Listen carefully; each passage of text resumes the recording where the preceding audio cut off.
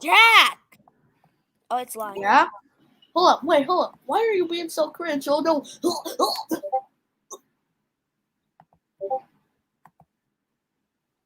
Here's all my projects.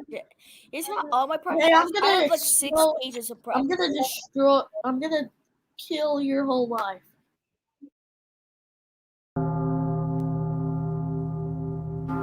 You kidding me? You played this video?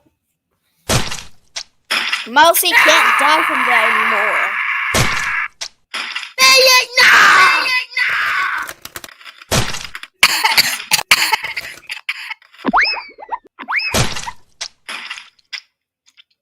He can just regenerate back.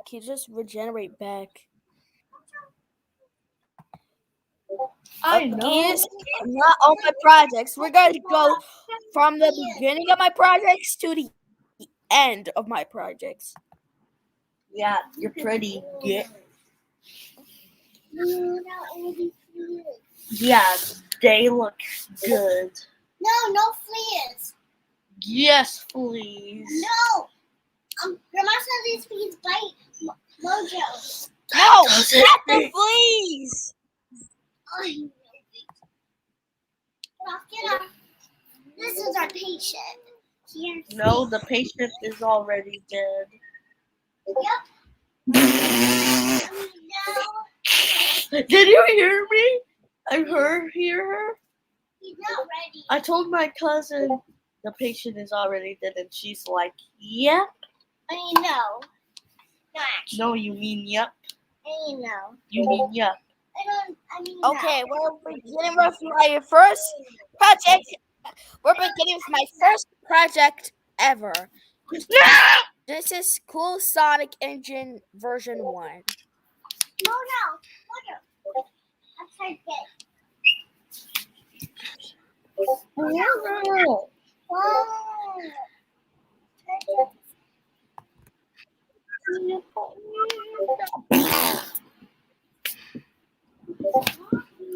Stop. You stop. I go out. Nobody cares.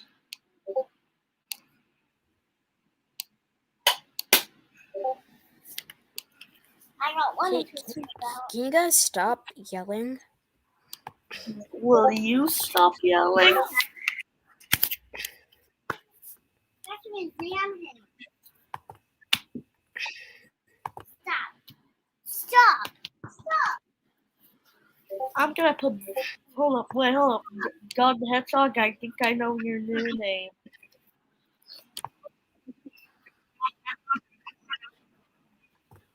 What? Hold up. It's Head Shenanigans, not Z. It's Head Shenanigans, and when I use this picture. I made your new name.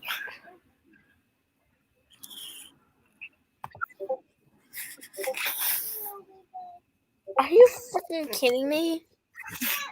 You need to have surgery. No, I'm sorry.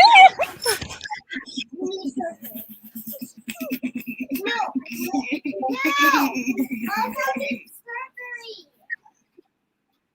No, you are not doing that.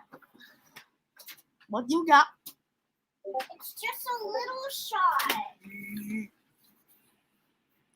Just a little shot. I changed my name. I changed it. I changed my name.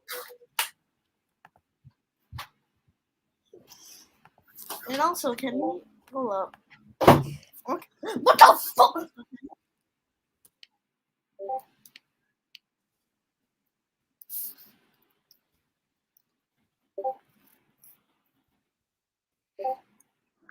I changed your new name to a better name.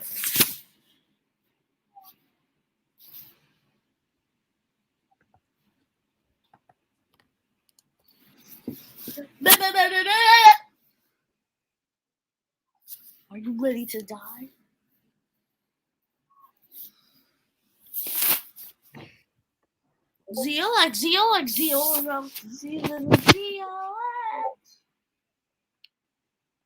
Oh, okay. Okay, we'll start with this project, which is the first ever project I ever made. Yeah, and it was a remix. This is the first project. Genesis Sonic Engine off for scratch. Yeah, it's pretty basic, just a sprite change.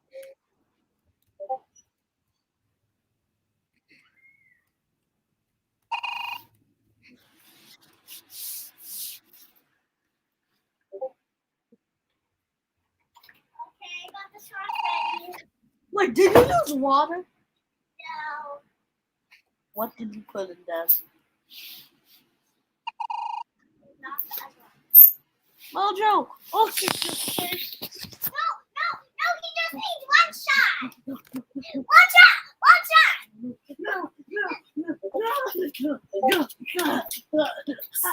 Stop. Move. Hold up, I'm gonna be muting my mic.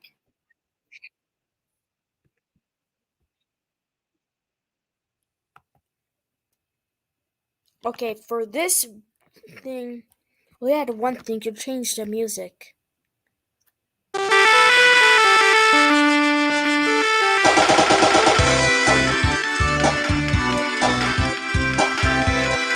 we don't get. Alright, guys.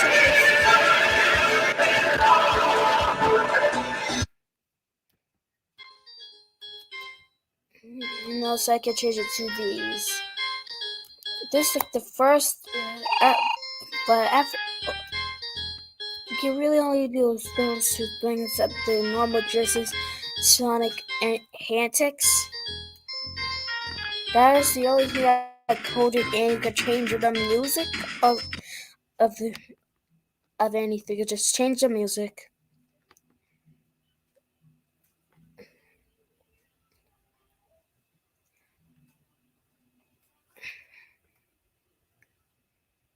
Okay, here's the next project I ever made.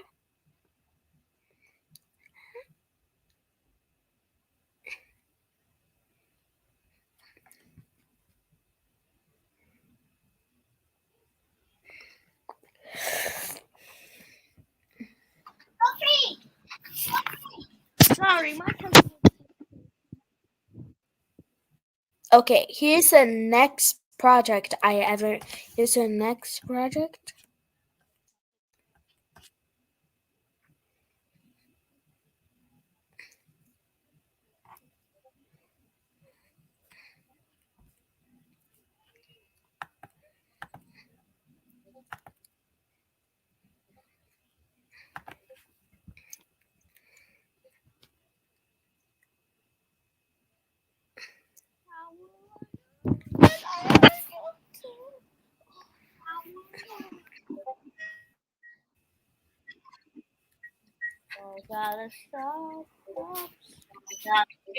Okay, it's loading pretty fast now.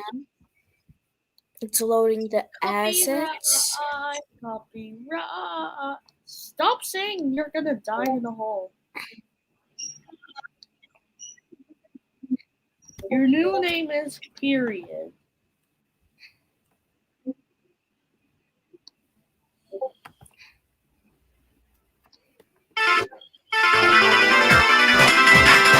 There's another remix I have.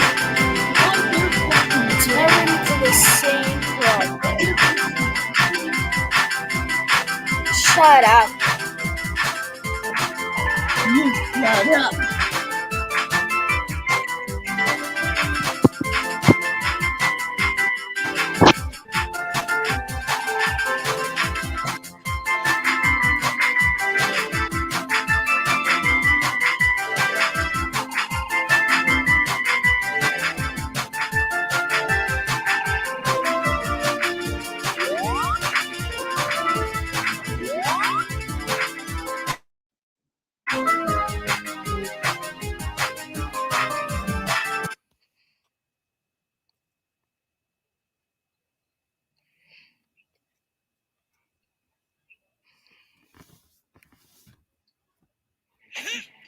Okay, now let's buy first out of a lot. You got the gun? Nope, not today. Games read.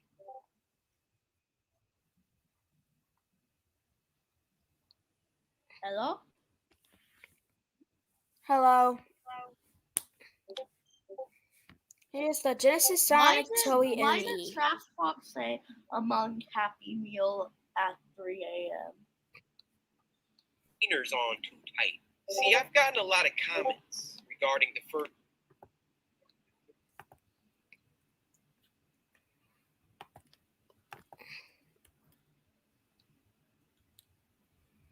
Running. I'm walking. I'm climbing. I'm jumping. I'm spinning. I bullet. I'm activating. I have no friends. Please help me.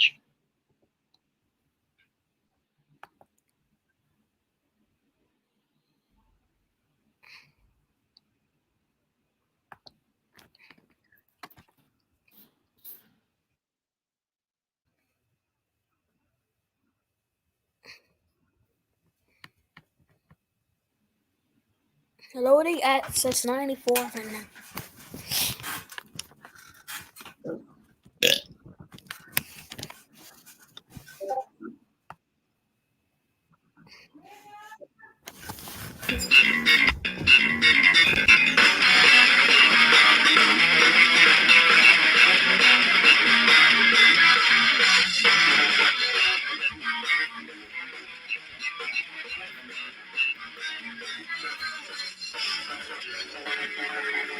Floating around at the speed of sound. My face seems to go, gotta follow my rainbow. Can't stick around, have to keep moving on. It's what lies ahead, only one way to find out. Let's keep on moving ahead. No time for guessing, follow my plan instead. Trusting in what you can see. Take my lead, I'll set you free. Follow me. Set me free, touch me and we will escape from the sea. I'll make it through, follow me. Set me free, trust me and we will escape from the sea. I'll make it through to the end. Follow me. Oh yeah. Follow me. Oh yeah.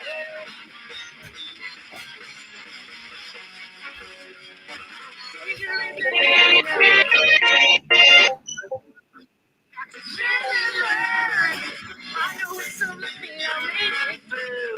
Got no other options, only one thing to do. I don't care what lies ahead. No time for guessing, follow my plan instead. Find out next day, no matter what that may be. Take my lead, I'll set you free. I'm back.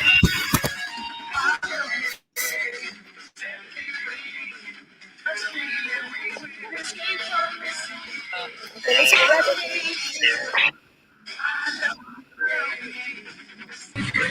It's really old.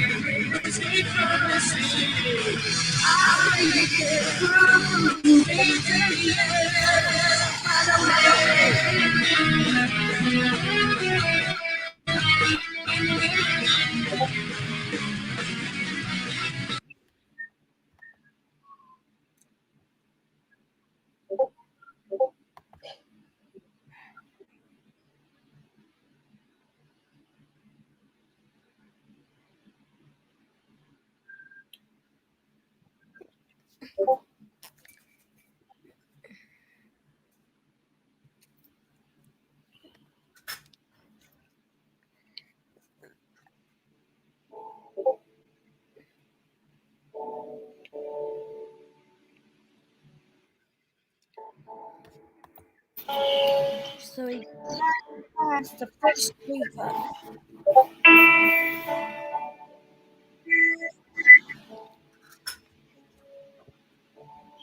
Where instead of just showing every single project at all the every single project, instead of show every animation project.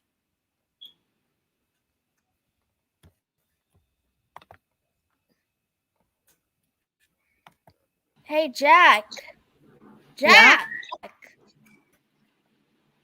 instead of showing all my projects, period. Let's see every animation project. Let's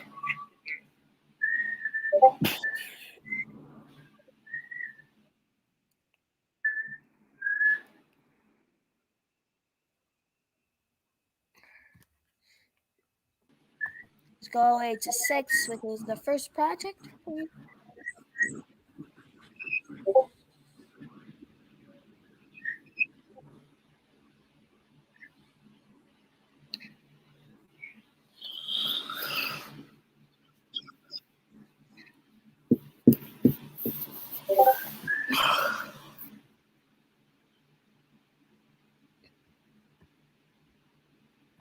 Okay, guys, see what's my first.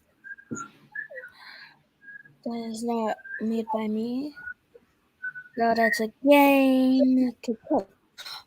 Continue, which is a kissing. Yeah, I mean.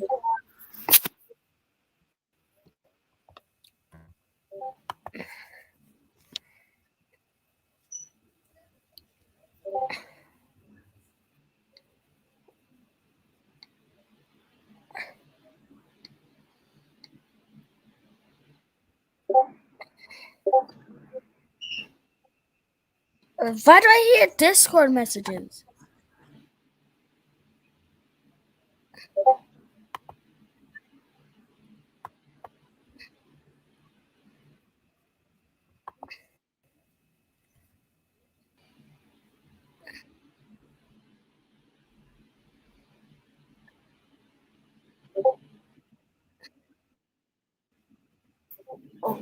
Loading extensions.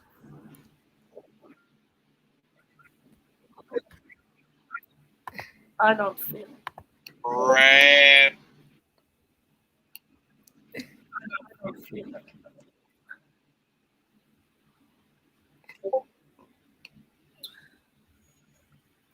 I don't feel good anymore.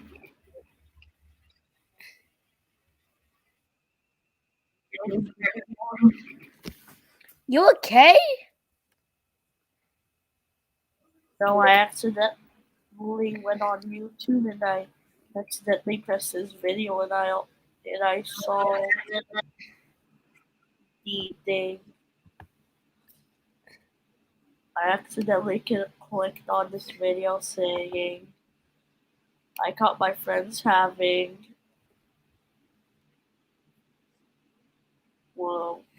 the thing. 6.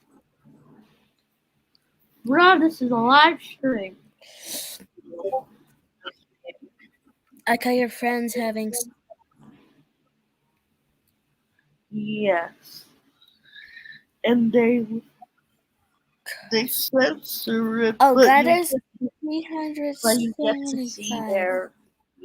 their dog.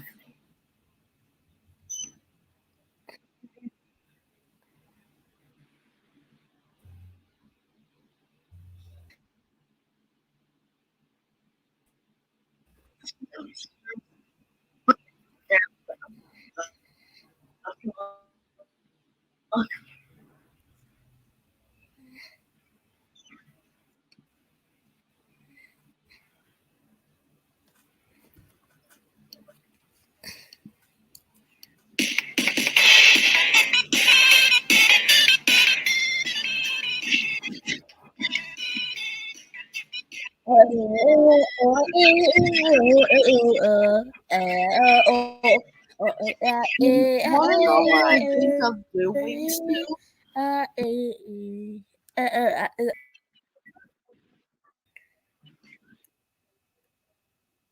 Not even paying attention to my screen. Chicken, not even paying attention to my screen.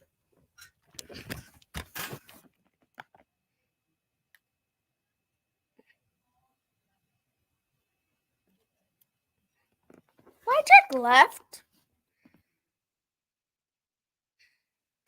I can't even end We this. accidentally left. Oh, yeah. Hello. We want to know what I think of doing soon? Or probably today, right now. Popcorn's getting made. We want to know what I think I'm going to do later or today. You want a popcorn? Want to know what I think I'm going to do? Hello? Hello. I want some popcorn. Yeah? I Want hear you now. popcorn? No! Oh my god! You don't want popcorn? No popcorn? I'll get popcorn later. No popcorn's going made right now. I'll have some later. I'm gonna make a Friday Night Fun 10 OC.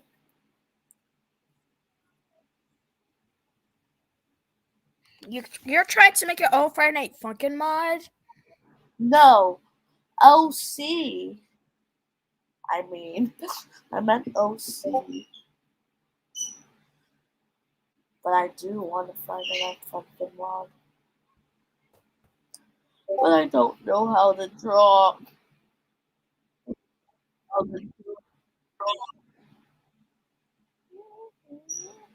Also, you need to know how to code, and I mean line coding, not like scratch coding. You need to know how to text code.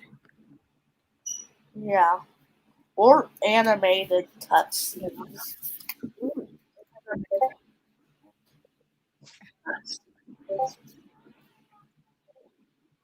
You don't need to animate cutscenes. I do want a mod though.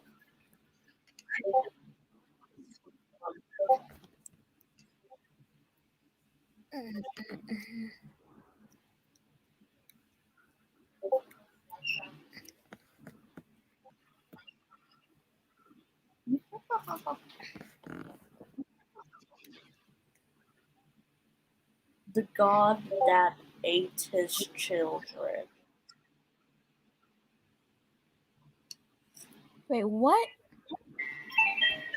There was this god that ate his children.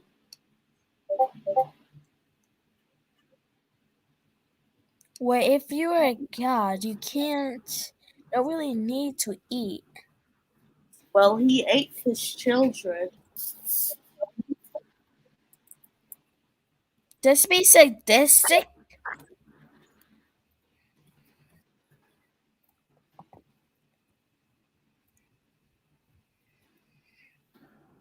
But seriously, his name is Kronos, and he just ate his children. Ate his children.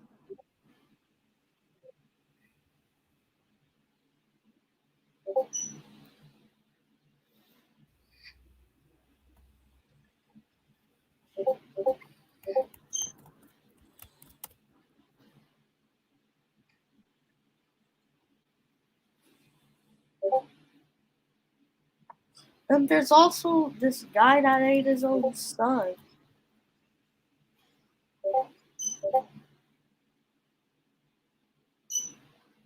Oh, I know a person who raped kids and killed kids and got killed by the police.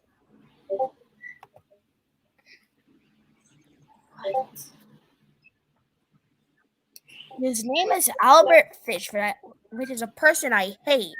I hate Albert Fish.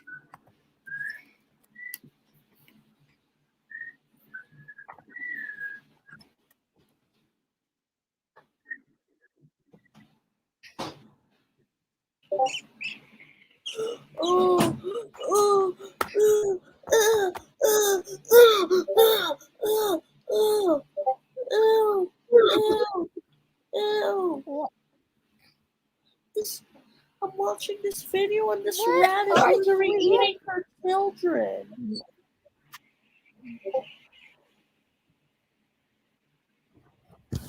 This is not cannibalism leak.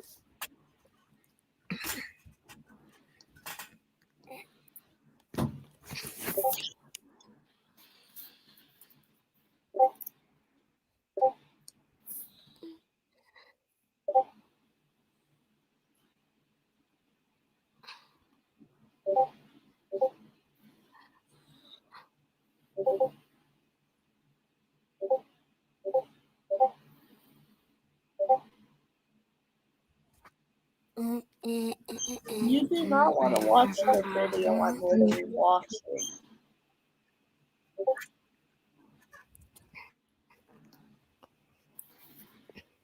Wait, who was the guy that raped children and got killed by the police?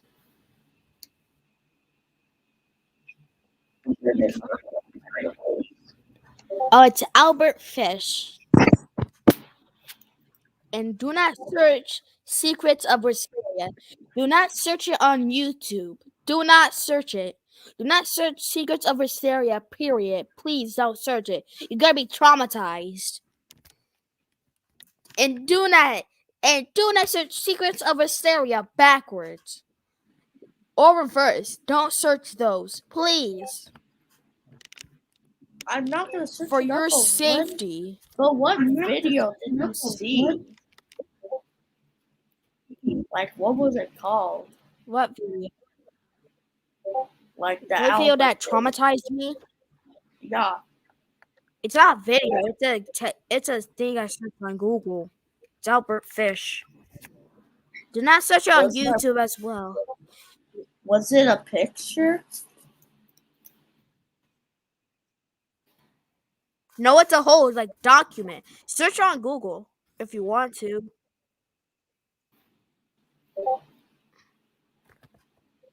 I can't find the document on YouTube. I mean, Hamilton Howard Albert Fish was an American.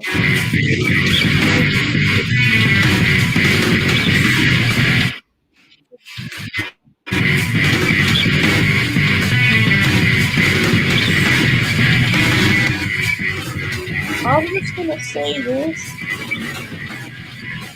This man is crazy to think that what he was doing was good.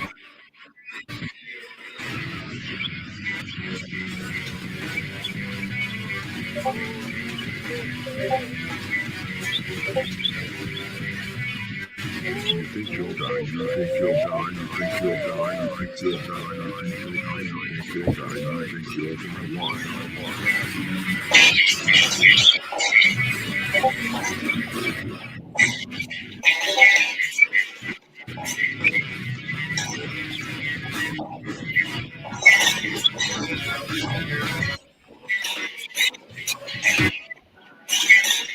You think you'll die, you think you'll die, you think you'll die, you think you'll die, you think you'll die, you think.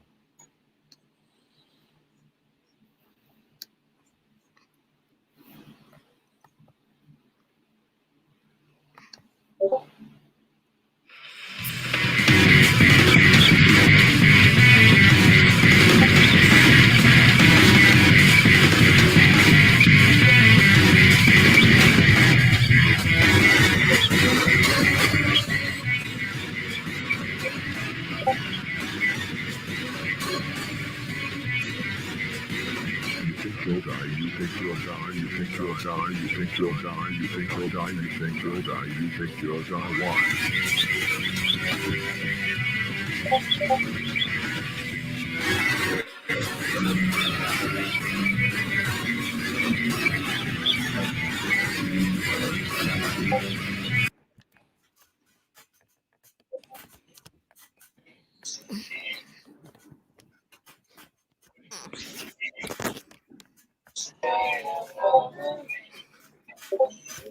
It's a good thing Albert Fish was executed.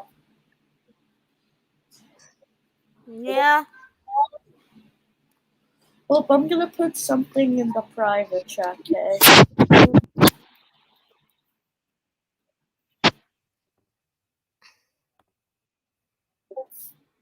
Don't show it though. Oh,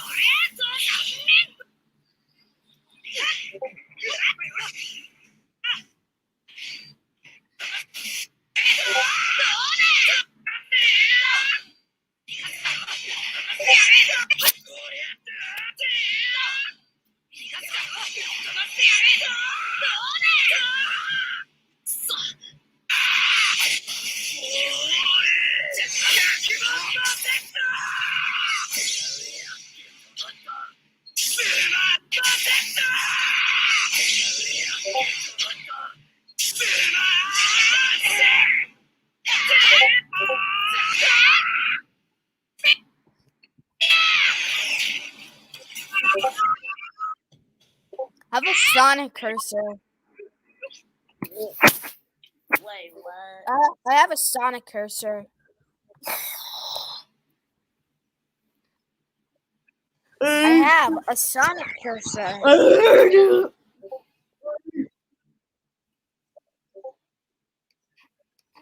I have a Sonic cursor. Look at my screen.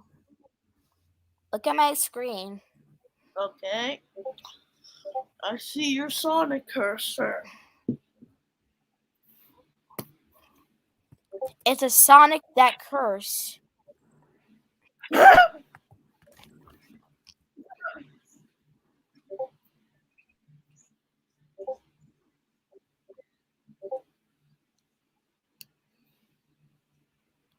Among Us Happy Meal at 3 a.m. You know Corey Exkencher?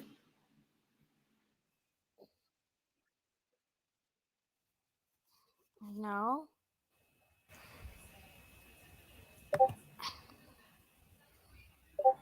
What if someone made DVR images of us?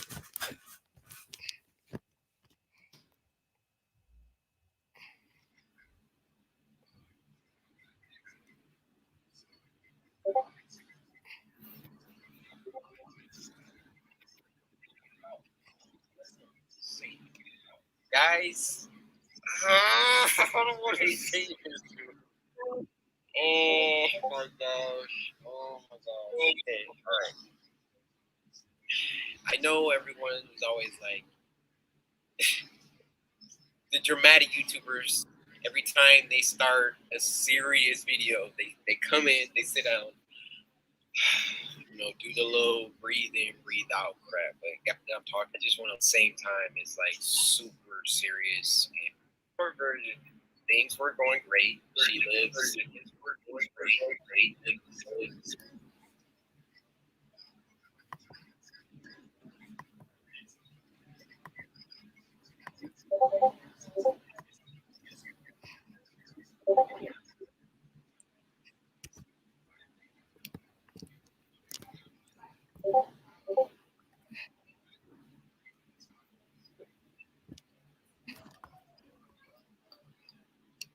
I'm a little bored.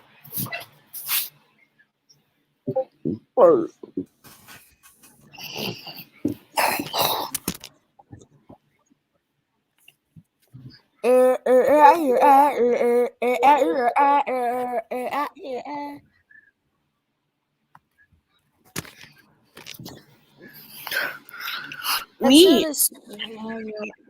I am bored.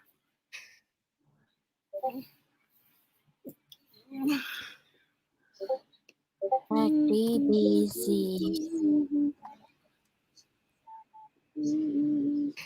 BBC.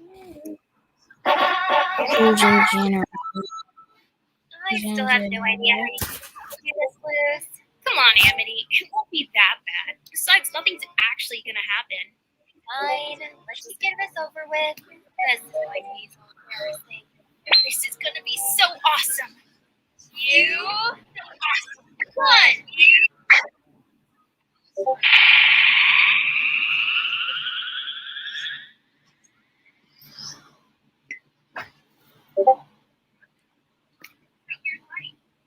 Why do I feel different? I fused. I didn't think I'd actually fuse. I guess that's just more boiling Idol's magic, huh? But I gotta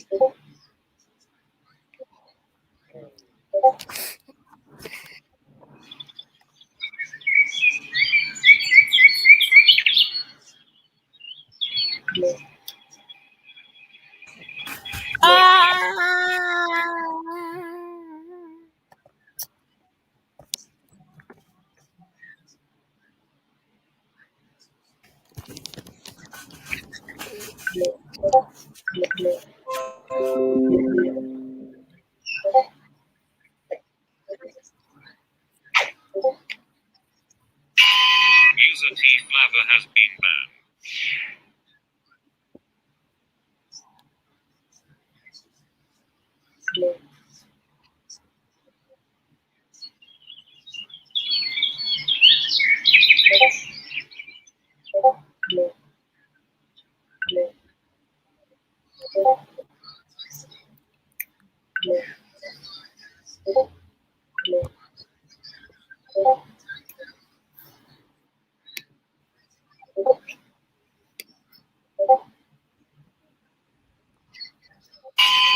User teeth lather has been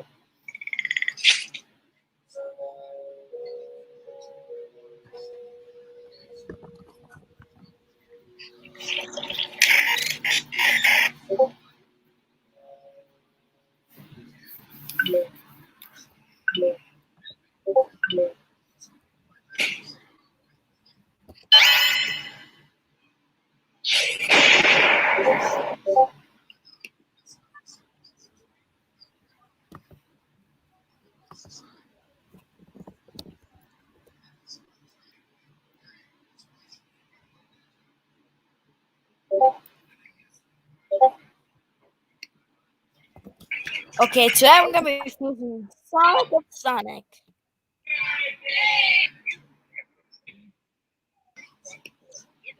Okay, the fusion name is Sonic. What the heck is this game?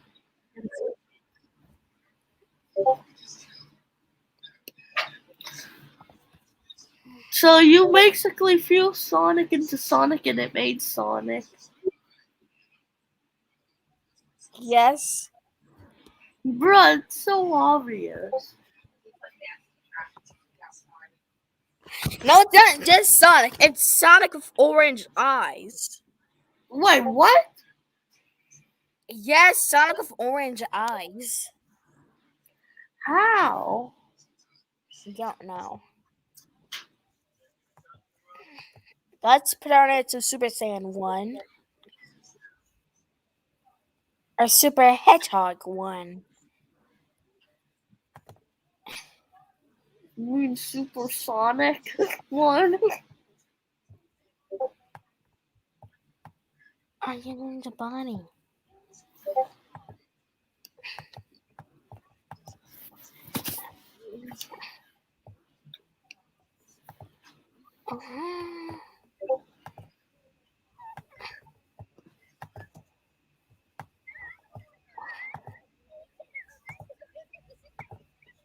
Super Sonic 2.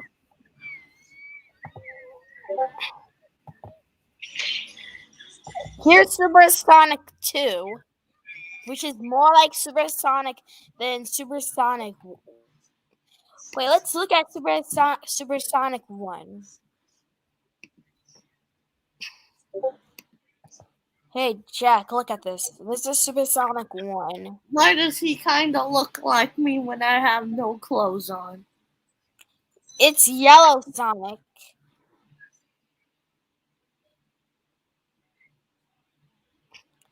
That was just Yellow Sonic. Now it's Super Sonic.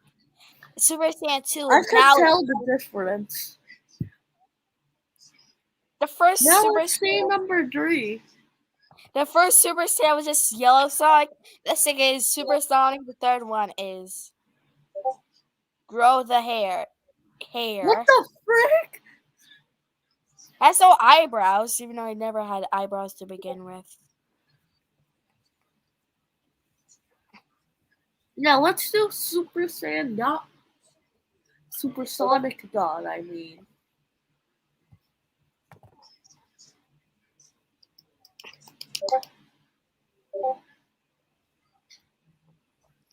I am Super Sonic God. Wait, Super blue. Sonic Blue. How would this change?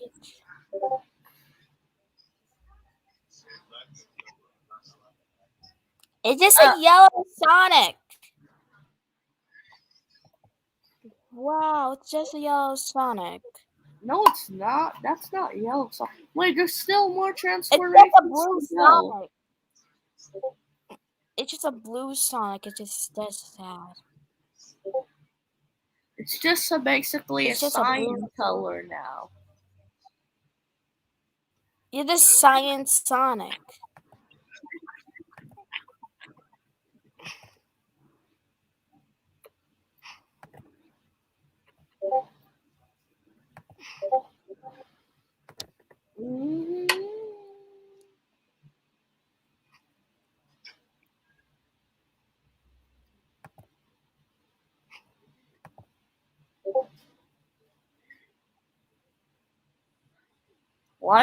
Why are you just following and then unfollowing?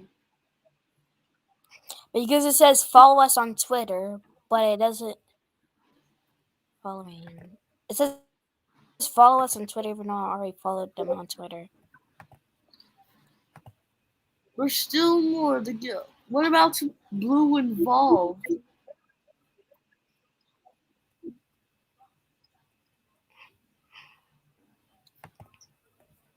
It says follow us on Twitter. Can't auto damage or like a horde.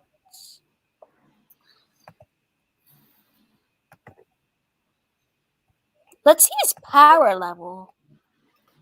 What is his power level? Sonic, what is his power level? I wish we have Mac. I wish we have ours like our characters. I wish we have our characters here. Yeah.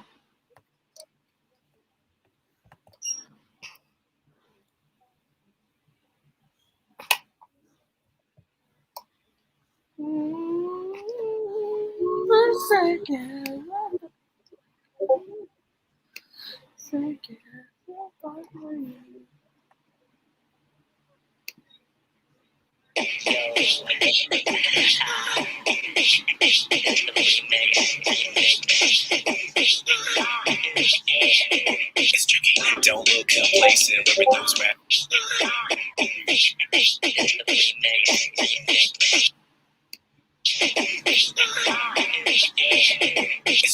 Don't look complacent, we're those rags. Okay, now we can. Let's go to Blue Evolved. Let's go to Blue Evolved.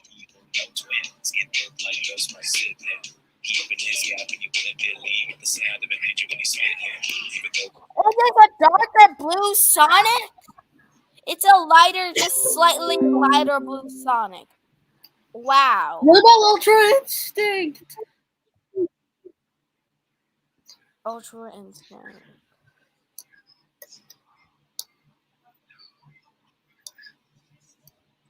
What the frick? It looks like what Blue and Blue Evolved should been. Okay, what about Mastered Ultra Instinct? It looks like what the other forms, the Blue and Super Saiyan Blue, the Blue evolution should look Wow, like. he's just white now. That's like the replacement for the Hyper form. Yeah.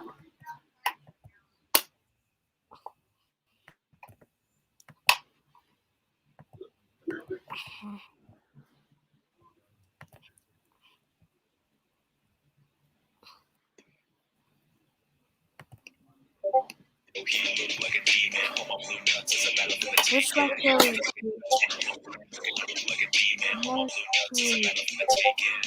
I know what we should do. Shaggy. What if Sonic fused with Shaggy?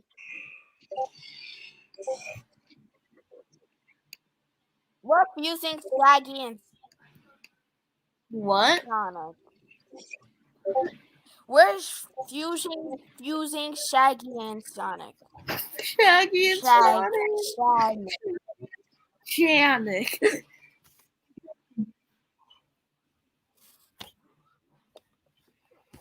We know the name. Show us the name. What the frick? Now let's go into Super Saiyan.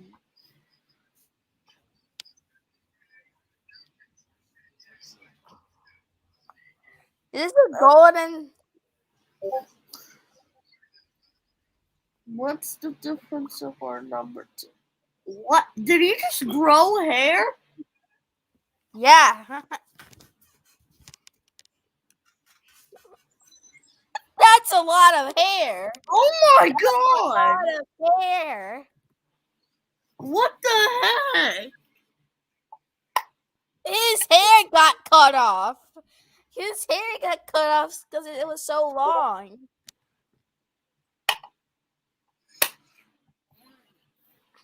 Blue hair. His spines literally got cut off. It's just disappointing again. Now blue evolved. Sonic is turning into blue evolved. It's disappointing. Ultra Instinct. What the frick? Oh, the Ultra Instant Shaggy memes. He doesn't have Oh. the glow is not with Ultra Instant Shaggy. Frick. Well, I got a good idea. What about Fuse a Goku DBZ Where is movie? DBS movie, I mean. Shannon? Go, Nick! Go, Nick! Let's see. the Go, Nick. design. The hedgehog. Go.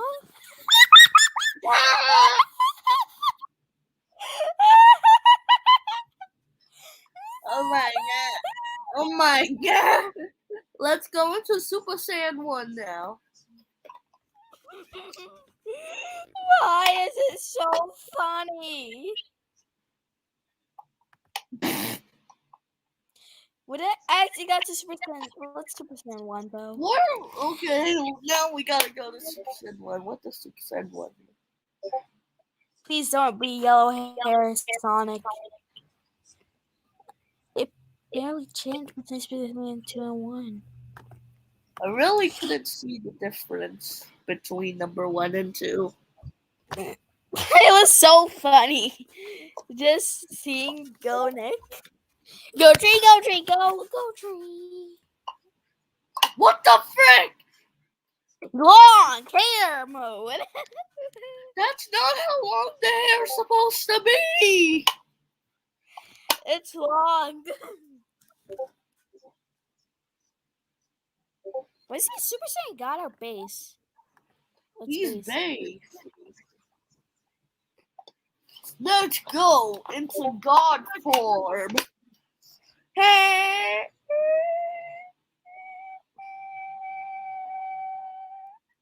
What? the? Why did he just grow more hair? He didn't grow more hair. He had some hair cut off. Some hair just literally got cut off. Now we gotta see Blue evolve. Hey!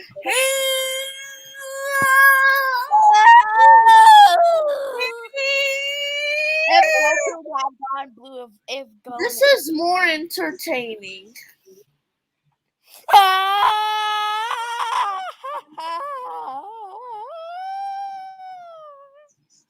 What? Ultra Instinct. That looks not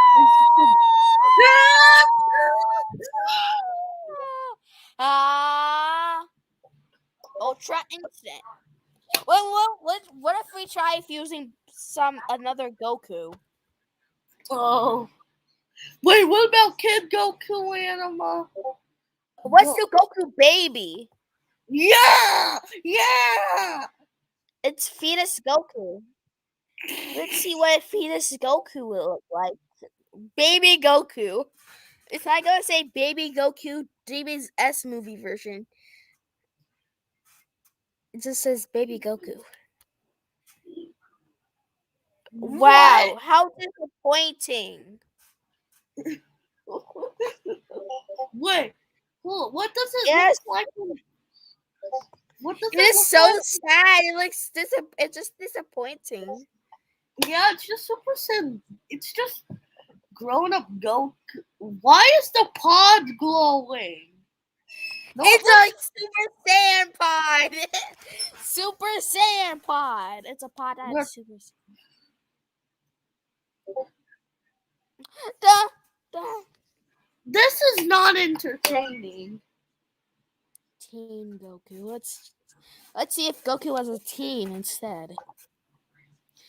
I picked Gohan. Baby Gohan teen. What?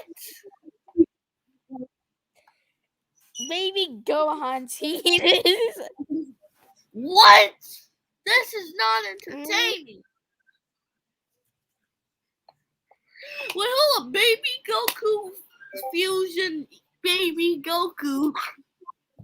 It's just gonna be the same one. Wait, Baby Goku and Kid Goku. Baby Goku Kid. Goku Kid. What about we try Goku GT with Goku Kid? Oh, Kid Baby Baby Goku. It says Kid Baby Goku. It should say Baby Kid Goku. Bruh. Oh man, Creeper. Oh frick. Wait, hold up. Baby Kid Goku.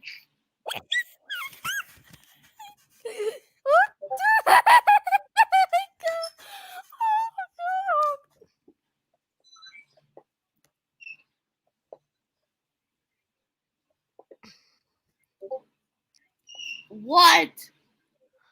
It just has a tail. Wait, Just have a hold tail. up. Go back. Turn it around. Oh.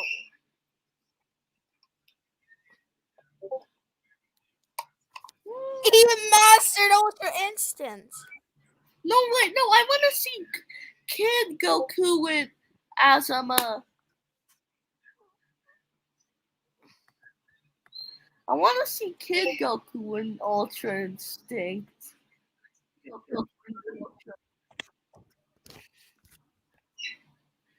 What does green and green make? Goku GT. Frick, it's two Goku GT. It was Goku. Oh. Kid? We'll make GT Goku like the Kid GT Goku Kid go to. Kid go to what? What? What? Okay. This makes no sense. It should be just Kid Goku. Goku Black. Can we get a Kid Goku Black? Yep. Kid Goku Black. What does Please Kid be Goku Kid Black Goku look like?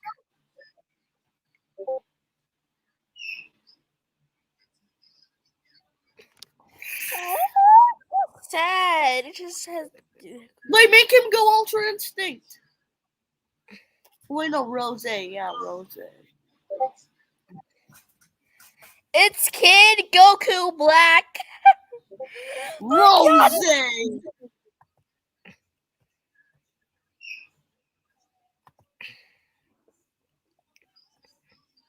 Wait, General Blue. General Blue.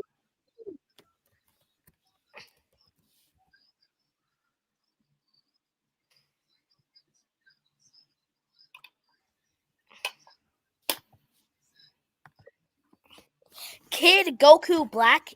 Baby Santo. Baby Santo.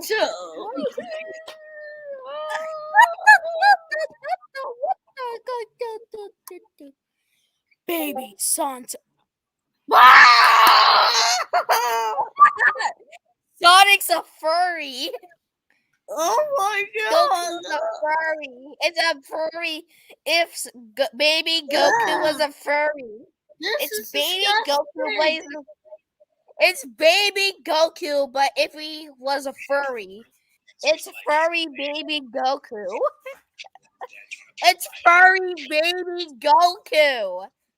Furry baby Goku.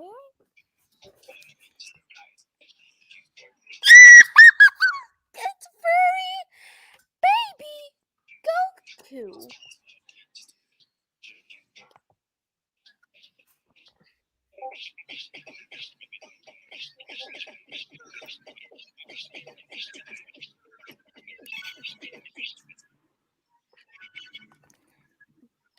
Goku Xeno. I said furry baby Goku. Santo. Oh. Santo. Santo. What? Furry Goku Xeno. Oh my god! What the? What the? Well, what? What? What's this Goku? Santo. Yeah, I've never seen that Goku. Where's ever. the thing goes? I don't. It's that Santo. Wait, it takes the go. I just realized to take the T from the What the guest frick? and put it in. What's the? Make him an Ultra Instinct. Golden Frieza. Oh no. Oh no. Sansa. Oh, this is gonna go bad. Oh god. Wait for the cop stained lizardness. Oh. Change it. Oh my It's painful. It's painful. That thing is disgusting. Santo It's again. painful. It's Santo again. It doesn't matter what Goku it is, it's Santo. Oh my god. Why is his clothes white? What about Goku mixed with Gogeta? Oh!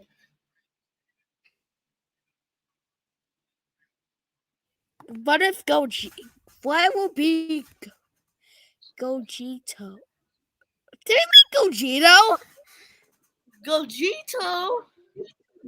Why is it Gogeta? Oh. Wait, Gogeta and Vegito. Well, what do we do, Vegeta? Oh, yeah. Wait, Vados? Where will we? I actually picked Vata. But.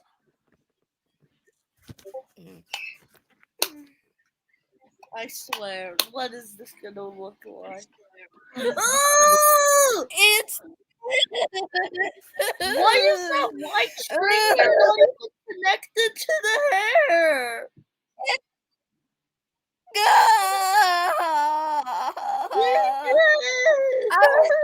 The golden prison with Sonic Fusion, maybe not that bad. Gota.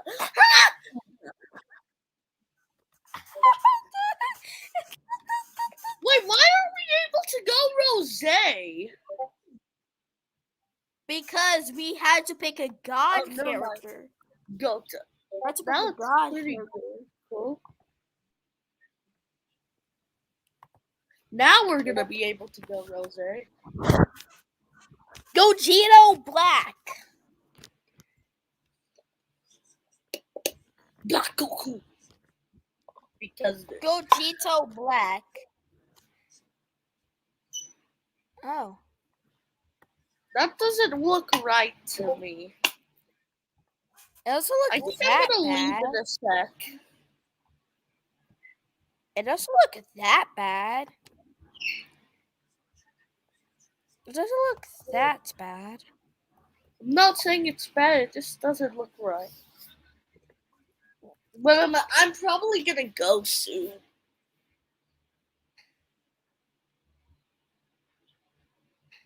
And Did now you not hear me? Yeah, I hear you. Why do you have the announcer as a go announcer? Gold announcer. What is this gonna look What? like? Oh my god. The only difference is the hair and the clothes. Wait, hold. Wait, oh. Wait, I'm gonna start voting. I'm gonna start.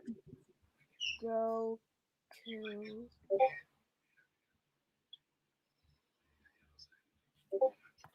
It's. Goku.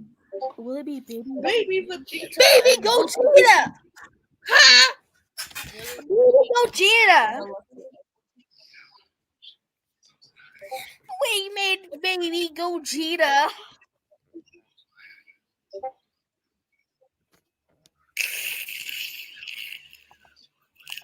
That looks Will be nothing baby like Vegeta. Gogeta. Baby Vegeta. Baby Vegeta. Bah!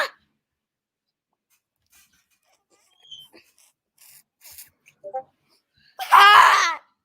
Ha! Well, what does he look like in Super Saiyan Blue?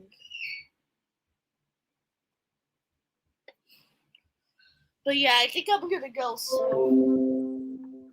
Let's go make Goku and baby Vegeta again.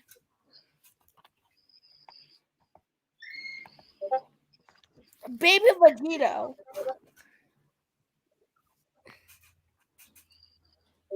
It's baby Vegeta.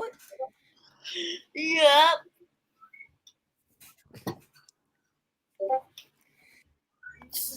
But yeah, I think I'm about to go. Baby Gata. Do you want to Baby take over my? Gata. I have a question. Do you want to take over my live stream again? How? Just take it over and never get off. Okay. Well, I'm gonna go. Have fun running my stream, okay? Okay. Okay. Okay. I'll see be you soon. leaving. Bye. Looks like he's gone. Looks like I have reign of the stream and I can kill anyone. I am God in What the did you stream. say? Hello, Jack. What did you just say about killing? I said killing memes.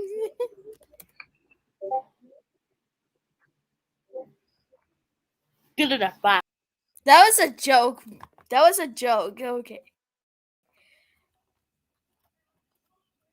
Look like I could go hyper without no noise. Okay, I'm hyper form. Now my power is at max potential. Can you make one for me?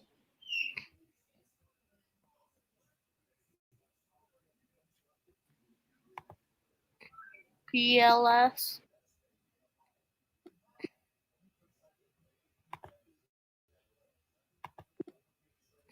Make one for me. Download all the pictures and give it to me. So I can do it too. Wait, what?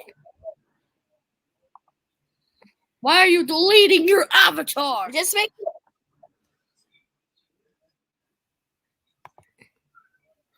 Well, I'm gonna go for. I want to be special. You just make your own transformation pictures. Well, I don't know. I can't really do that. But maybe I really Just make your can. own transformation pictures. Fine. Cause you are ugly. I'm not making you steal my pictures. The frick? Who said I was gonna steal them? I'm ultra instant. Well, bye forever.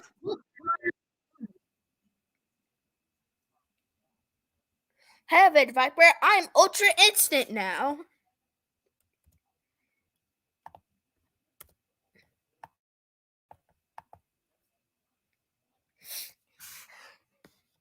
Okay, I'm gonna invite. Hello, Supersonic Ultra Gaming, aka Jack. I am ultra instant. I never left. Ultra instant. I'm the instant You are that is. crazy.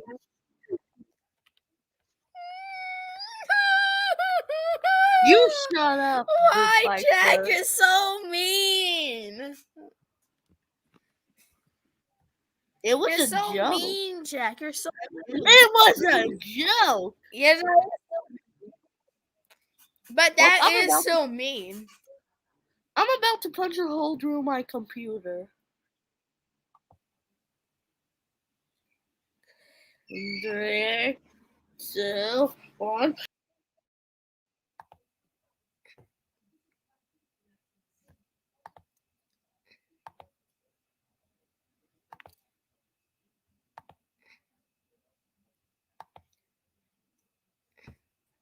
I never punched a hole through my computer when I'm about to. Bye, everyone. Well, for me, say hi to your new owner right now.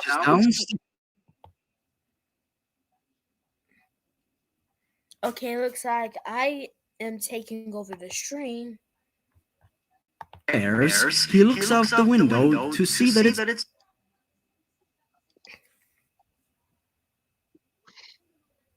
Okay. Bit night Viper, already. believe I'm not bringing you back, because I won't be here. now sleep.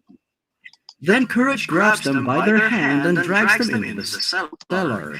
Then pulls out a giant lock, then locks and chains up the door. Akakura Hello, Bit Viper. Wow.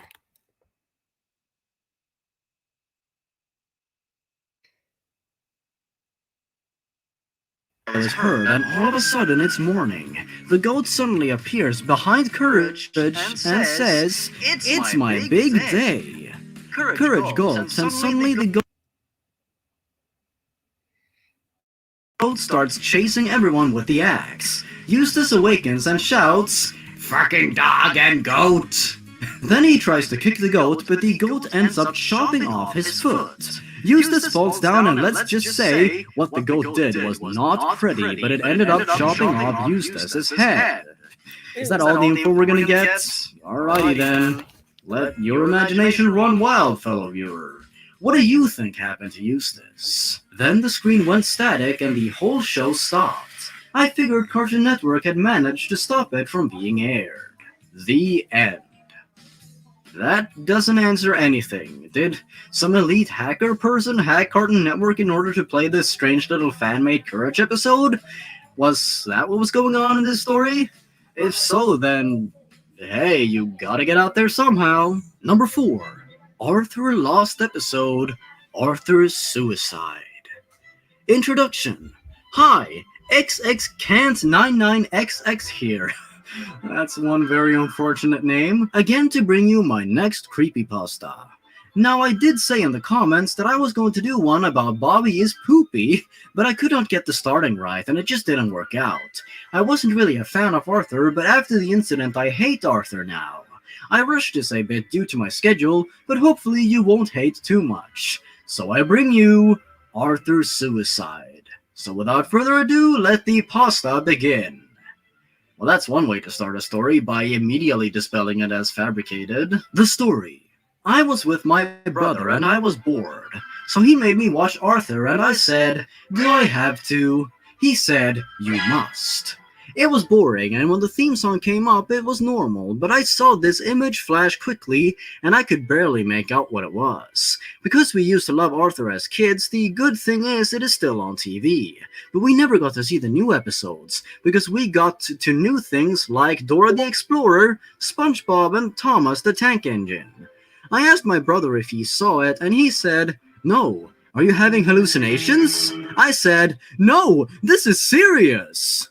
I continued to watch it, and the title screen was grayscale, and the title said, Arthur's Suicide. The episode. It was a sunny day.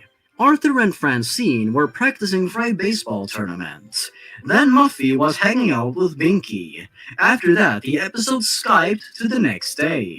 It wasn't very pleasant, because Binky was murdering people with a knife. Oh my god! Muffy was dead. Sue Ellen was dead, and a lot more were killed. My brother left the room crying. The students entered the class. This is one of the most horrible parts. There was a very loud scream, and I was really scared when that happened. Everyone was shocked to find a dead child. Nope, I am not reading that. That's just disgusting. Describing dead children in gratuitous detail is not how you make a scary story. It's just awful. After that, the episode skipped to Arthur playing in his baseball tournament. The scene was weird as everyone had bleeding eyes. Arthur was batting while the bowler threw the ball straight at him. He got 3 strikes and he got striked out. It skipped to the end of the match where he tried to catch the ball. The batter scored a home run and the score was 18-0. The Elwood City team blamed everything on Arthur. When Arthur got home, the scene was a flashback of all that had happened. Then he heard voices saying, "Do it, Arthur. It was all your fault. Kill yourself." The final frame was Arthur lying on his bed, dead with blood dripping out of his heart. Then I turned off the TV. Wow, this story is definitely not a ripoff of something else. Epilogue. I turned the TV back on, and there was a message saying, "This is your future." After that, I got really scared and contacted PBS Kids to warn them about the episode. They said, "How could this be possible? I don't know who made this episode, but it definitely wasn't us." A few weeks later, they replied, "We still haven't found the maker of this episode, but that is not was still. This is the end of my. It disappeared. 1. That's usually what you do in a marathon. Conveniently, a channel that I had never heard of with a strange name was airing the episodes in order 1 a day. It had the normal intro music that I always hum along to, but with minor changes to the video, such as the "and Steven" at the end was missing. In fact, in the intro, Steven was nowhere to be found, and the title said "Blood Glow" instead of the normal "Gem Glow." I noted the gems looked like they were tired. The episode started with Pearl, the tall gem, crying hyper-realistically about Steven getting hurt. This was the moment I got confused and said to myself that it could be a fan episode, or an edit by a small channel trying to get money off of the Steven Universe property. That actually sounds totally reasonable. Case closed. Shortly after around 2 minutes of Pearl just sitting there crying hyper-realistic tears, Garnet, the strong gem, comes in with Amethyst, the small gem. by her side holding something with a cloth over it. As they lay the thing on the ground, Amethyst, Garnet, and Pearl all start crying. They then pull the cloth off to reveal the hyper-realistic, mangled, bloody body of a dead Steven. Oh no? The screen zoomed in to the hyper-realistic, mangled face of Steven, showing the hyper-realistic, gory details. Suddenly, it cut to black, playing the reversed opening theme with whispers saying, "Steven gone. Dead. No return. You will meet the fate of Steven. Time to die." A couple of minutes after it finished, I searched up the channel and got no results, except this site with text saying, "Sorry viewers, we have shut down 2006. I also searched up Blood Glow, but the only result was Gem Glow. That's when I said to my friends, "What the hell? That was horrifying. Also, the channel shut down before Steven Universe was even an idea." And its channel shut down before Steven Universe was even an idea. And it seems the author's brain shut off before this story was even an idea. I'm sorry, author, that was mean and I apologize. No hard feelings, mate. Keep writing, okay? Keep writing. Number 2, Jimmy Neutron Happy Family Hour Lost Episode. My cousin worked as an intern for Nickelodeon in 2005. Are we gonna have to add a plagiarism and cliche counter to this video as well? He gave me a DVD of Jimmy Neutron. I got home and I later on I put in the DVD into my Xbox. I played this episode and the title card was Jimmy Neutron Happy Family Hour. I thought this was a new on-air special hour episode. I was wrong. It played, and in the beginning was the most disturbing part. Why? Why can no one on the planet ever spell beginning correctly? It showed the house of Jimmy Neutron. It went in as just music and no sound. I showed Hugh with a gun and killed the mob. The audio was bad. He said, "Jimmy, your mom is dead. Do an order of pizza for dinner." Jimmy said, "Okay, Denny." I was very creeped out. Then, there was no audio again. Jimmy was on the phone and talking. I was guessing it was for the pizza. The Hugh comes up to Jimmy and says, "Now it is time for father-son bonding." Then the screen had a red screen effect and Hugh said, in a deep voice. Then they were on the sofa waking TV. In a deep voice. Then they were on the sofa waking TV. I was weird was Hugh had a gun pointing at Jimmy. I got sick. The doorbell ringed and the pizza went berserk. Jimmy said, "The pizza is aggressive." The pizza chopped off Hugh's head. Then Jimmy said, "Just another day in the life of Jimmy Neutron." The episode ended. I took out the DVD and smashed it to little bits. I had a few nightmares and could no go to sleep. A person made what was on the DVD animated, but he dreamed a few things for it. What? Did this guy just take the YouTube video and type down everything that happened in it to try and pass it off as being his own creepypasta? I have no words. Number 1. Bob the Builder, Lost Episode. Oh, I get it. If this story is about the design of the reboot Bob the Builder, then I completely understand the horror. I am an average 23-year-old living in Portland, Oregon in a small house. I severely doubt that, judging by the grammar and spelling put on display here. I was bored as crap. I have nothing to do in my house and barely own anything. Well, that's because I sold mostly everything I had at a yard sale because I make terrible profit off my job. And I always wanted to go to a good collage, so I promised myself I would never pay more than $10 for another 3 weeks. So I drive and look for some cheap crap. Most of the yard sales had some pretty good CDs like Lost, Walking Dead, and Breaking Bad with whole seasons, but they were way beyond what I had in stock. I looked through almost every part of my city and couldn't find any entertainment I buy. I was about 2 miles from my home. That's not very far at all. And I saw a person standing up at a table, and I parked my car and saw what he had. The house he was selling at looked like a large wood cabin. Then I noticed he actually was selling a small TV and a disc for only $3. I was stunned when I saw that. Who would sell a TV for $3, I thought. And then I took a closer image of the items, and they were the same things I sold at my yard sale a long time ago. I was curious, and I bought the TV and the disc, and the tall man that looked like he was in his 60s gave me a smile. Not a thankful smile, a smile that said, "I'm glad it happened." I gave him the money, took my items to my house, plugged in the TV. The TV had the same quality as before I sold it, and the disc I didn't recognize, but I looked at it and it looked like a regular disc that you're supposed to make something with. I sold those too. Then I turned it over and it said Bob the Builder written in black Sharpie. I put it in and it and the Happy Jolly theme song played instantly. Nothing wrong at all, just a regular theme song. Why would it be different? After that, the title card said Working Together. It sounded like an episode that would have already been made, but what do I know?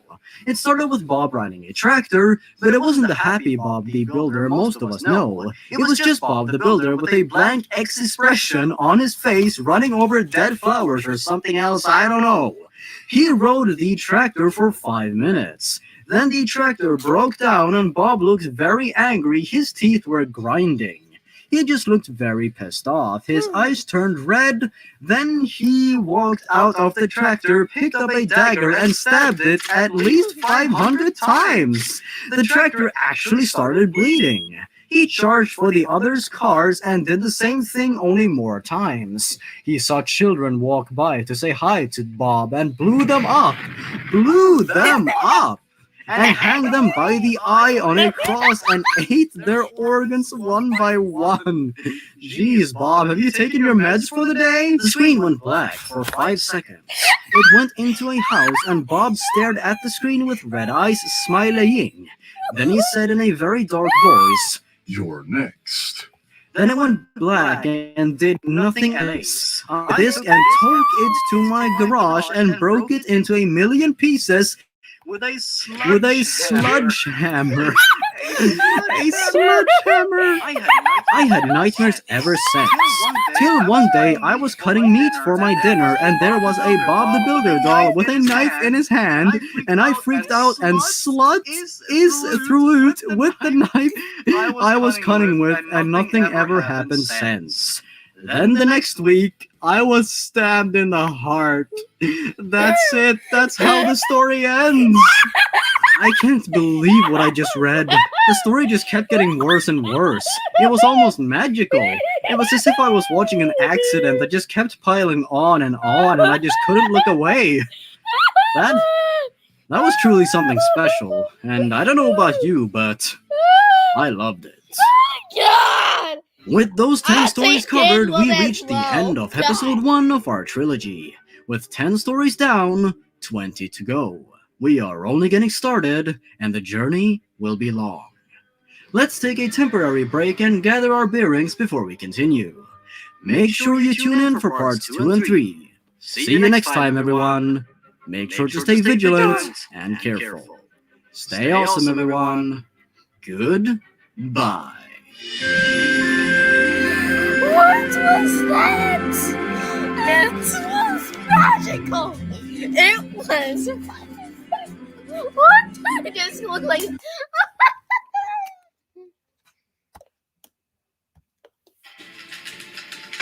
Sipping cake.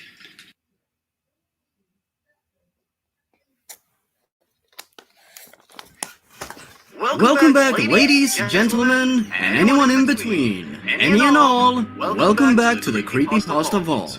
Let's enter. In case you missed it, we just went over 10 other stories in the previous episode. Now, the journey continues in the second episode of our Worst Lost Episode trilogy. Will it get better? Will it get worse? Only time will tell. But there's no going back now. Welcome back to the vault, everyone. The adventure continues now. Let's begin.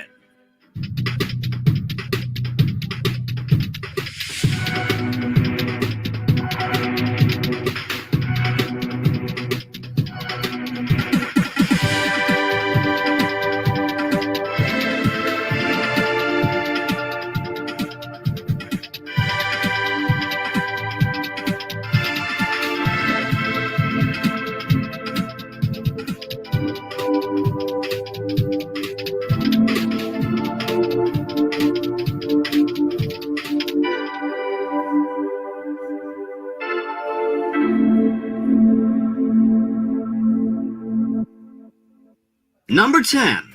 Killer Luna. Do you remember that old Playhouse Disney show, Bear in the Big Blue House? Well, if you remember the show, then you probably remember Luna the Moon. Deep inside Luna, I don't like where this is going. She is soulless and bloodthirsty. I was working at Walt Disney World in Florida as a janitor. Well, at least that's better than being an intern. As I was cleaning inside a soundstage when I encountered a tape of Luna from Bear in the Big Blue House. The label said Luna 666, I mean, what else would it say? Written in red ink. I put the tape in a nearby VCR and hit play. The picture faded in, it said Killer Luna in big red letters. The show started out normal with the intro, but the film had a red tint and it got darker and darker and darker. After the intro, it showed a stroller with maggots and a layer of dust all over it. A round object with a white glow was in the stroller with loud crunching noises. It cut to a faded image of Luna with red foam coming out of her mouth, and there was extremely loud screaming in the background. Then it showed Luna eating a little boy. Yeah, I'm just gonna skip this. Then it cut to Luna screaming for 5 minutes and then it faded out. The tape ejected. I vomited. So did I after reading the story. Apparently, one of the writers that used to be an animator had a history of poor mental health because, as we all know, poor mental health means you're a psychopath crazy person, right? He used his animation skills to create the Killer Luna tape. The man then crawled into his bathtub with a gun and committed suicide by shooting himself in the temple. I quit my job in Florida and moved to New York. I have never told anybody this story, not until now. So, why did Luna do all of this in the first place? And how did the tape end up on a soundstage at Disney World? You'd think people would have just thrown it out after seeing it for the first time, or at the very least take it to the proper authorities. Wait, why am I attempting to insert logic into this story? Number 9, Over the Hedge 2. You know, I always wanted there to be a sequel to Over the Hedge when I was younger. I really liked that movie back in the day, and I love the suburban setting and the characters. I can feel the nostalgia setting in as we speak. Will this story be able to deliver on the arbitrary hype levels that I have single-handedly built up for myself? We shall see! So one day, I was walking around some Walmart and I eyed upon one beautiful sight. It was Over the Hedge 2, a sequel to my absolute favorite movie. I grabbed the only copy before anyone else could. The case was red and there was a tear in both of Burns' eyes, which I didn't notice until I got home. I zipped to the cashier and put it on the conveyor belt as fast as I could. The store was about to close, and it came up as $0.00. This is definitely a bootleg that ended up in the store somehow, friend. Don't be surprised if it's a little off. It's probably a snuff tape. I didn't read enough creepypastas to avoid that little trick, so I got it. I said it before and I'll say it again. Never mention the word creepypasta in your creepypasta. When I got home, I scurried to the DVD player and looked at the case. I noticed the red cut in both of Burns' eyes as he was smiling and giving 2 thumbs up. The fact that Heather was missing from the cover and that RJ's eyes were angered. I was guessing that someone accidentally torn the cover and that DreamWorks couldn't put Heather in for whatever reason, but I was still suspicious of RJ's eyes. This is the equivalent of going, I thought it was just a glitch. When I popped in the disc, there were no commercials, but instead a black screen with the Gygas theme playing for 2 minutes. I see where the author got inspiration from. And then it went to the title screen, which nearly gave me a heart attack. Yeah, title screens are scary, man. It was the same title screen, but all the bags were torn open. The glass was cracked, all the price tags were $6.66. The bee was laying down dead with a butcher knife in its belly. A bee? In Over the Hedge? What is this, a crossover episode? The Shrek 3 trailer bag had Slender Man on it. The music was remixed in G major. The Hammy Boomerang Adventures bag had no hammy on it and no text either, and when the truck drove by, you could hear the truck's noise. Then a screeching, a girl screaming, and then a crash. Anyone who has never owned the Over the Hedge DVD will be very confused at what the author is describing here. I mean, I've owned it, so I know what they're talking about, but someone who hasn't seen it will have no idea what this is referring to. I chose to start the movie. Then there was the old DreamWorks opening, even though I saw no DreamWorks logo on the case. But I paused the movie, looked at the case, and saw a normal bag. But due to the blood stain making the words, "Help me, I was too weak to stop it. Please, don't pop in the disc." How did you not notice that before? I only saw the cast is back in another... Say what now? I expected this to be a sick joke and someone hacked the title screen. I was wrong. As I heard the clicking of the coins and the buttons, I saw the vending machine with Heather's head in the first slot. The price tag said, "You're dead, little girl," which I hoped referred to Heather, because I wasn't a girl, and I asked nowhere near little. And it got stuck before falling, and RJ yelled, "No! That fresh meat was just..." As he banged the machine, he continued, "Sitting right there!" And everything after that was normal, until he saw Vincent's cave. RJ said, "Vincent? No, bad idea, as normal." But then I heard a demonic voice. I am control over you. You cannot make your own choice. RJ, crying, went up near Vincent's cave. That part when he hit the "Do not feed the bear" sign, he looked up, and I just saw some red legs, and I heard RJ screaming, and some biting, and some evil laughter. Me, scared out of my skull, I reversed to see what killed RJ, and it was a red demon with a key. I expected it to be RJ's captor. Next was the bark scene, which was normal, but when the porcupine father gave his children the bark, the children rejected it as usual, but said nothing. When Vern brought these sticks to the log, he grabbed some bark, but it wasn't bark. It was instead a hand still moving. Every time Vern took a bite, the hand stretched its fingers out. After a while, these scenes got more and more distorted. Eventually, Vern went over the hedge. He said it! He said it! And RJ was standing in front of Vern, which was strange because RJ got killed. RJ grabbed Vern by the neck and tied him to a rocket and blasted him off into the sky. It didn't show what happened afterwards, though. RJ entered the hedge and everyone was excited and group hugged him. But he said, "Goodbye, weaklings," and took out a chainsaw and killed all the animals, besides the porcupine children who were too short for his chainsaw. Well, that was a sudden change of pace. Eventually, the screen was blood red, and RJ appeared saying, "Whoever was foolish enough to watch this movie will go with the other fool that watched this." That's my best Bruce Willis impression. I'm just kidding. I don't remember how he sounded like in Over the Hedge. I got so scared that I threw the disc out the window and buried it so it would never be seen again.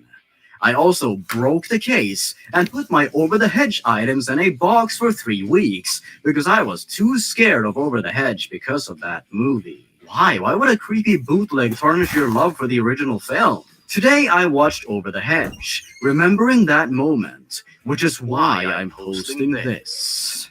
So I guess those occurrences were just so traumatic that you repressed them from your memory until they were brought up again? Now that's what I call psychological horror, although I don't think that was what the author was going for.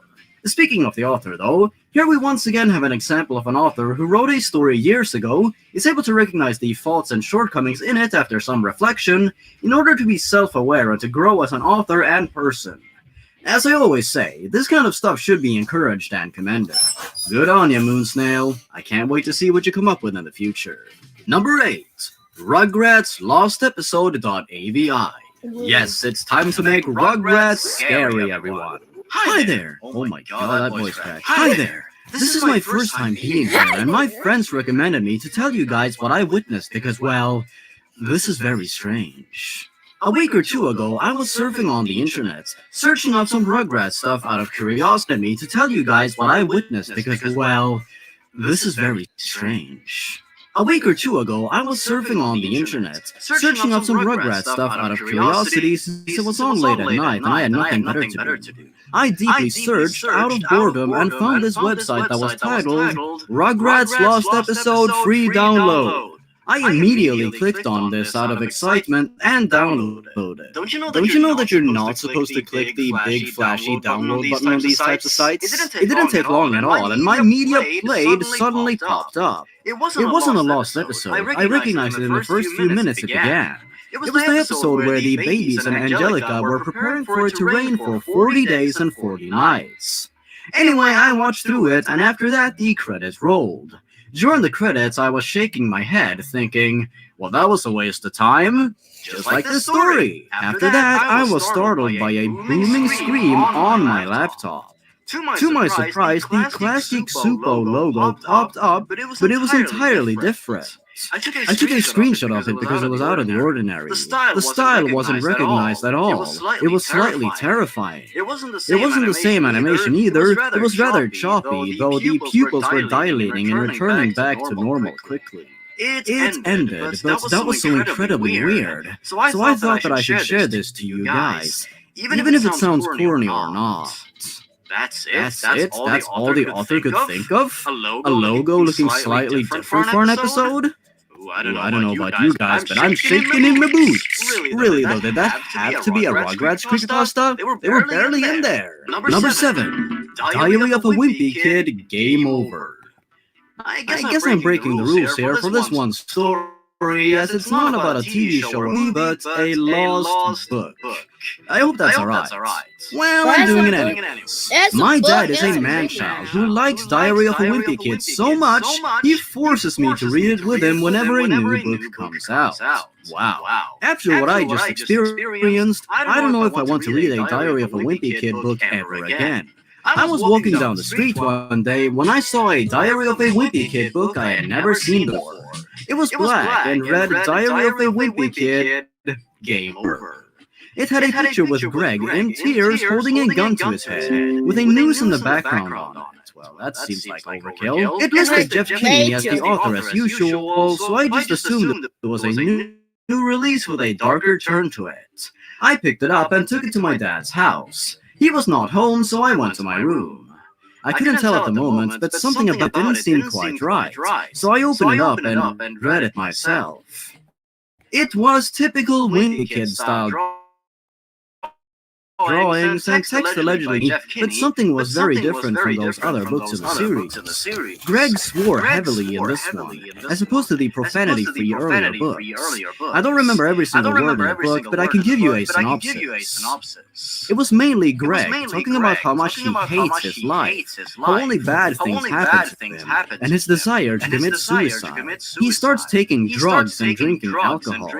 As this goes on, the text and drawings get cruder and more low. Greg is under the influence of drugs while writing and drawing in his diary. Well, at least there's a commitment to authenticity. In the final day of his diary, in practically illegible writing and crude, distorted drawings, Greg finds a gun that belongs to his brother Roderick. He calls up Rolly to come over, telling him he has a surprise for him. Rolly arrives at Greg's house excitedly. A drugged up and crazed Greg takes Rolly up to his room and blindfolds him. Greg puts the gun in Rolly's mouth and shoots. Rolly dies immediately. Greg, in tears, turns the gun to his own head and apparently kills himself. Real blood is visible last page Greg had used, not to mention the next two. Greg only used a third, which had as many pages as any other Diary of a Wimpy Kid. The other 2/3 of the book was blank diary pages. I felt disturbed and queasy, like I could throw up. In fact, I did briefly. Oh, congratulations. I never believed the Diary of a Wimpy Kid series would end with Greg committing a murder-suicide with Rolly. I threw the book out the window in my dad's room into the street in front of cars, where it hopefully got ran over and destroyed, but I can't be sure. Jeez, dude, that is wildly irresponsible. What if you hit a car with the book which leads to a car crash? Think before you act. After it scarred me for life, I didn't want someone else to find it and have the same reaction I did. No decent person should have to read that horrible, scarring book. And yet you went on to share everything that happened in it on the internet. I am afraid to say that the one job that you did have You failed that. Better luck next time. Number 6, Family Guy Joe's Revenge. Is there anything this creepypasta can do that Family Guy hasn't already done when it comes to shocking, disturbing content? I suppose we'll find out. So does anyone remember the show Family Guy? I mean, it's still on the air, so I think a few people are aware of it. Well, you didn't know that Fox re-uploaded on YouTube, but Fox didn't re-upload a episode called Joe's Revenge. Yes, I know that in some countries, it was 10:10. I stayed up because I couldn't sleep. I decided to watch some TV.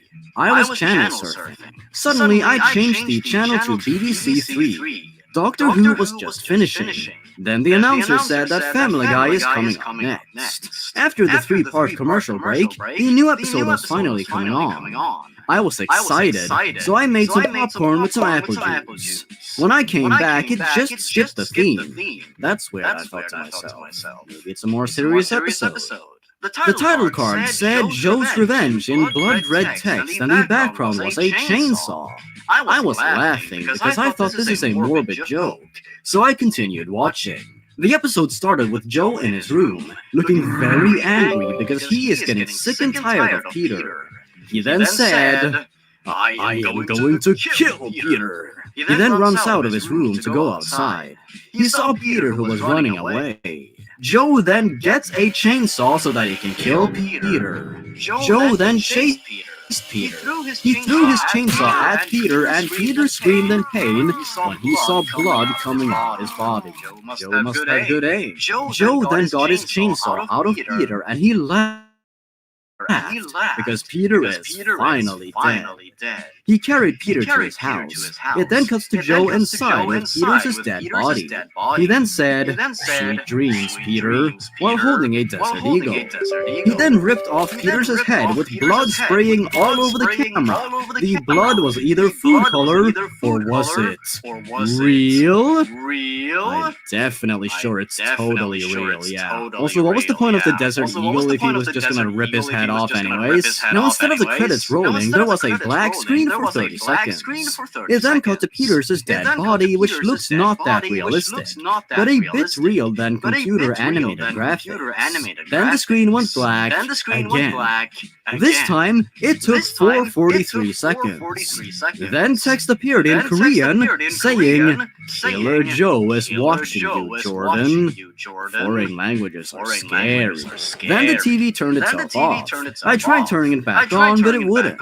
I let out a scream and smashed the TV with a giant hammer. Yikes, dude, was that your berserk mode? The next day at 07:49, I looked up IMDb to see if there was any searches for the episode. None. I went to Yahoo Mail and contacted Fox about this. Where did the episode? We are sorry that your dreams have been crushed. One day there was a guy named Max. He was hired in 2001, but got fired in 2007 for making these kind of episodes. We are sorry for making you scared, and we will send you great stuff. Wow, these Fox representatives will have to work on their grammar. Then they just sent me the Cleveland Show DVDs, The Simpsons VHSs, American Dad DVDs, and more. What do you mean, just? There was also one more thing. It was in a cake package. It was a "We Are Sorry" cake. I ate the cake anyway. What else did you want to do with it? And kept my VHSs and DVDs for my little cousin. I kept the other stuff. Also, one more thing. Do not watch Joe's Revenge. If this episode is somewhere, don't watch it. Thank you taking time for reading this. Well, I'm glad you're grateful, but I'm not. I spent time reading this. Number 5. Fairly Odd Parents, Creep Dreams. I work at Nickelodeon Studios. Yes, I believe that. And in 2008, I found a safe with a note that said, "Do not watch." And I opened it up. Well, you're getting fired. I found a VHS of Fairly Odd Parents. It seems that it only had a satanic sign on it. Only a satanic sign? And then I wondered to myself, what if I did? I played the tape, and it turns out there were some mistakes in the intro. Here are the mistakes. 1. The chocolate shake is blood. 2. Vicky's head didn't turn into something funny. Instead, her whole body turned into the devil. After Vicky turned into the devil, she fluted and said this in a demonic voice. You little twerp. Then blood went flying everywhere. Then cut to the title screen. It showed Timmy killing AJ and Chester. It showed in blood Sweet Dreams, but then turned into Creep Dreams. Then cut to the episode. Timmy was plotting a plan to kill everybody, including himself, but he turned emo.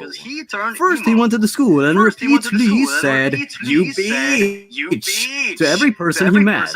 Turns out he got detention. Yeah, I wonder why. But for some reason Vicky was there and Mr. Crocker was smashing her into smithereens, and blood was flying everywhere while he was jumping on her. Vicky then turned into a ghost and again flew to the screen and said, You will die soon. Then static went for 1 minute after it showed a bunch of tombstones. Then the fairies died. And you know what? The Fairly Odd Parents' world died. Wanda and Cosmo shot a beam out of nowhere, and the Fairly Odd Parents' world exploded. Oh, that's epic. And that was the end of the tape. But 2 months later, Vicky appeared in the studio I was in and nearly killed me. And I told the creator of Fairly Odd Parents, why could you do this? And then the owners of Nickelodeon Studios fired him. Oh my god, Butch Hartman, why would you do this? They still show reruns though, but Creep Dreams will never appear again because I lit the tape on fire. They hired a new creator too, so that's how they made Wishology. What the hell does that mean? Yes. Whoever made this horrible troll pasta, this is my first creepypasta. Twerp. PSS. More people are making this horrible troll pasta. How many times do I have to tell you this is my first creepypasta? Twerps. Oh my god, that was the funniest shit I've ever read. Oh my god, that was amazing. What else can I say about this masterpiece? Creep Dreams fulfilled all of my dreams, I'll tell you that much. Number 4, Peppa Pig Jeff the Killer banned episode. Peppa Pig and Jeff the Killer the same room. What is this? A crossover episode? Oh god. I think this is supposed to be like an audio drama. Oh well, time to bring out the voice actors! Peppa has stolen skids and is taking her friends for a mad wild drive around Peppa Town. Oh no, we crashed! We will have to get out! Okay, climb out everyone. Let's have a cigarette. Cigarettes are very bad for you. They can cause lung cancer, and you could even fire in your lungs. Edmund knows a lot about cancer. He is a clever clone. Okay, we will have to no smoking. Maybe we should go swim. Is that a guy from FindMinecraft.com?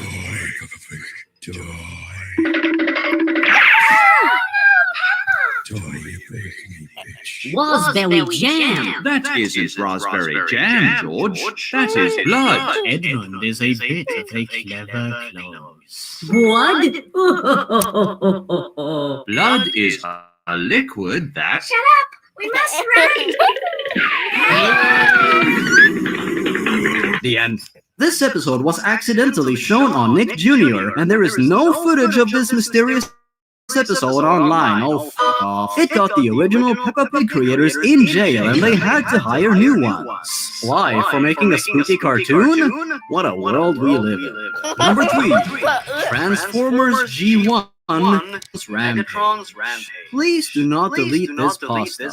I wasn't planning on it. I remember back in the day, my favorite show was Transformers. It was a show about robots and a battle for good and evil. Thank you, author. You have now immediately brought everyone who has never seen the show up to speed. Very descriptive. In fact, have you guys heard about the movie Star Wars? It was a movie about space wizards in a battle for good and evil. I bet you're all up to speed now. I always try my hardest to collect the toys, but the prices were always insane, even for 1984. Fast forward to 2010, I was disappointed at the Michael Bay movies. I mean, we all were. I wanted to see the original series again. So I looked on eBay. Am I gonna have to count the mentions of eBay too? And I found season 1 for $1, and I decided to buy it to relive my childhood. 5 hours later, I got an email with a text file saying, information from animationseller@hotmail.com. I opened up the file. It said, thank you for ordering Transformers G1 Season 1. The item will come in a regular DVD case with a Transformers picture on it, and this will not have a label on it. I mean, nothing seems out of the ordinary. So far, this is standard eBay business. 17 days passed, and the package arrived on my into the house and got a knife. I cut it open, and the DVD was the same thing like the text file described. I put the DVD in the DVD. The menu had an image of Optimus Prime and Megatron in chibi form.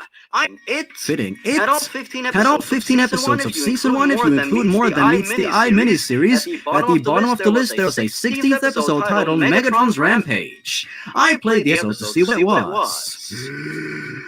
The episode started without the intro. It started with the Decepticon base as it closed up. We see Megatron with the other Decepticons. Megatron was planning another attack on the Autobots when Starscream said, "Why do we wait to attack? We should attack now." Megatron looked pissed and slapped Starscream and said in a deep voice, "The reason we wait to attack is because of fuck-ups like you." Starscream replied to Megatron, "I do not consider myself a fuck-up. Now the real fuck-up is you. If I was the leader, the Autobots would be piles of screws already." Holy moly, what heart-piercing drama. I am completely invested. Megatron kills Starscream. Then we see a Tron trying to act all high and mighty before throwing the first punch or laser of death. Real reasonable. Then Megatron said, "Anyone else?" Megatron stormed out of the base and went to the Autobot base. Bumblebee went to contact Optimus Prime. Bumblebee said, "Optimus Prime, yeah, spell checking is for pansies. Megatron broke into the base. We need your help."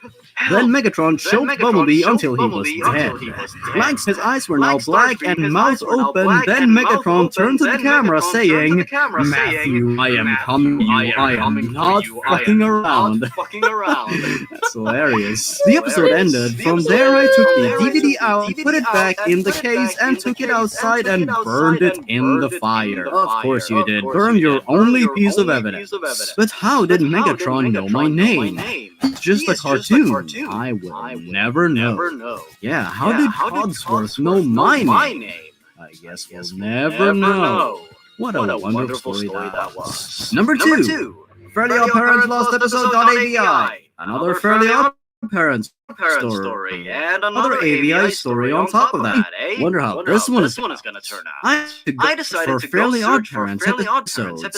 A free one called Fairly Odd Parents Lost Episode.avi. I decided to download it and watch it. All it was pretty much was Timmy, Cosmo, Wanda, Poof, and Sparky preparing for a 40-day and night storm. Wait a minute. When the credits were rolling, I nodded. That was a waste of time. Then soon a large bang was heard from my computer. And it shone the Nickelodeon thing by surprise, but it looked different. The orange splat was a red splat, and the words were black. It was different, so I decided to take a screenshot of it. It was slightly terrifying. I didn't know Viacom had a secret lying around. This is the last episode of Fairly Odd Parents. What? Here we have a story that completely and shamelessly rips off another one, even using the same descriptive words and everything. That was just like the Rugrats story, but shorter and inferior in every way. How embarrassing. Well, at least this one was mercifully short, but that doesn't make it better. Number 1. Go Animate Creepypasta. Anti-hobby kids gets killed by police officers. A Go Animate Creepypasta? This cruel, cruel world knows no limits. Someone who does know about limits, however, is this author. I bet they had a word limit they needed to reach with this monstrosity. Just a hunch, though. You may have heard about a YouTube channel called Anti-Hobby Kids. Nope, never heard of it. It was funny until this video I recently saw that was uploaded by the user, and I have solid proof of this video's existence, and I will just tell you the story of my personal reaction to this video. Ooh, this is gonna be good, let's hear it. The first thing that showed up on the screen was a disclaimer of some sort, and it reads, and I quote, Anti-Hobby Kids once made a video until she realized that it was too spooky. YouTube took down the video 1 second later. I find that very hard to believe. But we still have some of the salvaged footage found in YouTube HQ basement. I just ignored the disclaimer and proceeded on to the video. The video starts with Anti-Hobby Kids watching some funny cartoons until out of nowhere, cops shown up at her house. They said they were here because she deleted most apps on the iPad like Google Play. I also noticed that the second cop's voice is all muffled and creepy. I mean, I've heard of police showing up at people's homes for the weirdest of reasons, but that seems a little bit drastic. The cops proceeded to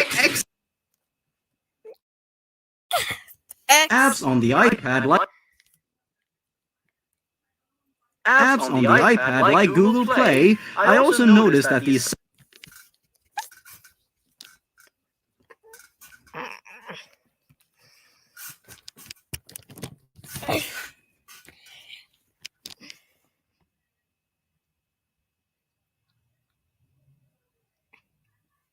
Welcome, dear viewer, to the final part of the Worst Lost Episode trilogy. This is the conclusion, the point we have all been waiting for. The final 10 stories ready for your viewing pleasure? Anyways, without further ado, it's time to re-enter the Creepypasta Vault for the final stretch, the home run. This is it. Let's begin, shall we? Don't say I didn't warn you. Things are about to get spooky. Cue the intro!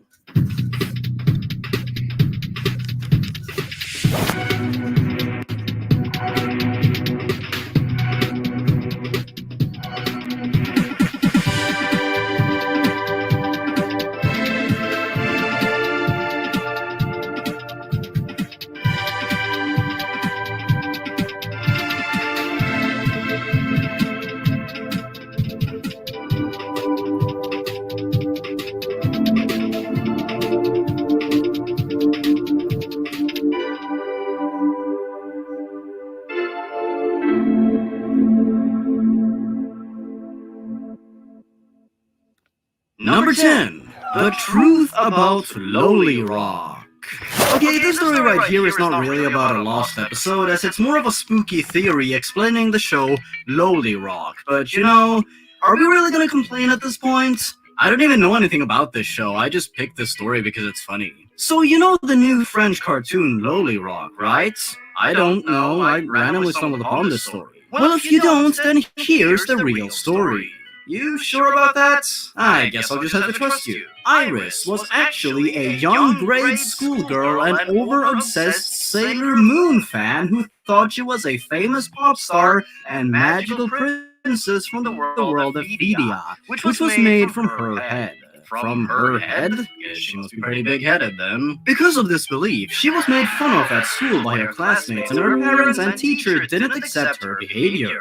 Iris still didn't care, since she thought she was a teenage alien princess with magical ice/crystal powers. I mean, whatever makes her happy, I guess. Then suddenly that night, Iris was mysteriously taken to a place far away from her hometown by two strangers, who were actually the twins. They began to frequently hit her head to a brick wall, and that came out of nowhere. When Iris opened her eyes, she realized that she was getting hurt by those siblings. She tried to cast a spell at the victims, but then one of them said that she had no magic powers since she is just a bimbo. She finally injured her head.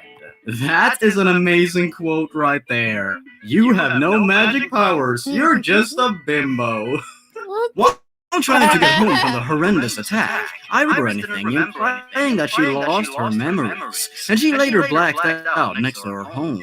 When her mother opened the door wondering who it was, she became easily shocked because she realized that it was actually her daughter, so she sent her to a hospital.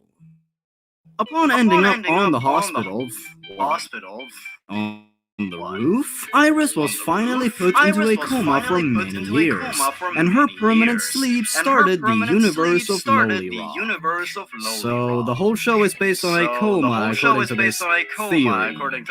I have never heard any similar theories to this one before. This story is so original. Cloudy with a chance of death. Wow, that's a clever reworking of the title. Hello there, my name is Maxwell. I'm sure half of the movie, Cloudy with a Chance of Meatballs, right?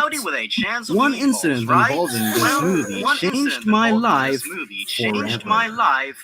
I was eager to buy this movie in 2010. I planned on watching it with the happy thought that it would entertain me. I was bored with waiting for the movie to arrive, so I played some new Super Mario Bros. DS game to kill time. After hours, I was at my house. Well, that was completely essential information. I'm glad you had that in your story.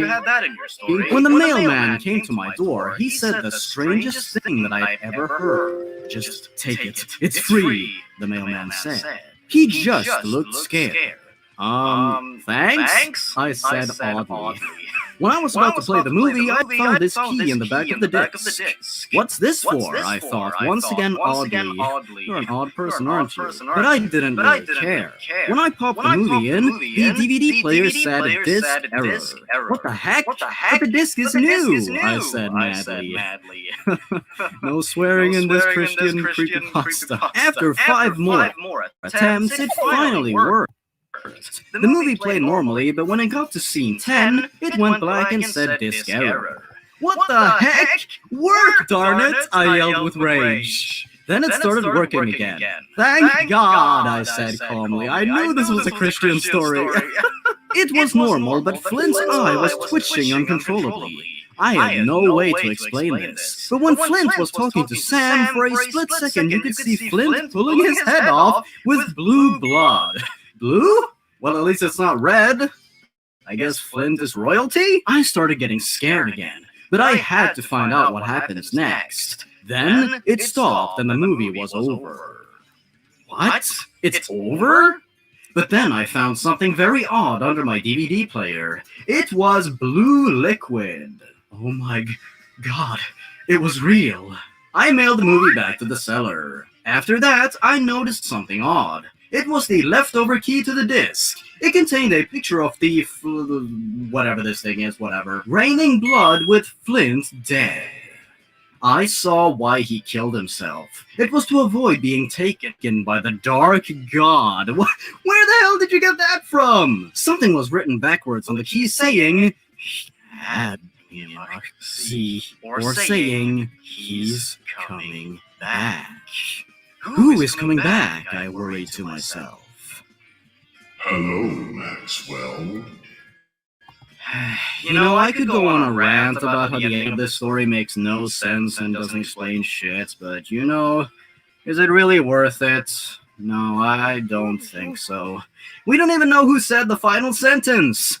Was it this dark god? No, it's not worth it. I'm done. However, as always, major props to the author for taking it in such stride. Rock on, friend. Keep writing. Number 8. Mickey Mouse Lost Episode. The file was Mickey.mp4. Wow, we're cutting right to the chase. I was looking at old cartoons of Mickey Mouse when I found this strange old cartoon circa 1929, entitled Strolling in Town. Mickey Mouse was walking for a while when he saw a man and thought it was a toy, and he was hiding under it. He then took the man's eyes out, and he, Mickey, was covered in blood, but he didn't see the blood and walked off. Mickey, why would you do this? The first time Minnie and Mickey met in the episode, Mickey showed her the man. Minnie laughed, but then she stopped and screamed when she saw the bloody eyeballs. Mickey held the eyes in his hand, to which Minnie asked frantically, "Why would you do this?" That's what I said. Mickey saw the blood, said, "Whoa, I thought it was a toy!" The man laughed. Then Mickey was murmuring and trying to kill the man. He grabbed a gun and a knife and threw knives at the man's body and shot him in the head and hands. Unable to move, the man screamed and Mickey told him to shut up. but was no use. The screaming continued. The man had real blood coming from his body, face, and the hands. When the camera zoomed in on Mickey Mouse, he said, "Go and die, you stupid idiot!" Then he stopped screaming, whispered, "I hate you, Mickey Mouse," then died. Rest in peace. Then Mickey was starting to act weird. He didn't do that before, but it didn't stop him. He pulled out a weapon, pointed to the gun shop's owner, and pulled the trigger, blood splattering on the window. After the Mickey threw the weapon at the man and ran out of the shop. When he whistled down the street with Minnie, the police didn't see Mickey shooting the man, but they did call an ambulance. Minnie Mouse asked if Mickey would like to come to her house, and he agreed. After this, the episode ends. Not with the normal credits, but with scary ones. Murmuring sounds could be heard while the credits rolled. At the end of the video, the Disney commercial started, and it was kinda creepy. Mickey had a deadly-looking face in place of the 1930s intro. That face, which was supposed to be the regular Mickey Mouse face in the commercial, was put in the cartoon instead. What an ending. I've got nothing. There's nothing to say about this story because it does nothing. It's nothing. It's an empty void. Number 7. Victorious, Don't Let Go. Victorious? Why is Victorious here? Who was making a creepypasta about this was a good idea? Victorious, Don't Let Go is a lost episode of Victorious. It was burned on a disc and delivered to an unknown person. It appeared to be more dark-themed than any other Victorious episode. The guy who watched it wrote a description of it on a large piece of white paper. Here is the description. This is not a good framing device. The episode starts with the original intro. After the intro ends, it shows Tori walking into the school. Jade starts speaking to her, but in a very quiet voice.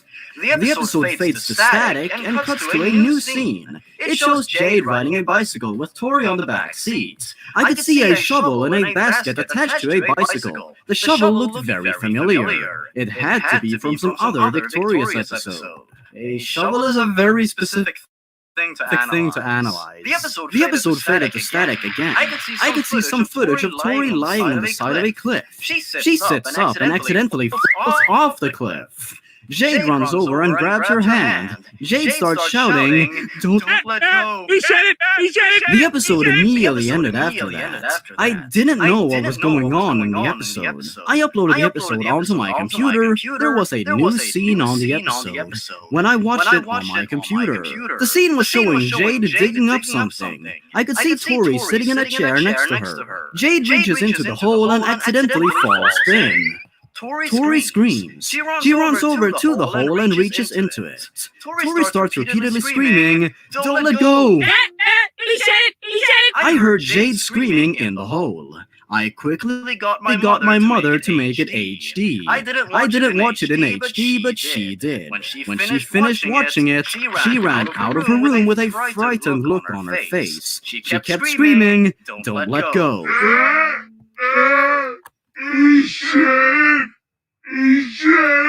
I never saw her again after that. Oh no.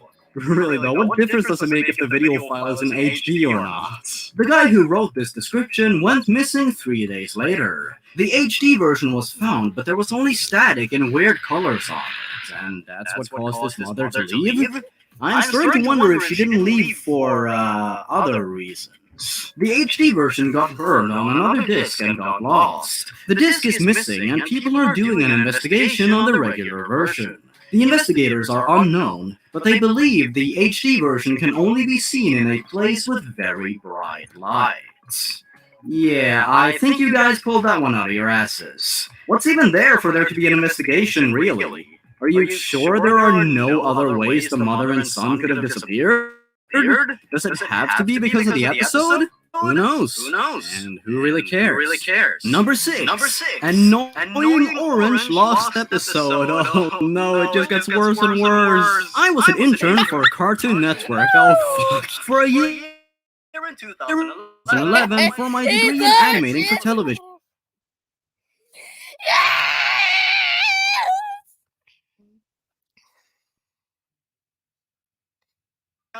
Television. The creator of Annoying Orange, you mean Danebo, right? Do you even know his name? Made an episode that wasn't shown on TV before the show premiered in 2012. He was hiding. No one could find it. However, I found it, borrowed it from the studio. Oh yeah, borrowed it. So I could watch it at home. I put the tape in my VCR. Why would he put a digital internet show on a VHS? And sat back and thought it would be okay. But it wasn't. The intro was the same, except you could hear a loud beeping noise. You first see Danbo's grocery store. Yeah, there we go. You do know his name, but apparently you can't spell it correctly. Nerville sees a dark figure in the background. He grabs Nerville and repeatedly stabs him for 3 minutes. Orange, passion fruit, and hair scream. They run, but the man stomps on them. Real blood is seen on the floor. He goes over to Marshmallow and Midget Apple and eats both of them. Then Grapefruit knocks him down but splats on the ground. Grandpa Lemon sees the figure and says, "Hey mate, go away you stinky fisherman." The man says, "I ain't a fisherman, you elderly retard." He kills Grandpa Lemon by punching him. Then the screen fades out to black. Then I saw a scary face that looked so realistic I almost died. That is such a descriptive way of putting it that I can really see it in my head before me. That's astounding. I threw away the tape because I didn't want to have nightmares again, or I would wake up my wife when I was in bed. The next day I came back from the trash, so I wanted to watch the rest. The dark figure blew up Danbo's store and the credits came. The dead fruit was shown as a picture for the credits. I was scared of this episode very much. Then the Nickelodeon logo was shown. I thought, this is weird. This show has never been on Nick. A loud scream made me almost deaf. Then the Warner Bros. Logo was shown. These logos were never on these shows. Only like on Tom and Jerry movies they show on the network. Then a picture of the creator was shown. He was dead on someone's door, his arms were gone, and he had 4 gunshots on his face. Then it was over. Then an unsuspecting ear-busting scream made me deaf, and the TV cracked to pieces. That cost me $10,000 plus tax. Plus tax? Why was that included? Again, nothing in this story makes any sense, and none of it was explained in the end. This story falls into so many of the traps of terrible creepypastas that think substituting explanations with disjointed, spooky imagery makes it all okay and totally scary. That's not how you write a good horror story. Number 5. Scary Dora. One night I was browsing YouTube with my friend, looking at some random videos. I was looking at some rant video when I clicked on the link to a channel called Scary Dora. The picture was a strange version of Dora with a completely blank expression and dull eyes. There was one video titled, "Where's the Chapstick 4 a.m. freestyle?" Did not knowing what I was in for. Yeah, that's a terrifying title. It started off with a creature that resembled a bear, with human-like feet in the armholes of a red hoodie. It sat there for about 5 seconds before standing up with a girl coming in frame. They then began to perform a strange ritual, with a weird song faintly playing in the background. I began to feel uncomfortable as my friend stopped talking. The girl's face then came into frame, revealing the face of Dora. I shouted and punched my monitor, but pressed on out of curiosity. Why? Why do you hate Dora that much? The strange bear creature began to fall over and get back up constantly, with the Dora girl waving her hands down at the ground. The creature then hit itself against the wall, but somehow survived the blow. The girl was still chanting and paying attention to the possible injury of this thing. The creature began to chant in what sounded like an otherworldly language, before jumping up and smacking its feet together. The girl then fell on her back, before spreading legs, smacking them together like the creature did. Oh, good. They both stayed on the ground performing the ritual when the creature rolled back, revealing human flesh underneath the clothes. I was terrified at this point. The two creatures then lowered their heads and began to cry before the girl put her face to the screen and cried, ending the video. I went to my history and cleared it, and went back to Skype to tell my friend what had just happened. But the call had ended. I looked at the chat, which showed nothing but me calling him and him sending a picture that I just finished downloading. The image, when viewed in Windows Photo Viewer, showed my friend hanging from a noose with a realistic image bear creature with the words, "Where is your god now?"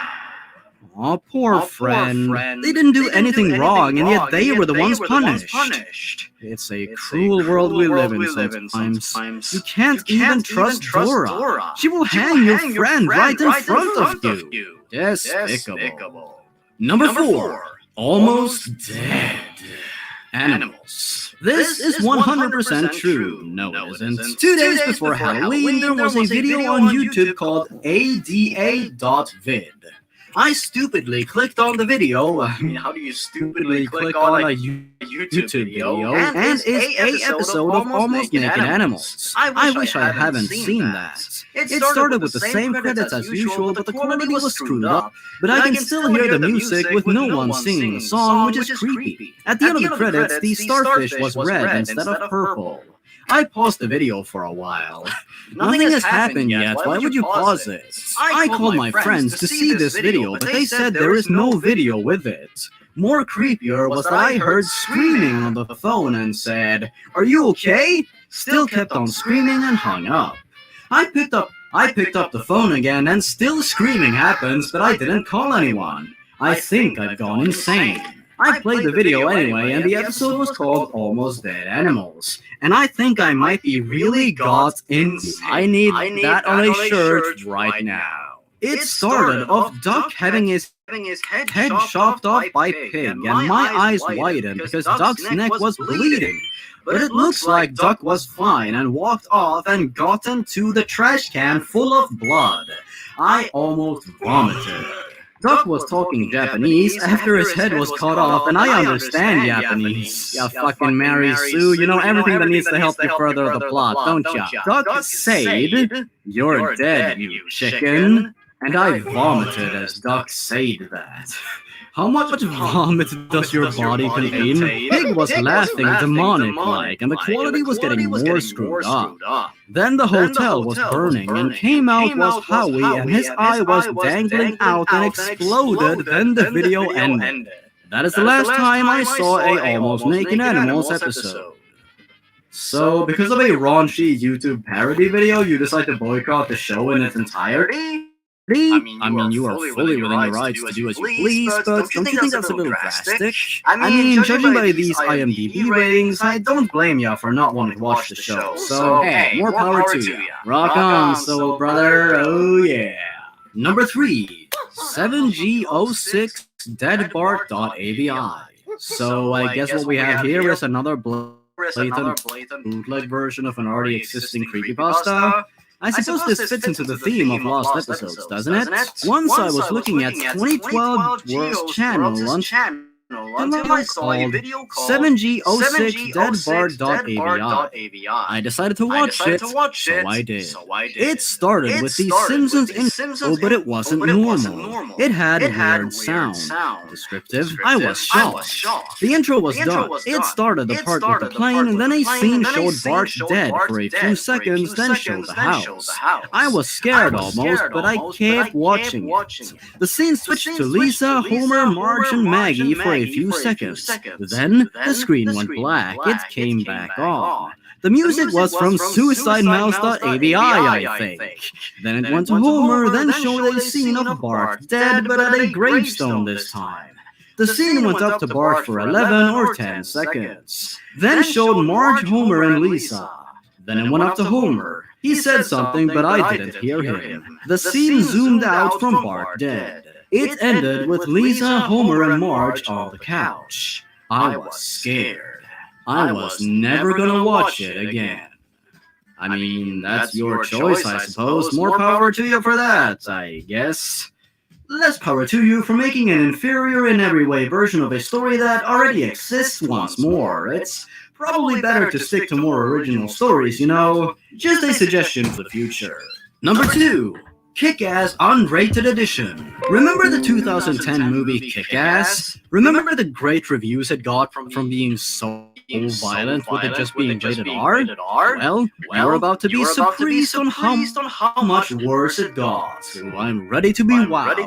2010, I got to go to the movie theater as a gift with all my friends. We got to choose the movie we wanted to see when Kick-Ass caught my eye. Of course, the movie was the unrated edition, and we were underage. The ticket holder was retarded and did not pay attention. That's fucking rude. I hate the main character. As he handed us the ticket, we cheered. As we went to the theater, we did not even stop for popcorn. I mean, yeah, that is the most cost-effective method. We just zoomed to the movie theater with adrenaline in our hearts. As the trailer passed, a warning up on the screen. Warning. The film you are about to see is unrated and much different than the original R-rated format, and maybe worse if you are underage. Please exit now before a lawsuit starts. Oh, beautiful. That seems totally legit. The movie started. It started with a guy in a red suit who had mental problems, jumped off the building pretending to be a superhero and crash landing on a taxi. Everyone looks in shock as they see what they just saw, his dead body. He starts to cough up blood. A voice is heard saying, "The man I drugged." What? Then it shows the so-called Kick-Ass eating a donut with his mask, and he is driving an amazing red car with a black stripe as he drives into a creek between a building and a Walmart-looking place. He gets out of the car and the movie got stuck. It's twisted like a broken film. The text was shown on the screen. "The film you have seen is too disturbing to be seen at this theater. Please on the right, you will be returned." A disappointed sigh is heard everywhere. To tell you the truth, I was kind of relieved but mad. I spent the rest of the day playing Pokemon GBA on crappy settings until the thought came to my mind, I want to finish the movie. I closed my GTA 4. What? You switched games over the course of a sentence! I went to eBay faster than a bullet. I typed Kick-Ass 2010 Uncut Unrated 1 showed up for $600 in advance. I must have been tired or something because I bought it. Oh, you fucking flexing on us all, aren't ya? It took about a year for it to get here, and just about when I completely forgot about it, I got the package. I opened it slowly to come across a DVD without a case, nor did it come with packaging, just a disc laying in a cardboard box. I picked it and saw how the condition of it was. I stuck it in my DVD player. It just skip to where I left off. Kick-Ass eating a donut, driving between a Walmart and some tall building. When he gets out, he comes out to the so-called red mist. He was laying on the floor handcuffed. Kick-Ass took out his nunchucks as he said, "You lied." Red Mist is screaming with bruises on his face until Kick-Ass just whacks him in the back of the head, and Red Mist took his last ... breath. The screen shut off, and so did the lights. And so did the author's brain, because the story is over. I'm sorry, that was a little mean, but your story makes no sense whatsoever. I don't really see what was worse about this unrated version compared to the original, which was much worse than that. I am very disappointed. Number 1. Dora the Explorer, Dora's Suicide. Another Dora story? Why not? Oh, now I see why not. I don't see any punctuation anywhere. Am I gonna have to do this all in one breath? I'll try, I guess. My cousin was at my house today. She watched Dora the Explorer. I watched it with her. I saw the title Dora's Suicide. I was shocked to begin with Dora killing Boots and her family. Then she walked in on Diego and killed him. Then she gun up mouth and the show ended. My cousin had a nightmare, so we drove to Nick's studios a mile away and told the intern about it. He immediately told the creators to talk to us. We told him about it. Shake it up. He called some agents of the United States. They also told us our parents were missing and the interns were suspects. So we left and saw my home with the Nick HQ owner there. He told us to stay at a hotel for about a week, so we did.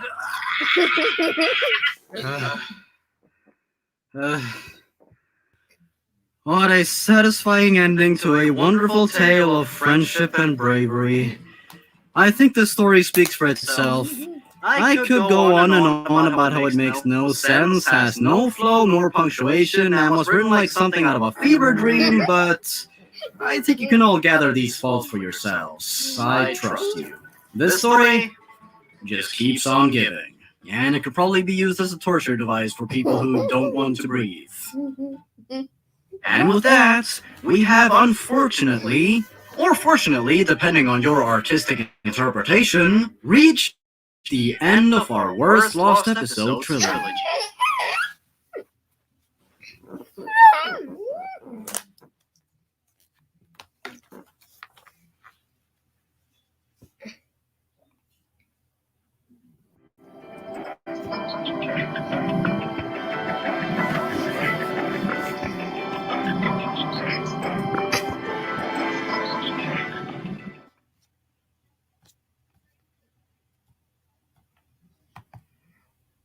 Welcome back to the Creepypasta Vault, everyone. Here's a little supplementary video to the Lost Episode trilogy, which, by the way, I am blown away by the positive and successful response to. So, thank you all very much for that. It exceeded my wildest expectations. The next three stories that I am going to read for you are stories that were at one point or another considered to appear in the trilogy, but were left out either because I felt they weren't too funny or too bad. But since I don't want the work to go to waste, I thought I would make a video like this, so I can get them out there just for fun. We clear? Good. I guess you could say this is the lost episode of the Worst Lost Episode trilogy, eh? Let's start with the very first story. Enjoy! Number one. Adventure Time, Socrates' Wish, the lost episode. You all probably know about the hit show Adventure Time on Cartoon Network, and you probably saw the premiere. Or you think you did. Whoa! I was awake in my living room. It was about 3:30 a.m. and I was watching TBS. I was surfing through the TV guide when I came across a new episode of Adventure Time called Socrates' Wish. I thought this was odd since Adult Swim was usually on at that time. I wondered why, so I changed the channel to Cartoon Network and the intro of the show was just finishing. I laid back in my seat, waiting for the newest episode to play. What I saw was exceedingly unpleasant. It started out in the Candy Kingdom, with Finn and Jake racing up to the doors. They burst through them, and I saw that the peppermint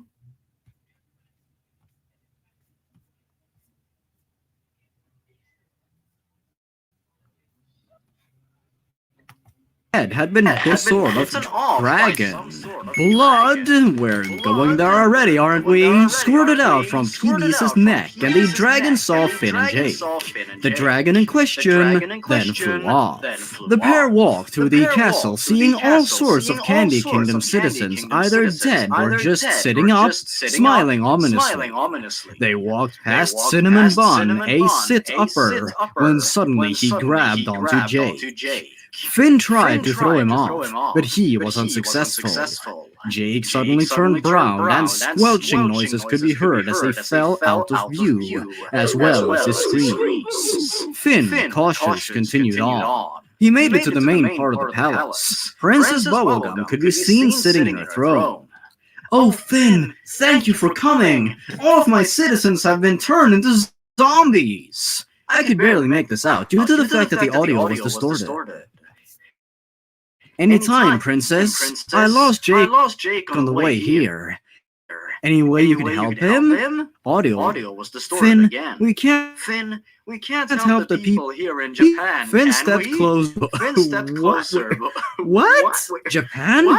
What? Suddenly, the throne jolted around to display a green princess bubblegum with half of her body missing. All that was left was bones. She leaped at Finn, biting his head off gruesomely. Blood spatters out as Finn falls down. Finn what? Down with the Sickness started to play as some candy zombies carried Jake and Finn's lifeless bodies outside. They threw them off of cliffs, then celebrated. Suddenly, they turn back to normal. All of a sudden, the ground turns into a pack of leeches. In fact, everything turned into leeches. The candy citizens were sucked into the pits of leeches, slowly dying. The scene faded to black, then one text came into view. The enclosed episode of Adventure Time has been removed for inappropriate content by the U.S. government. Please continue watching your regular programs on Cartoon Network. It was a traumatic experience for sure. I slowly went back to sleep, only to be woken up by my mother. It was time for the first day back at elementary school. Whoa, what a twist! As in, there was no twist, because elementary school starting again served no purpose. Don't we all feel enriched now? This really added to the Adventure Time mythos. I've learned so much. Number 2, Dexter's accident. He had an accident? Number 1 or number 2? 2003. I will never forget 2003. It was the first day of first grade. My teacher was crazy. When I say crazy, I mean the year after I was in her class, her daughters were taken away from her, and she was fired from her job. Well, it was my first day, and I was pumped. Well, that's a whiplash of emotions. I was really excited to get home from school because there was a new episode of my favorite show, Dexter's Lab, on tonight. After all day in school, I got home and begged my mom to turn it on. I felt stupid after this because it didn't come on until 7, so I said I could wait. Finally, 7 arrived and I sat down in front of the TV with my dad. He asked me what I wanted to watch, and I told him Dexter's Lab. He said I'd have to watch alone because he had to get up at 3 to go to work. I said okay.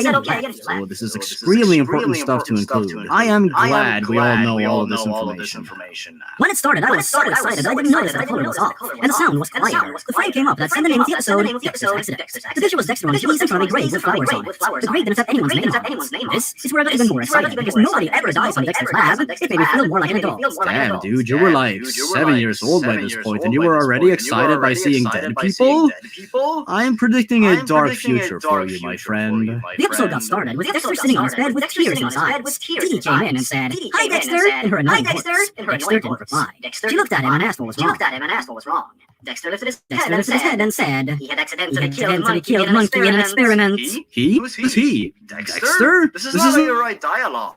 And now he had nothing to test it on. Dee said she would do it. She is dedicated to science. Dexter looked at her and said, "It's no danger, Dee." He stopped himself and said to himself, "Unless it were some humans, better than monkeys." He said okay. And she put the machine in his lap. He hooked up to the machine, and all she did was say, "It tickled." Dexter started up the machine, and Dee started to fall asleep. Dexter said, "Yes, everything is working." It went silent for about 3 minutes, and then just like that, Dee woke up screaming at the top of her lungs. Dexter tried to calm her down. He stopped the machine and asked what happened. She was still screaming, but she said her bones were melting. Dexter was crying, and then what the hell happened? Your previous test killed a monkey! He just sat there and watched Dee screaming in pain until she stopped. Dexter went downstairs crying and told his parents Dee was dead.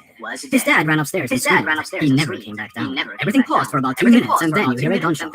Mom started screaming, and Dexter ran outside yelling. And you hear another gunshot, and Mom's scream stopped. Dexter starts running down the road and goes head on at a truck. A guy gets out of the truck. He looks at the camera and says in a joking way, "Yes, this truly is the end." I will try to find pictures for this episode. I will post them. Evidently, you haven't had any luck with that. What a letdown of an ending. It led nowhere. Well, that writing wasn't terrible per se, just ultimately pointless and completely unresolved. Unfortunately, I can't show you any examples because the Troll Pasta Wiki was closed Advice for future writing? Cut out any and all unnecessary detail and focus on the stuff that actually matters. We don't need all those descriptions of the author going to school, going home, talking to his parents, and whatnot. If you are writing a story like this on a smaller scale, create a narrowed and focused experience, and your story will most likely be better off. Number 3. Pocoyo. Todo termina ahora. No. This last story is a special case because I was actually approached by the author who wrote it years ago themselves, who wanted me to cover it. I mean, how can I say no to that? Thank you, RCT3 Crashes 100 for suggesting it. Here goes nothing. For those of you who don't know, Pocoyo is an animated television series produced in Spain and distributed around the world. Its simple plots and geometric shape-based animation made it extremely popular, and even adults know its charm. Oh yeah. I remember when I had Spanish in school, they used to show Pocoyo to us, and it was actually a lot of fun. It was very cute, so I like that show. However, in 2010, the year when the show finished its original run, a strange episode was found called Todo Termina Ahora. When translated roughly into English, this means it all ends here. Before you close this webpage and go and do other activities, no, this show didn't feature all the characters screaming while hyper-realistic blood flew out of the television. Ooh, it's turning meta and self-aware. That automatically means it's exempt from all criticism, right?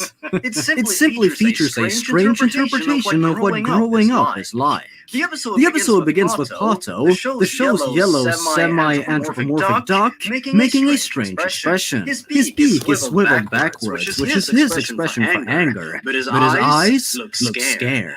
The narrator asks him what is wrong, and he responds with his usual series of quacks, again sounding more frightened than confused. The narrator then reveals to the audience that Hato is afraid that everything is going to end. Hato then runs away with sweat dripping from the back of his head. He runs past Pocoyo, who looks confused. Sleepy Bird and his son's tree is shown to have collapsed, and Pocoyo wanders towards it, scratching his head. The narrator then says, in a somewhat ominous fashion, "Aren't you scared, Pocoyo?" Pocoyo looks at the screen in an unsure fashion, and the narrator speaks again. "You should know the truth. The world which you live in isn't real." Ooh, the plot thickens. Pocoyo begins to cry as the narrator's pitch increases. The real world awaits you. It hungers for you. You don't know how much you're loved. The narrator appeared to sigh sadly after he said this. But if you go, this world goes with you. Understand? This sounds an awful lot like The Truman Show, to be honest. If you've seen The Truman Show, you probably know what I'm talking about.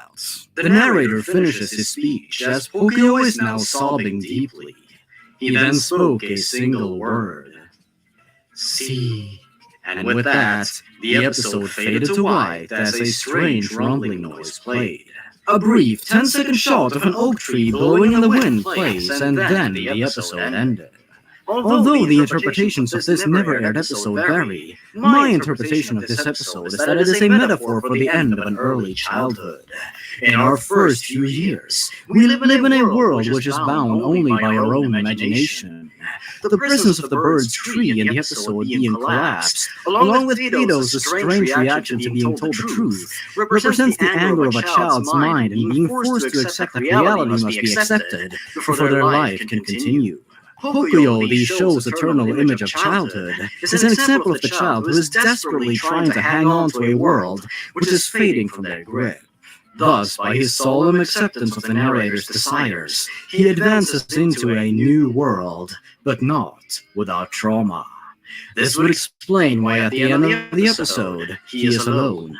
The efforts of the parental narrator have ultimately succeeded. Thus, this episode, although never entered into circulation, provides a healthy and essential lesson. Reality must never be put to one side. Oh me, oh my, that sure was epic.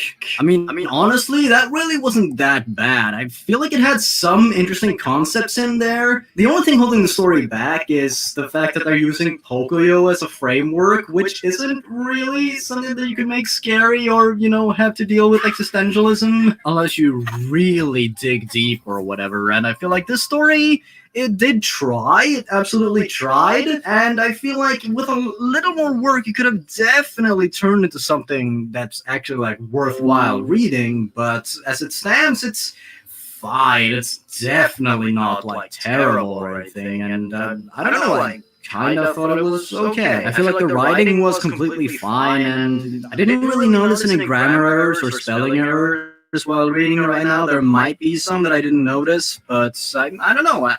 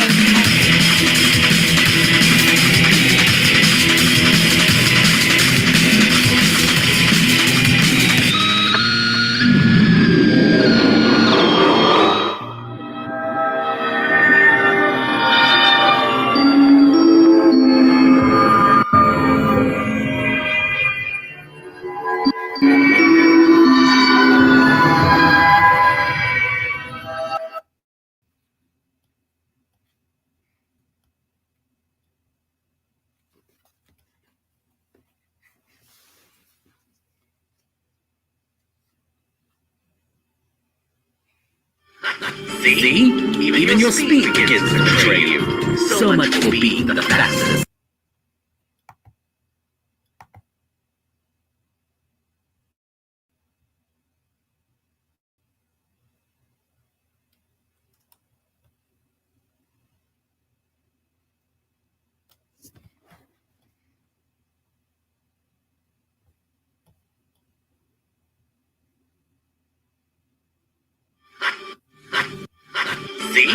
See? Even your speed begins to betray you. So much for being the fastest thing alive. 3, 2, 1, 3, 2, 1, up.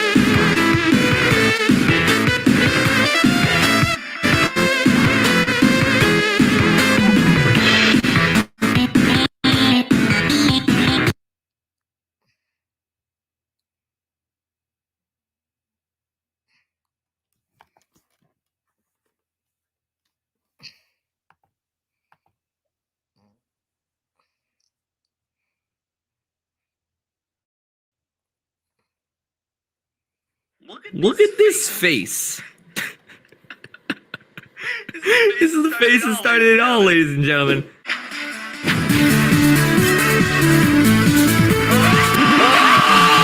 I see some type of thing.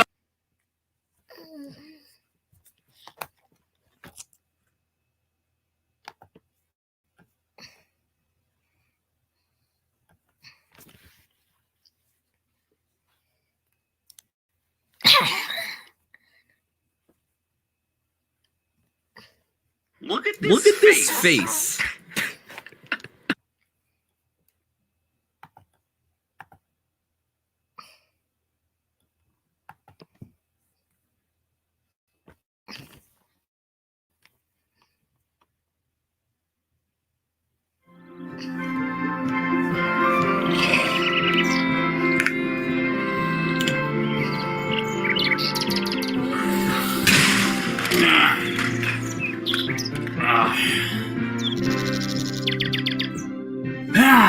What a beautiful day.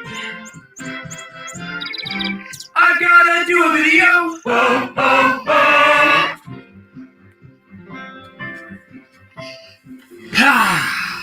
Hey everybody, I'm Peanut Butter Gamer, and welcome to my channel where I talk about video games, do hacking stuff, top 10s, and occasionally talk about Arthur for absolutely no reason.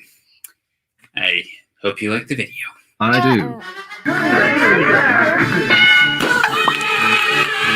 If you've been subscribed to me for a while, you probably already know that I watched a lot of Arthur as a kid, and still to this day, unironically enjoy it. In fact, I've seen almost every episode of the first 15 seasons. But there exists an Arthur movie that not only have I never seen, I hadn't even heard about it until now, Arthur's Missing Pal. You'll notice at the top of the box here it says Arthur stars in his first movie, which is a very bold claim, considering it's not true. This movie came out in 2006, but Arthur's real first movie, Arthur's Perfect Christmas, came out in the year 2000, and it is, for the record, a classic, and I watch it every year, so I don't appreciate it being brushed under the rug. Arthur's Missing Pal. It's strike number 1 already. I was gonna throw it, but I guess we should wait and see if it's good. Let's go ahead and watch it now. The movie starts off with Arthur sleeping on his bed with Pal, both on top of, not under the blankets, by the way. I don't know if that's a personal preference for Arthur, maybe it's really hot outside, or more than likely they just didn't feel like animating it properly. I'm gonna go with that one, I think. And while we're on the subject of the animation, I'm just gonna go ahead and get this over with. I grew up watching the show when it used the classic hand-drawn animation style, but once the show reached the 16th season, they switched to a newer Flash-based format. While I personally prefer the old hand-drawn style, the Flash-based animation is still aesthetically pleasing. But this movie clearly did not use either of those animation styles. It used whatever this is. Creepy baby face style. If this music playing right now is any indication that there's something really intense going on during these opening credits. I'm just not really sure what it is. Somebody's planning on assassinating Arthur? I guess. Sweet. Maybe this movie's gonna be better than I thought. Well, whatever's going on, Arthur is completely oblivious to it and goes about his daily routine of giving his dog, Pal, his medicine and breakfast. Okay, Pal, you'll get your breakfast. You lie! He never actually gives Pal his breakfast because he gets interrupted by Buster. Where have you been? Everyone's waiting. What are you talking about? Did you forget about the super duper greatest ever ultimate water balloon fight? It's today. You're right, I forgot. How could I? Yeah, seriously, how could you? I thought you lived in this. Look, if I'm going to be repping you, you need to be on top of all the latest goings on. Don't you make me look a fool, Arthur Reed. I mean it. Come on, let's go. Then everyone storms out of the kitchen one after the other, leaving Pal alone, sad, and utterly breakfastless. Hashtag pray for Pal.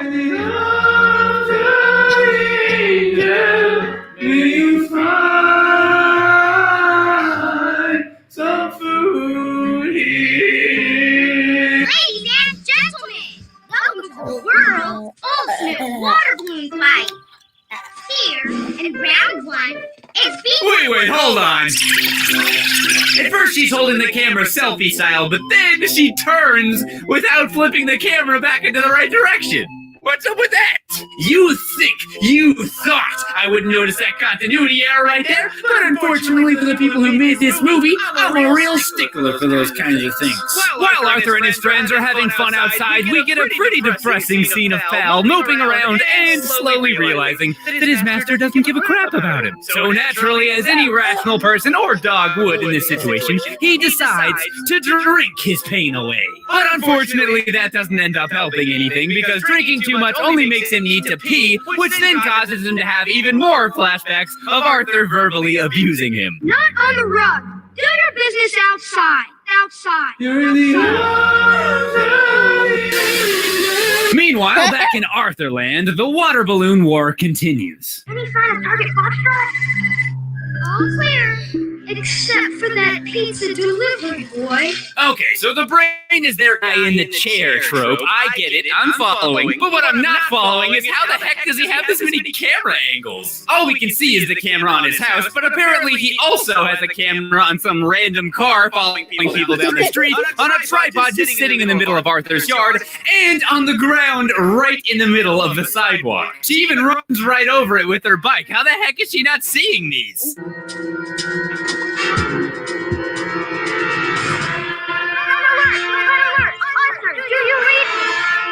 pizza boy is Francine. Repeat, the pizza boy is Francine. The pizza boy is Francine? Oh no! The pizza boy is Francine! The pizza boy is Francine! Why won't anybody listen to me?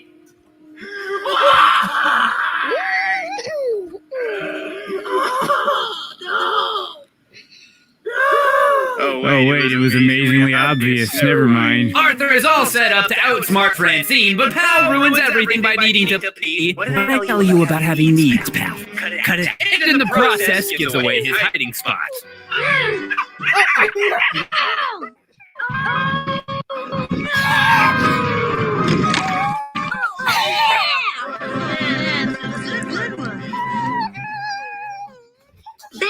Bad boy, said Mom. Hi, Sean. Victory, Sean. Muffy, did you ever turn the freaking camera back direction? Just forget it. Just was Francine. Pal started scratching on the glass, and then... I forgot to take Pal for his mom. That's not all you forgot, Arthur. Freaking Arthur. Who even likes that guy? I freaking love Arthur! Probably nobody important. So Arthur went home to take Pal for his walk, only to find Pal is missing. Oh, I get it. It's because the name of the movie. They thought they could sneak it past me. I've got two. I'm real smart. That's Then we're treated to a long montage bit set to music where all the kids help Arthur search for Pal. These montage scenes happen fairly often, and I can't help but feel that they're a sort of cheap way of filtering for what's already a decently short movie to begin with. As of right now, we don't really know what happened to Pal, but the last we saw of him, he was about to fall into a toilet. Now, I'm not really sure if we're supposed to actually believe that Pal was flushed down into the sewers or not, but I really doubt it, because not only would that be impossible, it would also make him be dead. But hey, what do I know? Maybe this movie gets really dark and Pal actually is dead. I guess we'll just have to keep watching to find out. What? I'm confused.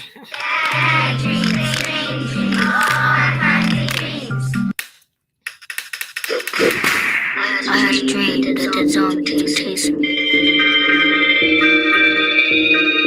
There's no such thing as dead zombies because all zombies are dead. That's what's known as a colloquial redundancy, which is usually defined as the use of two or more words that mean the same thing.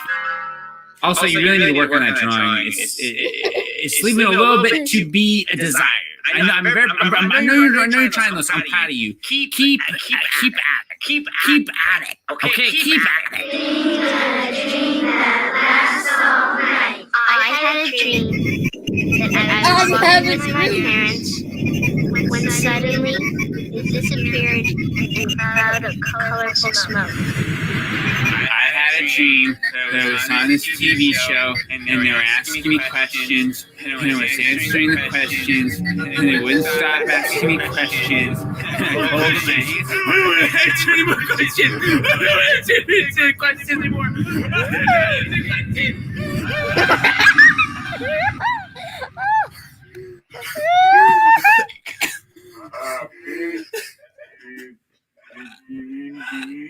Terrible. Terrible. Who do you call the Dreambusters?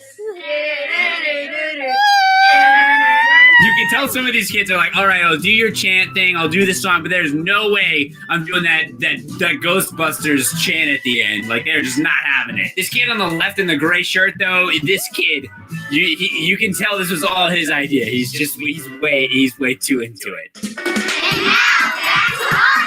Missing Pal. It's that video I was doing. Remember? It's a thing. Actually, hold on a second.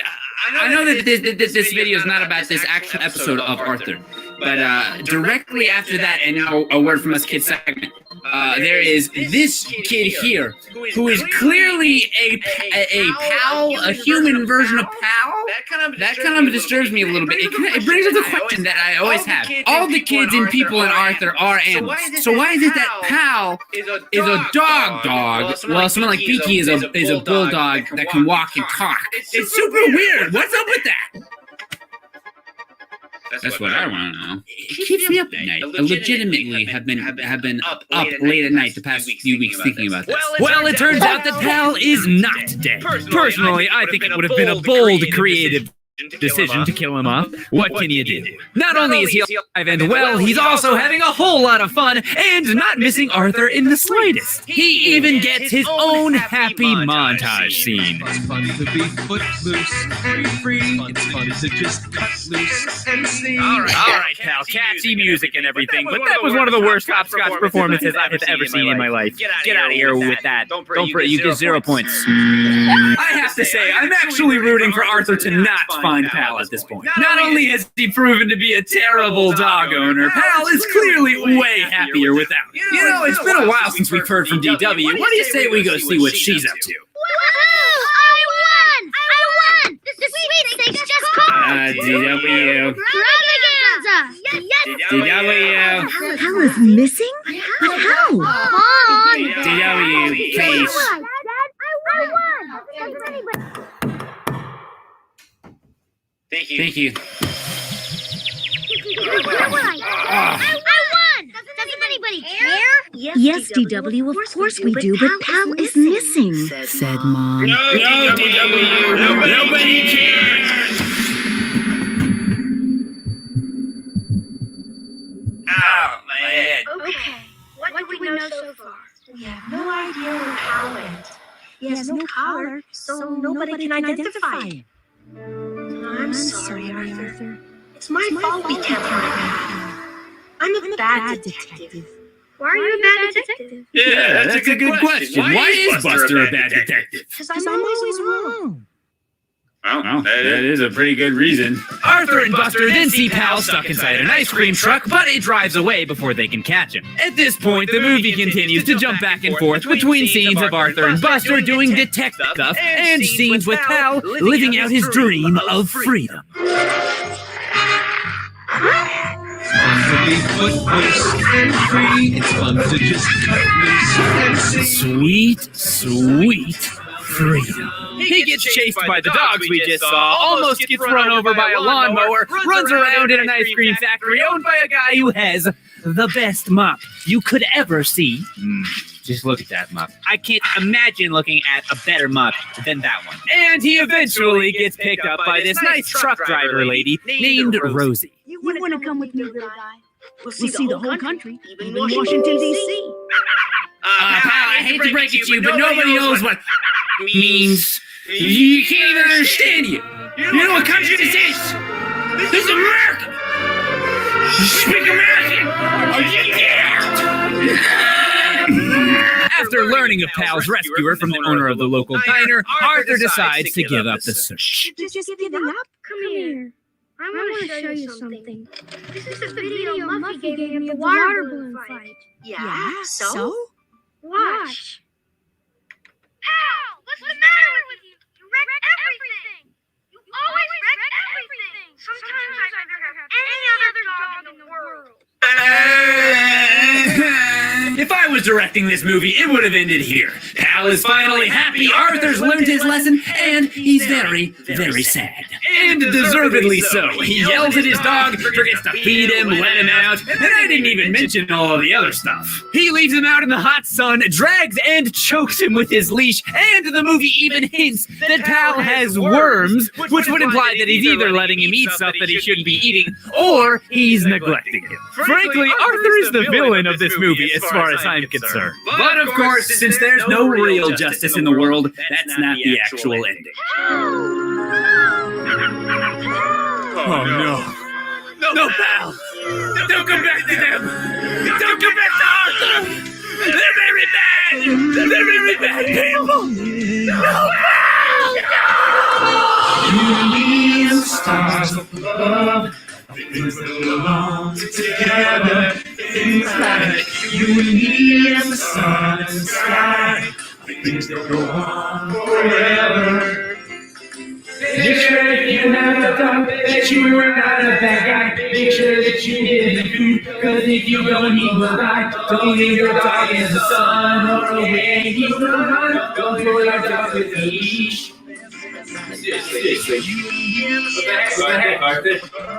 That's abuse.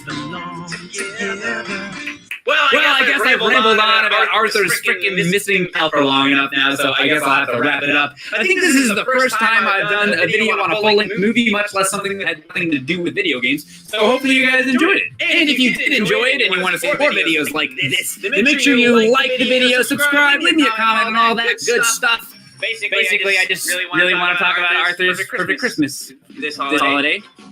So please, I ask for so little. Guys, that's all I want for Christmas. I was going to end off this video by giving you my final thoughts on Arthur's missing pal, the first, the second Arthur movie, but I think I'll just let DW do it for me. This is nothing like a TV show. What a ripoff. Thanks again for watching, everybody. If you want to see more videos, make sure you subscribe. Yeah, just do that. If you want to see more videos, also you can check out the TG gameplay. We have Mindsy Hardcore going on the channel. Go check it out. There's Todd. He edited some pretty sick. We're out of time though. Bye. The MO spells to zombies.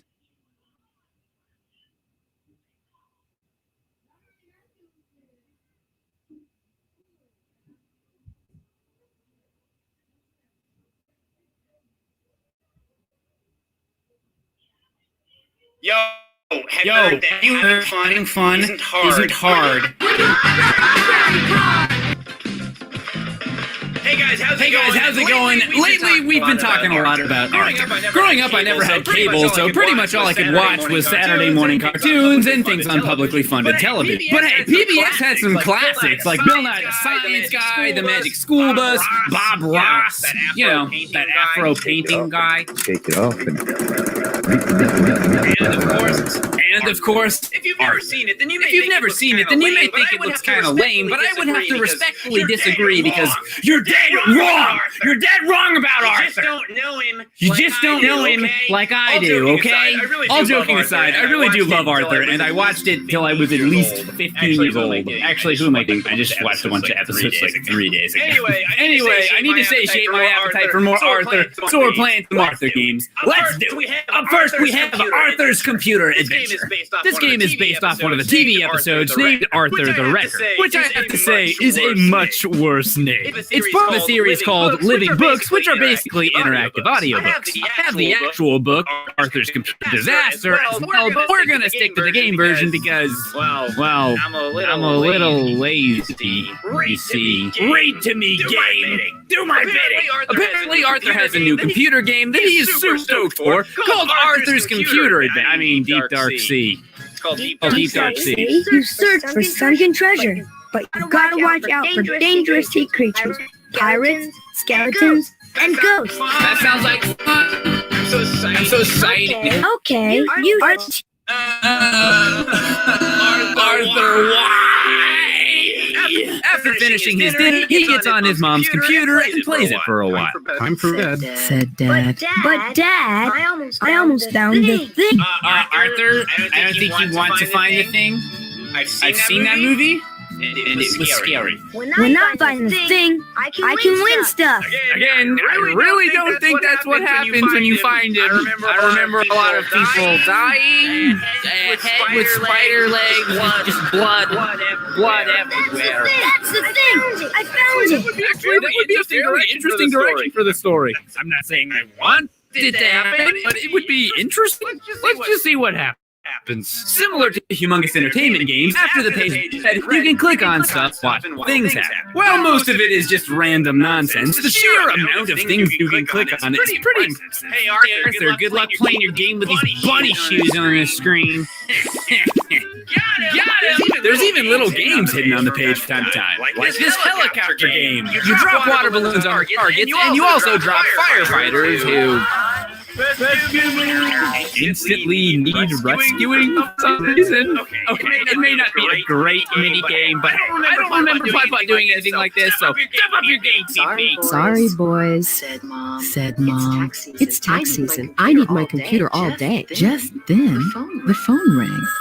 It was for Mom. I have to run to the office. She said, and don't touch my computer. Mom doesn't want us using her computer, even though she's not going to be here. So obviously, we're not going to listen. Just be so musical. George, stop doing that. I'm trying to here. Oh yeah, also Buster King. Let's play. Arthur loaded the game. Obviously, they break the computer because they're stupid, and now they've got to fix it before Arthur's mom gets back. They decide to ask their friend, the Brain, for help, so they go find him skipping stones in a river. They then awkwardly stare at him for a couple minutes while I click everything on the screen.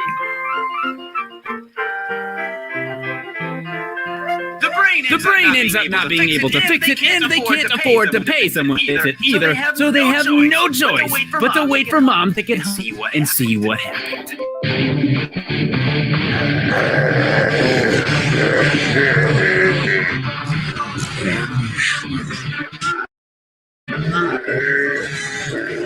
No computer games for a week. That's come back and see me again. Bye. Well, we may not be allowed to play computer games anymore, but we can still play this because it's on the PlayStation, which is not a computer. Take that, Mom! Welcome to Arthur Ready to Race. All right, I need a name. How about number one, Arthur fan? I love Arthur. I love you so much. Wait, what the heck happened to him? Why do they all look so weird? Hey, what's this? It's an ad for the Elwood City Race Day. What are we waiting for? Let's go take a look.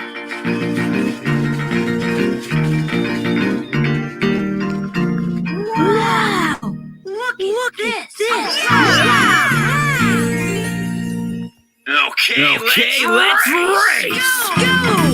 Ignoring the fact that this boxcar racing course that goes usually all the way through Elwood City, and the annoying squeak sound effect that plays every time you so much as tap the D-pad. This is actually kind of fun. I mean, it'd be nice to actually race against other people, but I don't know. It's kind of fun. All right, Arthur, you did it. I have misgivings about the car's structural integrity. That would have been nice to know before I rolled down that entire course. Let's try working on our communication skills a bit, okay, Brain? Thanks. So, Francine, the Brain want to make a new car. They worked really hard on these amazingly detailed car plans here. And all we have to do is literally everything. This is where the bulk of the game comes in. What the back of the box is generally referred to as adventure-style gameplay. What it really means is running around like an idiot through the neighborhood and doing chores for people, which all involve running around like an idiot some more. You can also go to a few different stores and buildings that have incredibly out-of-place and creepy-looking people inside them. Hey Arthur, can you help me? This one looks like a Lego. The rest of them kind of look like NPCs from the... This one looks like a Lego. The rest of them kind of look like NPCs from the third Zelda CDI game. Most of them are pretty forgettable, but then there's the joke shop. Knock, knock. Who's there? Tommy. Tommy who? The donut I ate is in my Tommy.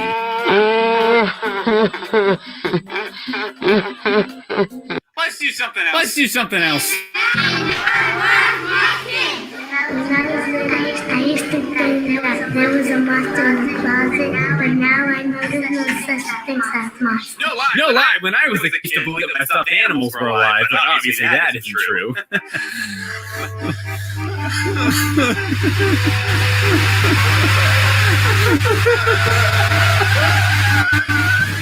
I used to think that a basketball was a bouncy orange. Now I know orange is a basketball. Oh, slow down. You said a basketball and orange. Space station ball with pipe cleaning people. The space station made from paper plates. The X-Star Thruster 98. The Interstar. If I was in this class, I think it's safe to say that I would be hanging out with these kids. Oh no! Captain Picard! We're being attacked by Darth Vader! We gotta get the Triforce from the Power Rangers! What happened? It broke! Acting is like pretending. The giant's gone! Well.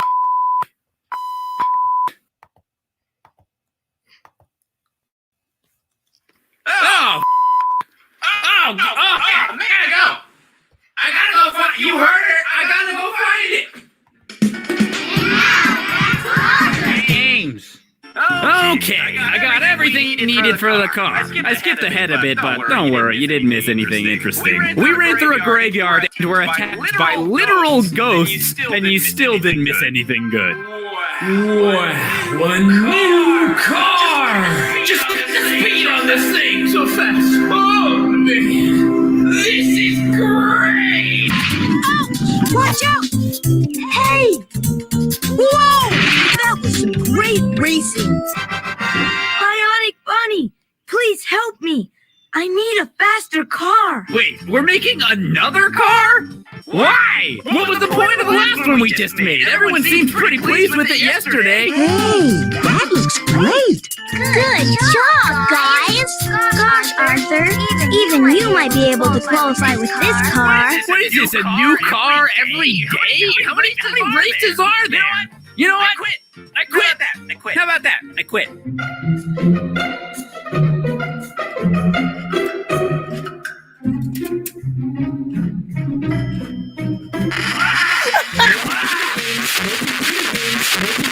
So far, the games have been pretty good, and by that, of course, I mean only the first one, because Ready to Race was pretty trash. Knock, knock. Who's there? Aaron who? Aaron who? You done finding those cars?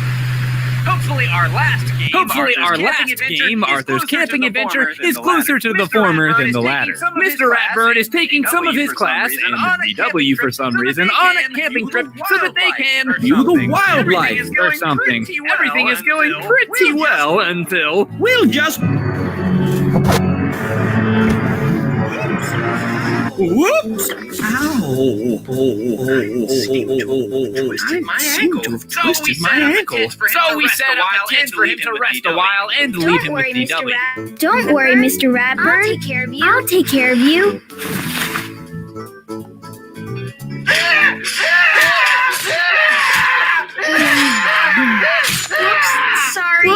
Sorry. But not only is Mr. Ratburn hurt, our food bag has been stolen and our radio doesn't work either. I've got an idea. It's something my dad told me about. We could climb to a really high place and then use a mirror and sunlight to flash a signal in Morse code.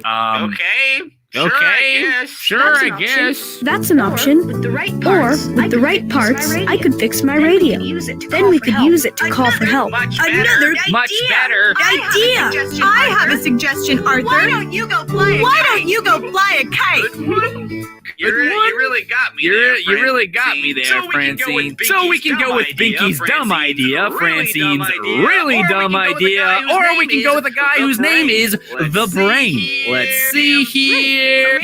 Great. A radio it is. On second thought, though, after looking over this list of things he needs to fix the radio, I'm not sure if this plan is particularly plausible either. But well, I've made my choice and I'm sticking with it. And also, this is a video game about Arthur, so I don't think it's going to be very hard regardless. Let's get going, Buster. Speaking of not being very hard, one of the pieces we need is on the very next screen, just sitting right there on the ground. So I guess I was right. Then shortly after that, we find a magnet in a bird's nest, some wire on a dirt path, and the food bag being guarded by some kind of monster? How about we cut his head off with this saw? I don't think that's going to work.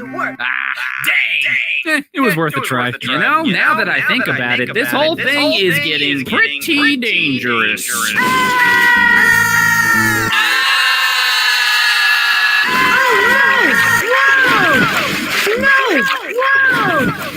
Hold on. Why are we using this log to cross the river when it's so shallow that we can just walk through it? What? What are you doing? Go back! You were right there! You were right!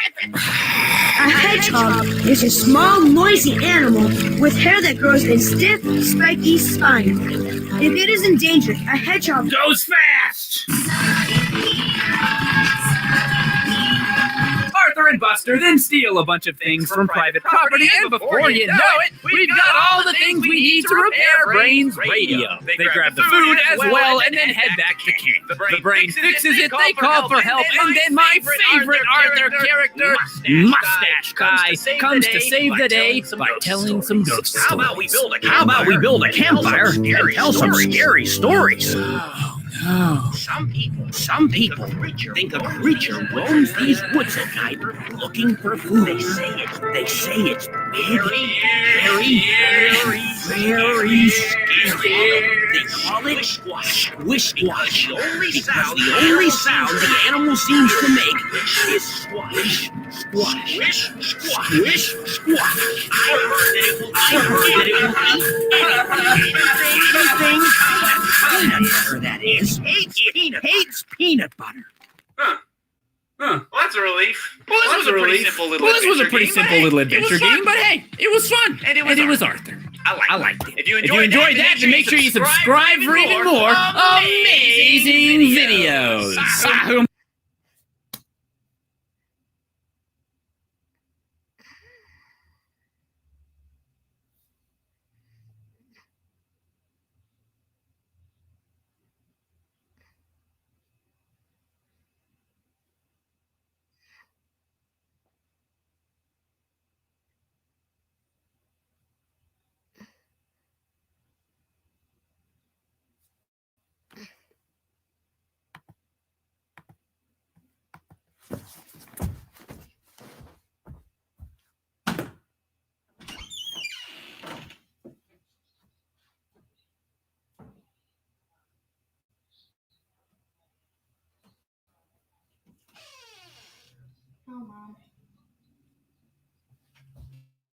This video is sponsored by Blue Apron, and the first 100 people to sign up with my link below will get $50 off their first 2 weeks. Me and Arthur, we're really good friends. Me and Arthur, we're Me and Arthur, we're so good friends. We friends together. Stop! This is my channel, so we're gonna play my way. Questions? Hey! Did you just play Crazy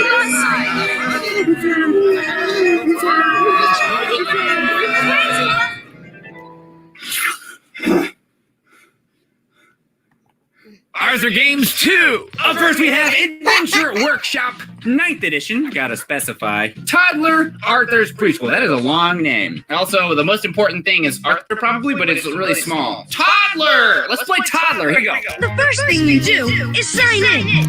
You can have someone help you with this part if you want. Arthur, I need help with this part.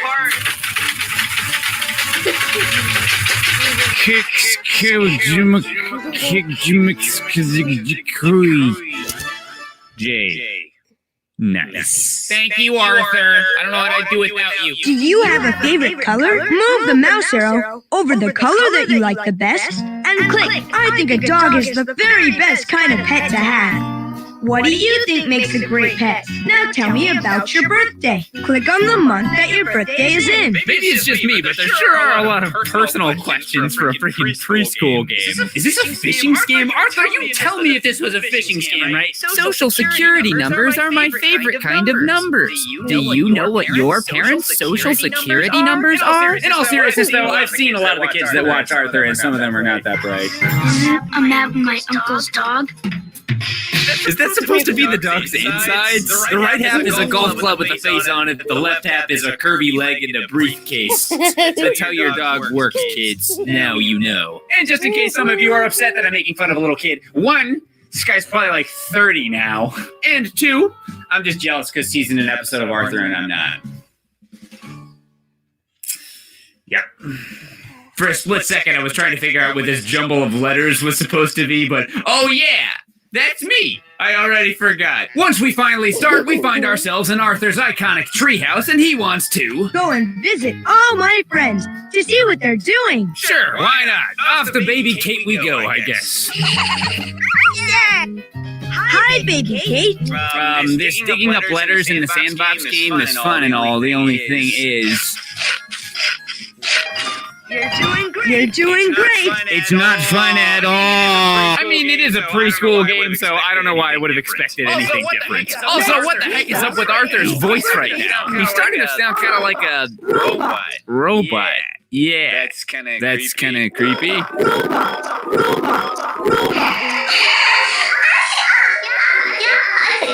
Let's go see a different friend now. Yeah, let's do that. Kate says that she wants to give you this certificate for helping her learn so much about letters. I don't know what's going on right now. Can we please stop this? The rest of the game plays out the same way. You visit a character, they have you perform some meaningless task like putting the heads back onto decapitated puppet animals. Okay! Okay. And building bridges for ladybugs. You should be a professional ladybug bridge builder. Arthur, that is the single worst advice anyone has ever given me in my life.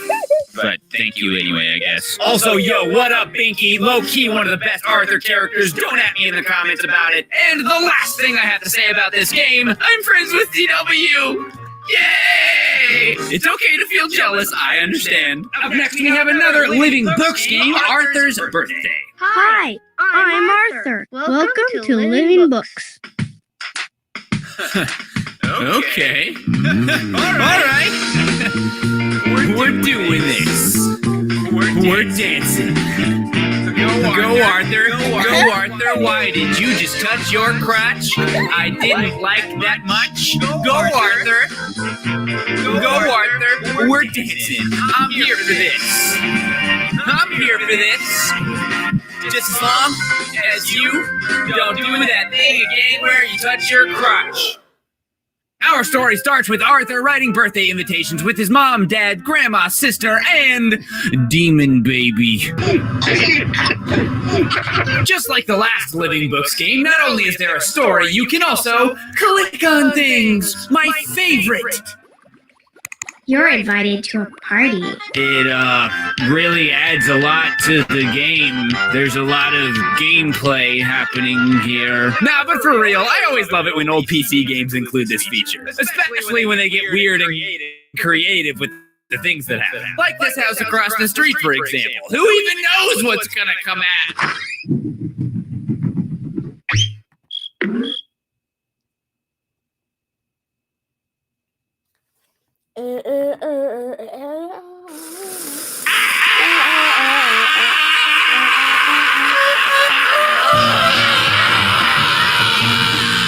Oh, great, not this again.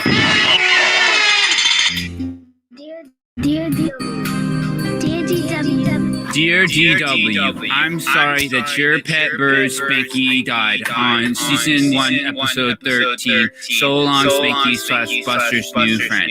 I am very sad. I hope that this letter helps you feel better about it. Dear DW, when I was very little, my dear Tigger, who I should mention was a hamster, died. I know how you feel.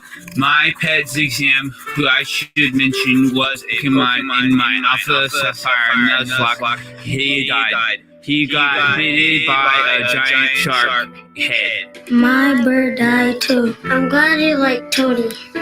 I'm glad you like Toady. Nailed it. Spanky had a great heart. He'll always remember you as a good friend. No, he won't remember you because he's dead. He's dead. He's not with us. He never was, technically, because he was a cartoon bird. And only in the one episode.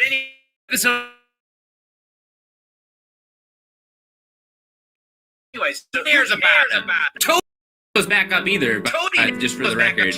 So, guess he died too. Rest in peace. Spanky is watching over you. Remember Spanky's good times. Please, DW, do not touch me with your dirty dead bird corpse. I do not want to get Ebola today. Games. Number 2. Arthur off to school to give out the invitations, only to realize that Muffy is having a birthday party on the exact same day. Will you have dancing? And she'll have dancing. Holy crap, this is bad. Anyone who doesn't come to my party can't be my friend. Not only is Muffy playing some major hardball here, Super rich. and therefore will, I'm sorry to say, clearly have the better, by a long shot. It's not even going to be close. All my relatives are coming from Ohio. So yeah, Muffy's party it is then. Girls are weird anyway. No girls allowed on this video, you're banned. Boys are weird. Yeah, no boys allowed. You're banned. All the boys decide to go to Arthur's party, and everyone seems content with this, except for Arthur and Francine, who work together to devise a secret plan to... What are you saying? I can't hear you. We're outside. There's nobody here. You can... Eventually, they head over to Arthur's treehouse to write up some new...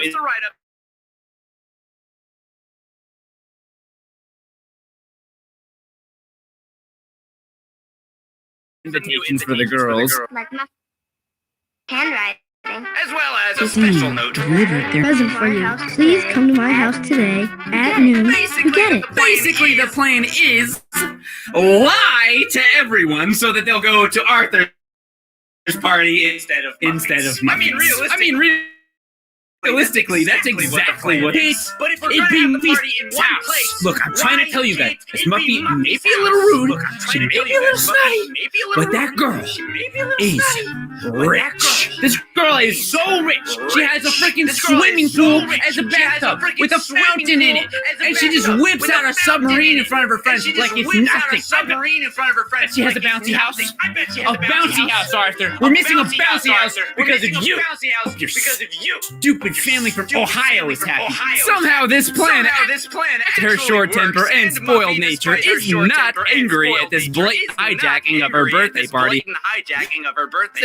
Barrier that she now has to share with the class loser. Sorry again, Arthur. But it's true. More creepy demon, baby. And the end. I'll see you next time. Thanks so much for watching. We'll be right back after this brief message. This video is brought to you in part by viewers like you and Blue Apron. If you've watched my videos or followed me on Twitter for a while, you may already know that I'm a fan of Blue Apron and have been for some time, even before they sponsored me. Just look at all these recipes I've collected. Wait up. Hold on. There we go. Blue Apron sends you delicious chef-inspired meals and all the farm fresh ingredients every week. No planning or shopping required. Ingredients. I love you, ingredients. You can choose which meals you like every week. Vegetarian options available, by the way. And for a limited time, you can even select some burger recipes taken directly from the Emmy Award-winning series, Bob's Burgers. As a fan of Bob's Burgers, this is actually pretty cool, and I'm stoked to try these 3 recipes. For the week of July 23rd, for the week of August 20th, the Gouda Wife Burger. And for the week of September 17th, my personal favorites, coming soon. Not only is Blue Apron the only place you can get these exclusive Bob's Burgers recipes, it's also just a really easy and convenient way to eat healthy, real food every week. Sign up for Blue Apron today, and the first 100 people to sign up using my link below will get $50 off their first order. Thanks. Some of you may remember Arthur's thinking games from the 4th Goodwill Games episode.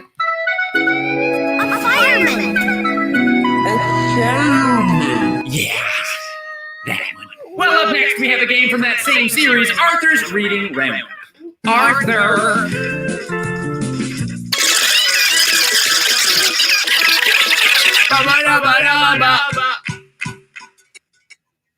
Please unsubscribe. This time, instead of a park, everyone's hanging in a library. I don't even need to buy a library. It's as if they designed it just for me. What does that even mean, Muffy? I genuinely don't understand what you just said to me. We all get it. You're rich. We've been over this already. Reading Roundup works almost exactly like thinking games, which means each character has a minigame play. Let's start with DW. Her game is essentially Hangman. She thinks up a word, and we have to guess letters until we get it right. And just like in Hangman, if we guess too many times, someone has to die. That someone being Buster. But I don't think there's any reason to worry Buster because I'm good at this. You. No, letter. You. Oh, come on.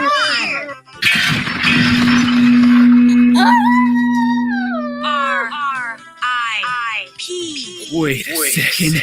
I think I know what it is. I know what it is. It's so clear. It's gotta be. That's not funny. Hey, you. Yeah, no, you watch this video. I have a little bit of a message for you. U-R-A-Q-T. Also, Binky just making random goofy noises and faces instead of paying attention to the game's instructions is pretty much my spirit animal. Don't even worry about it. You just keep being you, Binky. Up next is Buster. Want to help write a funny story together? You bet. What do we do? This game is literally Mad Libs. You pick random words from a list and Buster places them into a story that he then reads. Mostly it's complete nonsense. It's not funny at all. Next, Brain out on the side of his lemon with the liver. Summertime is my time of the year. Okay! But every now and then you get something worth a chuckle or two. I love going to the pool and vacuuming. Flames on my friends, said Binky. Alright, let's see Francine. Oh, Francine. What's that machine? It's my Wordomatic. My dad and I built it from parts at the junkyard. Wait, you're trying to tell me Francine's dad has the ability to make a crazy machine out of random junk and he's a garbage man for a living? Mr. Frensky, you're killing me. This kind of talent needs to be monetized. It's 2018. Start up a quick Etsy shop and sell some Wordomatics. Get a picture and do something. Oh, I see why he didn't monetize it. It sucks and is boring. So. Never mind. Next game! On second thought, the next game is Muffy's game, and I don't want to play Muffy's game because she's dumb and annoying and dumb. You can't make me. So, last but not least, we have Mr. Ratburn's spelling quiz. Nice to see you again, Arthur. Who's playing this time, Mr. Ratburn?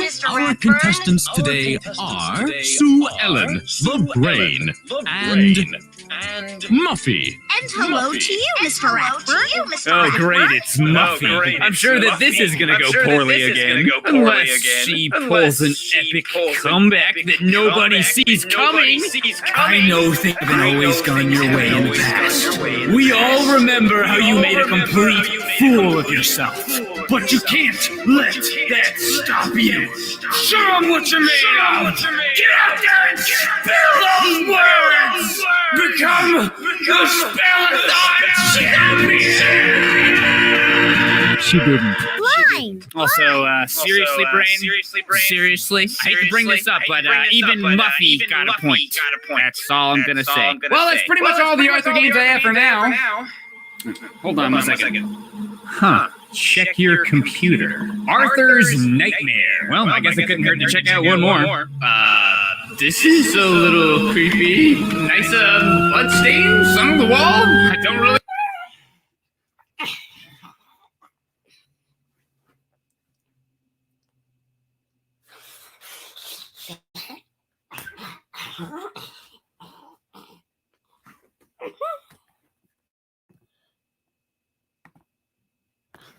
Once in a generation, a trilogy emerges. Everyone wanted it, but no one thought it would come.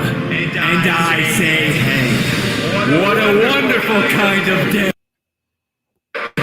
when the part 3 of our game's video comes out. And here it is. This is made a video.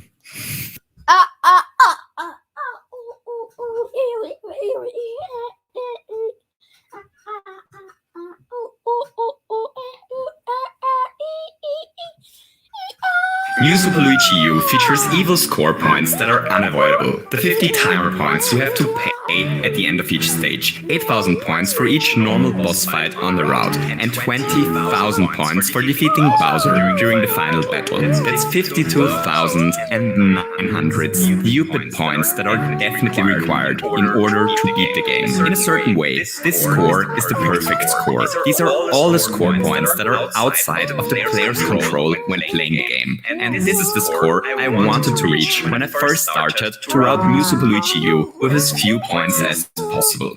But I wasn't able to reach the perfect score. After weeks of routing, I only got the game down to this score. And sadly, that's not even close. That's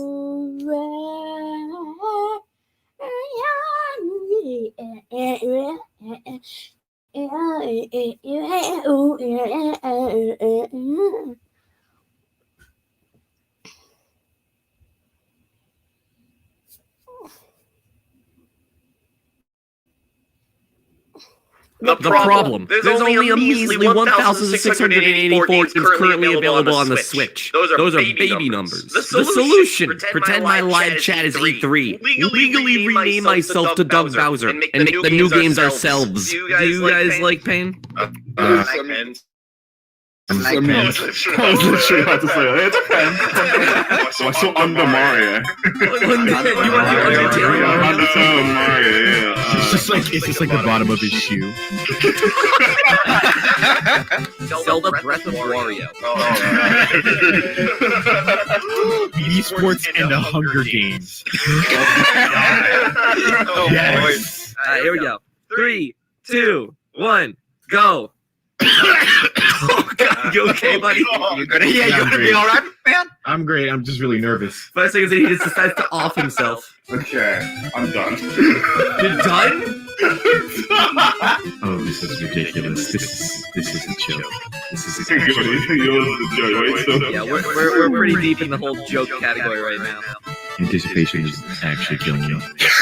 I am physically being infected by my anticipation. Can you not hear it? Yeah, did you hear it? Did you see? It's working better than I anticipated it would. Okay, I mean, I'm pretty much done mine personally. Yes, same here. Okay, Google. Okay, how do I trim my esophagus? Where'd it go? Where did my esophagus go? I can't find my esophagus. Do you play the acoustic esophagus or you like it? Dude, no, it took it as how do I get to my esophagus? I'm having trouble accessing it. Could you help me, please?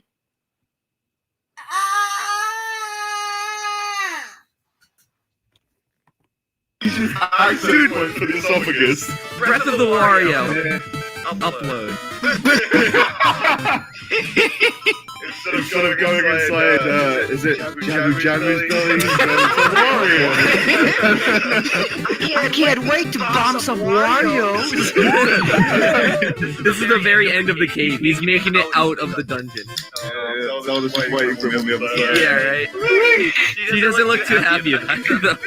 Go towards the large square teeth. Have you seen this image? Oh no! Close it! Close it! Close it! Remove it! Get it out! Oh, I hate it! Oh my god! Oh my god! I hate you! I don't believe this. I have a question. In the last couple minutes, you were like, "I'm gonna make some final adjustments." No, How did you change? No, absolutely not. It was a long-term bait. It's so simple. Very bad at it. So bad. He thought quite literally outside of the box. Here he is. In all his glory. Your turn. Dude, this is good though. I like that. All right, so I decided to base mine off of the Hunger Games Catching Fire. So for reference, I think it's really important that we look at the original. You made this? Oh my god, that's really good. I know, right? Wow, okay. It's not really a Switch game, but alright. Younger score. This one's so good though. I'm really happy that I found just a random photo of a dude with a Lamborghini. What's it they do when they hold up like the three fingers or whatever and like whistle? It's just a nunchuck. He just like whistles like the title.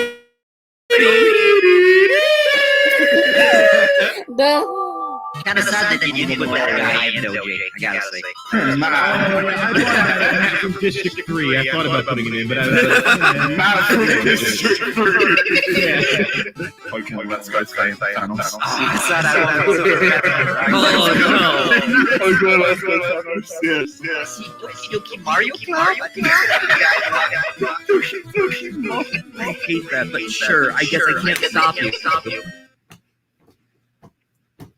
Oh my god, Fruit Ninja. Oh my god, my man popped off. Okay, here we go. 3, 2, 1, go. 15 minutes on the clock. Okay, fat Kirby.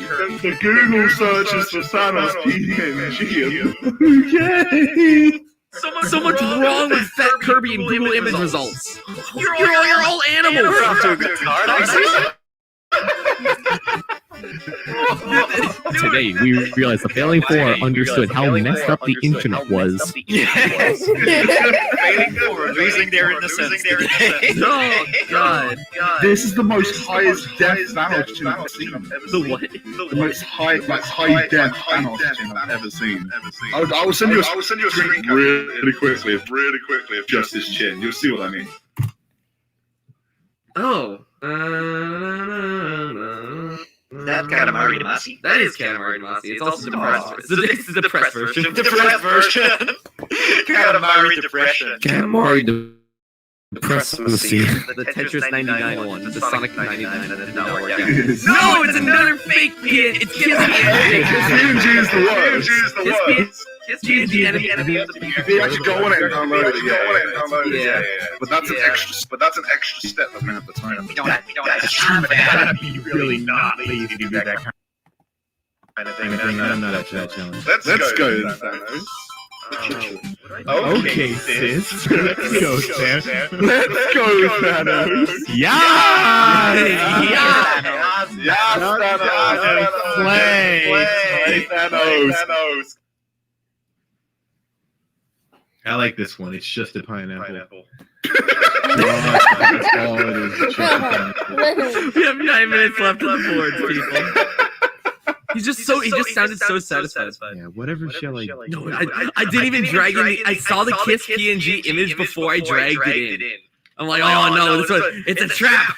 People over here say Thanos, but then I've heard, like, in the actual movie itself, it's Thanos, and I've heard people say Thanos, and I'm just like, what? Thanos? Yeah! We're so Thanos. So I've been saying it like a mixture of different ways, and every time I say it, I go like, I don't know. I just call him Jerry. Yeah, Jerry. Purple Jerry. Jerry the Baptized.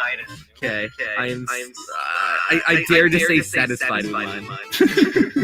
I hate how that's the best best thing we can say about our creations. I'm like, okay, I'm satisfied. This is possible. Yeah, it's not abysmal. It's better than the nothing. job done. It has a certain je ne sais quoi, you know? This is what now? I do not. Oh no, I've got an idea. Oh, I'm gonna quick time do this. I don't like how when I say genocide, you're like, oh, that's it. That's literally what gave me the idea. No. Yeah, absolutely. I'm gonna eat this chocolate egg while I wait. I love eggs. Glad to hear, man. You're welcome. I just want to share with you, man. If a chicken does come out of that, call the police. Alright then, so I was asked for Doki Doki Mario Club. Okay. Voila.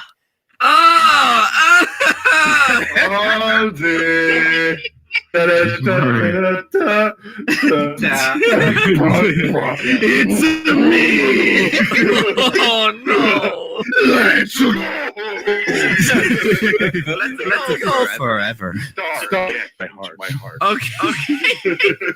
So, you heard of the hit film Avengers Have you heard of it? Endgame. So let's go Thanos. Okay.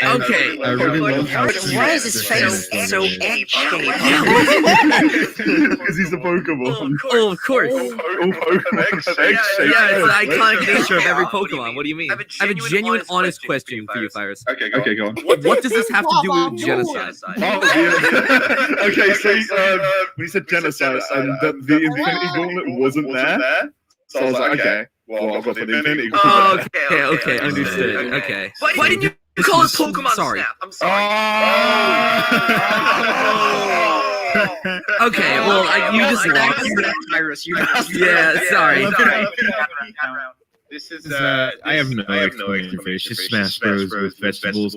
Although it's weird they included the fruit as the main character. Hello! Smash Brothers! Wait, no, hold on. It's not even a single vegetable. You have Listen, you have to buy the grocery pack.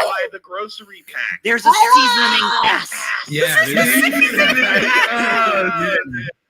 Did you just not realize it until later, or like? I don't have to answer that question. Okay. I made the Okay. All right.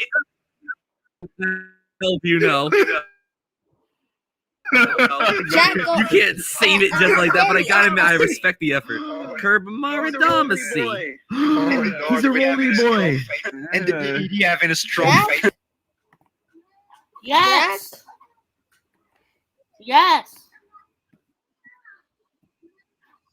Oh, you've been here for like 3 hours. How long have you been here?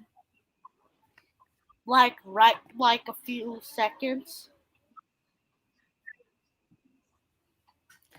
Okay. Were you checking to see if I came back sometimes?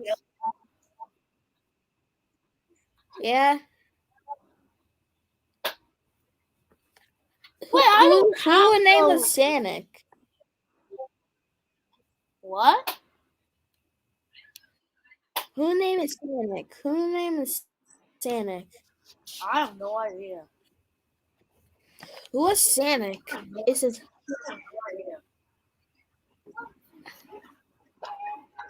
Who is Sanic? Candy.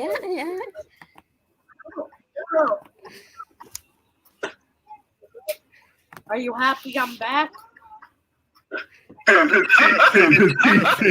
with rabbits and go into Metroid. Yeah, what are you feeling? Same. Vimo, Ace Attorney. That's what I'm thinking. Okay. Splatoon Ace Attorney. I like it. Mother 4. I'm taking it. You're just gonna do Mother 4? I'm just gonna do Mother 4. Okay.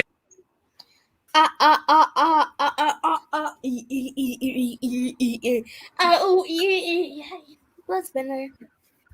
What will you do if you have control over what segment's next? I don't know. Anyway, thanks for looking out on the live stream for me. Okay. Why do boyfriend wins every fight in the Friday Night Funkin'? Why what? Why boyfriend wins every time in Friday Night Funkin'?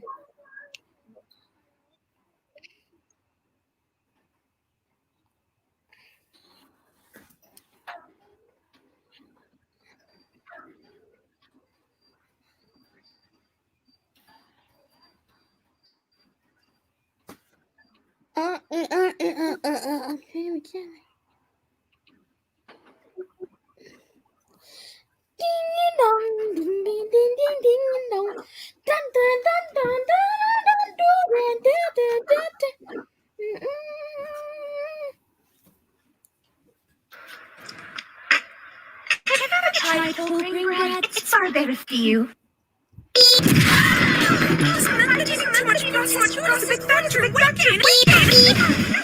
course not. I mean, ask your doctor.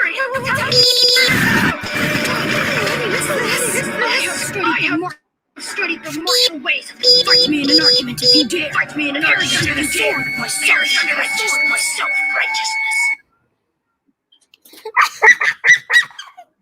He mastered the bebop boots. Bebop. Ba people, ba ba.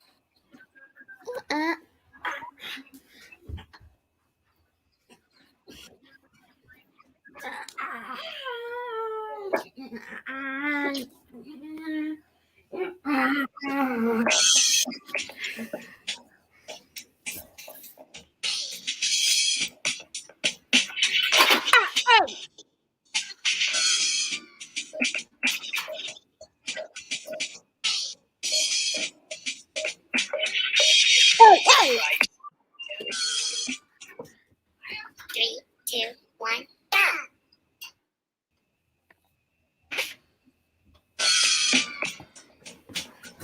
3, 2, 1, 3, 2, 3.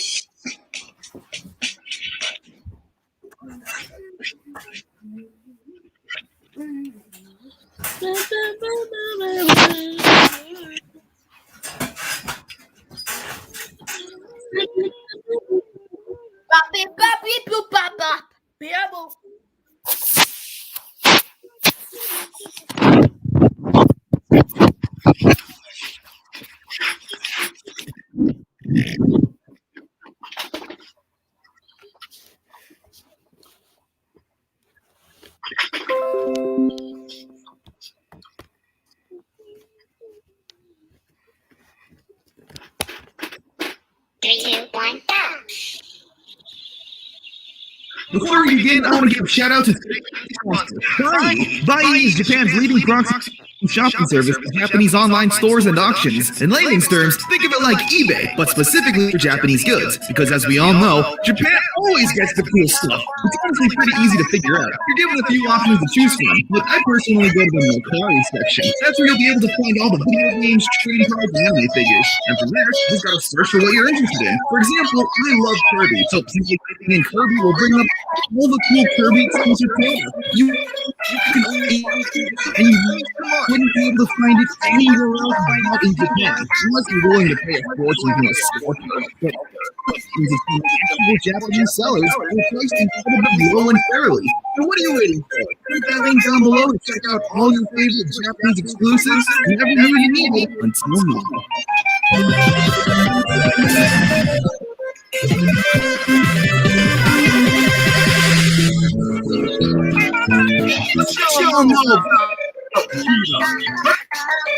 Personally, I don't really know too much about them. They remind me a lot of a spider. Good intentions on the surface, but man, you make it hard to like you. And everyone would rather just have you not exist. There's probably 15 reasons why you could dislike Kuda. For a little nerd like myself, the biggest and most unforgettable crime they have, making bootleg records. Now, you can have some experience with bootleg and rip-off games, and keep being as subtle as a brick through a window have, ironically enough, butchered our beloved video game franchises into it when you do something like this. Yeah, this might not be the best way to send your message. Oh, don't worry. We're just scratching the surface. We check out some of the worst PETA video games. With our first game being Pokemon Red, White, and Blue, featuring Tank Burglar.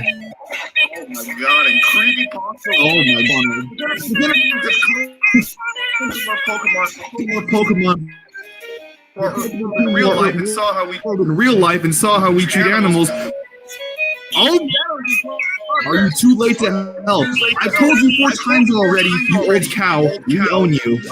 You own me. Okay, that's nice. Oh, this is so sad. Why would you do this to me? Your mother First off, Miltank and Pokemon the whole do not speak. My mother told me Pokemon remind me use and abuse any way I want. I think she told you that specifically. I can't believe you think it's okay to feed Miltank to people. Prepare for trouble. I'm not looking at this. Group hug, protest. Are these weak? Let's slam you. This game actually has mechanics. I mean, in a weird way, the game works, and it feels like Pokemon. So thanks for ripping it. The people of Unova eat Pokemon, do they not? Okay, I can't read this. This is too much BS, nonsense, yada yada. Oh, what's this Pokemon's name? I can name it. How would I name it? What is this? Open it. A cartridge was inside. Oh, it unlocks a video. It's restricted. Watch on YouTube. Okay, let's watch it. Oh, I'm watching this. Where is Pikachu? That's what I'm gonna comment. This is where mysterious stranger was from. I see a giant yellow M up ahead. That must be McDonald's. Are you also attract-courting to PETA? Okay, I've had enough of this one. Hey, this is Mario kills Tanuki, despite Tanuki not being real. Save your skin. Look at this. This looks like a Newgrounds game. Oh, look at that. I could just jump forever, basically. Oh, I died. So, I'm surprised you could die. Like, hey, this game is kind of difficult. Tanukis aren't real, by the way. These are Japanese mythos creatures. That's like PETA creating a thing to stop unicorn. Why can't I win? Take action to save raccoon dogs. You know, this is not a game about that. This is a game about Tanuki. I am giving up. Oh, heck yeah. Well, this one looks great. Super Tofu Boy. I do like the little, background art and the bootleg characters. Will this control as good as Super Meat Boy? Surprisingly? No, physics are so weird. I can play Meat Boy really easily. There we go. We did it. Not only is tofu sexy, he tastes good too. PETA, if you want to make just make.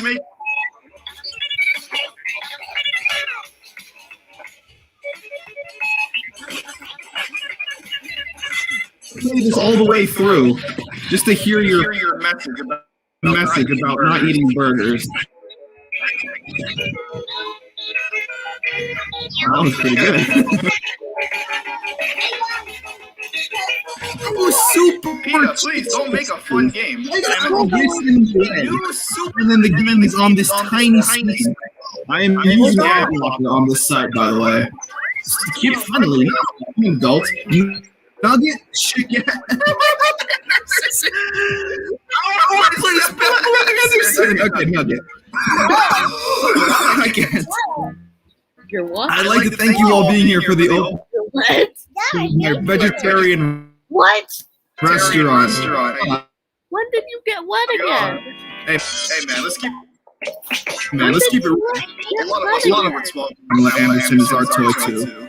Mamma Mia! If only I hadn't been busy soccer, grooming my manly mustache. I hope I'm not too late. Miyamoto doesn't call with another game. You just not gotta be in here. Bro! Because Non is gonna come. What are you smoking? Which is also a good point. These games get to still be up. They say Mario and Miyamoto by name. You know McDonald's are the biggest. Shut up. They referenced Mario. They said Mario. That's enough to take it down. And Miyamoto. Nintendo is taking down a lot less. Save the princess. Save the chickens. Okay, will do. Got him. Wow, PETA. That was not worth it. No, those mustachioed chickens have beaten me once again. If only my brother were here to save to even the mustache odds. Princess Pam is in trouble and needs our help. Let's ride. What the hell? What game is this game plot with Mario and Luigi? Mario and Luigi haven't done anything. Like in the real world, Mario and Luigi have never. They've worked with McDonald's, so okay. I guess these fictional characters are to blame. Hey, this chicken should not be underwater. I'm kind of hungry for some McDonald's actually. All this McDonald's imagery. A quick stop at the track never hurt anybody, right? Oh no, we're gonna watch Yoshi's. I wouldn't be so sure. It's a Yoshi race. We're abusing animals. That's exactly what that is. It's a Yoshi abuser, Mario. Maybe Yoshi's aren't for racing, and we do save. Let's get out of here. This is stupid. Too late again. We freaking saved the day. Oh great! This is just what I wanted. A bonus. No, I would like to skip it. No, I'm not watching you. No, we're not watching that. You know what? Just to spite PETA, we're gonna watch eating 25 Big Macs in one sitting. Yeah, well, this is what we're gonna watch instead. This is for you, PETA. I'm straight up for watching this. We go, boom! This guy does not give a damn about PETA. He's gonna eat 25 Big Macs. This is pretty good. I'm kind of hungry, actually. Oh, his stomach is gonna be hurting. Is this done? Oh, I can't skip it. I have. Okay, well, you know what? I'm not watching it. Cooking Mama kills animals. What do you mean the unauthorized PETA edition? This is the authorized PETA edition. What the? At least this one's a full screen game. Oh, jeez. Okay. Pluck the turkey. Click on the feathers to pluck them from the dead turkey. Okay. I mean, it's a dead turkey. You said it, right? What's the problem? It's a dead turkey. We're not like killing it alive. I guarantee you, this turkey is gonna wake up, and it's gonna be the big secret. He's gonna go, "Ball, very mean, meaner than Mama." Thank you. Remove the internal organs. Show this. I mean, I guess this is lacking Cooking Mama expertise and speedrun.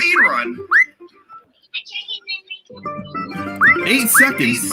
I did it. That looks pretty yummy.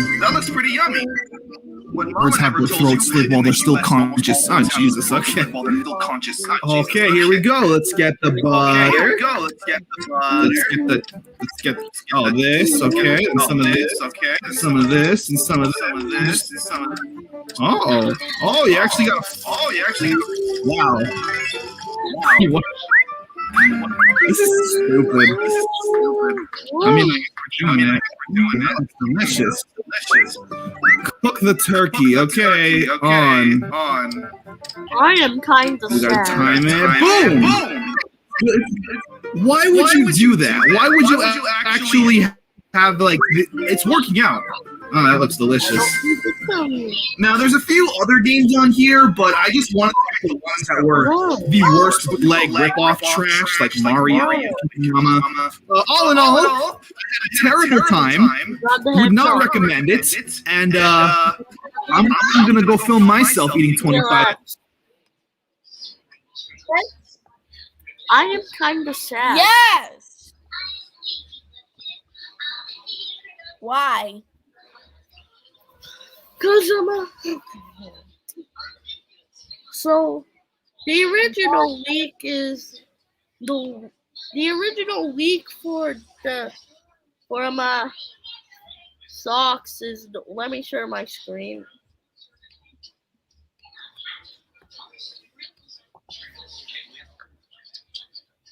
So this was the original week for socks.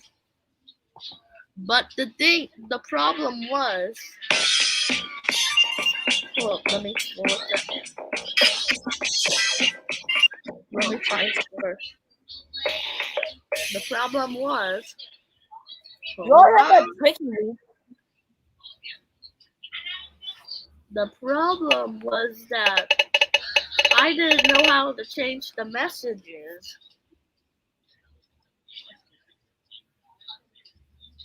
And whenever I tried to find it, I just can't find it, and it just got me sad.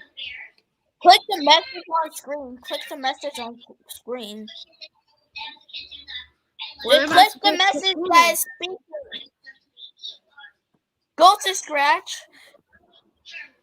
Go to what? Press the yellow icon of C.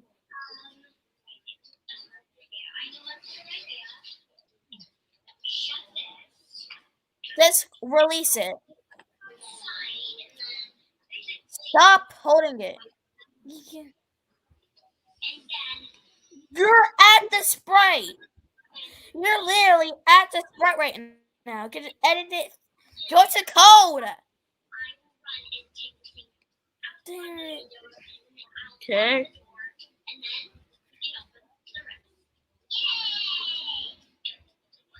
That's the text. Oh yeah, you can't change it. I don't know how to change it. Yeah, you're out of luck. I don't know. Yeah, you're out of luck. Go free. I don't really know how to text. You don't know how to change it, so you're out of luck.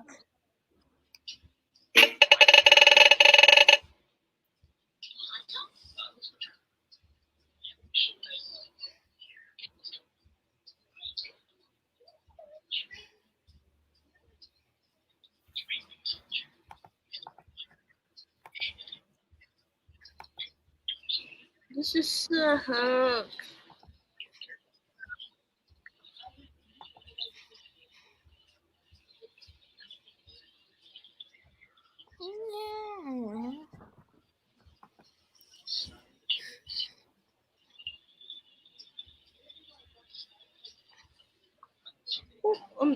I am successfully never gonna do this.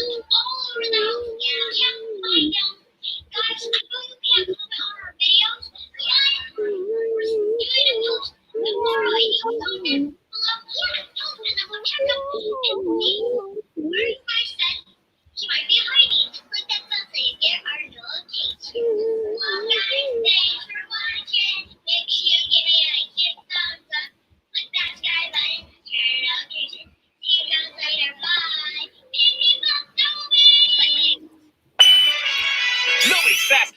Wait, what? You think you are the fastest one around here, but that's not going to help you because I am faster than you. You are. No, wait, what? You think you are the fastest one around here, but that's not going to help you because I am faster than you. Let's race.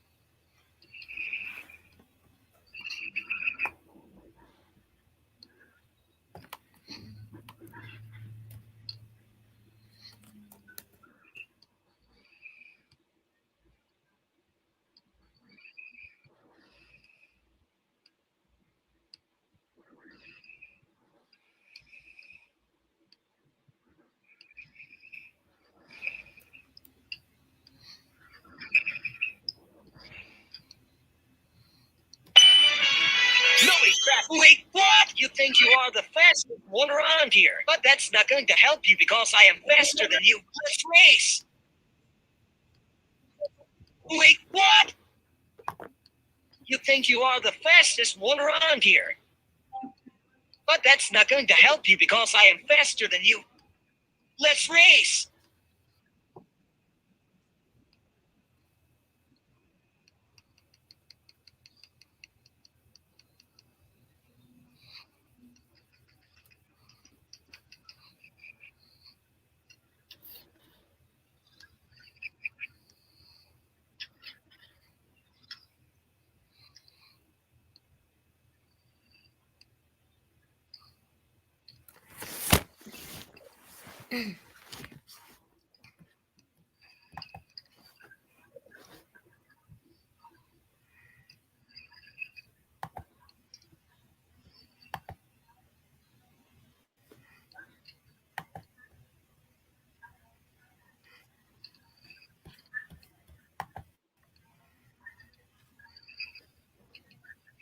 Uh, uh, e,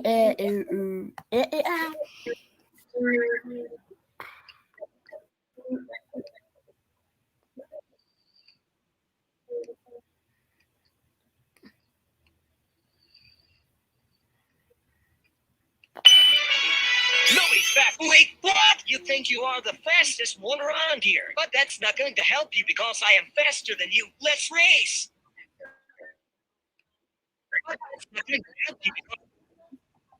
I'm gonna see that Jack. Yeah.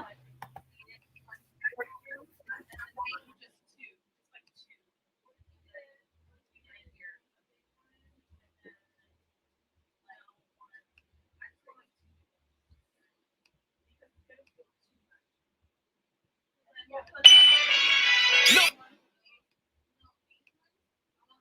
He's fast. Wait, what?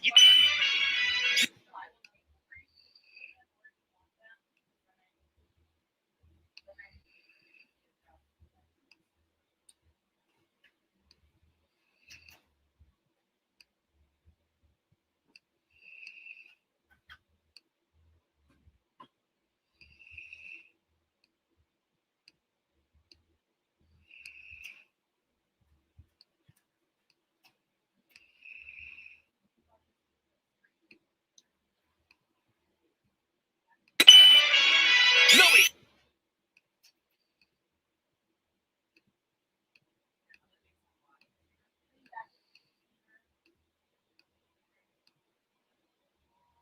fast.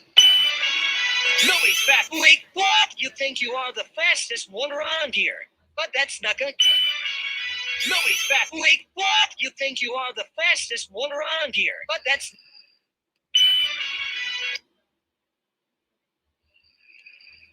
No, he's fast. No, he's fast. Wait, what? You think you are the fast...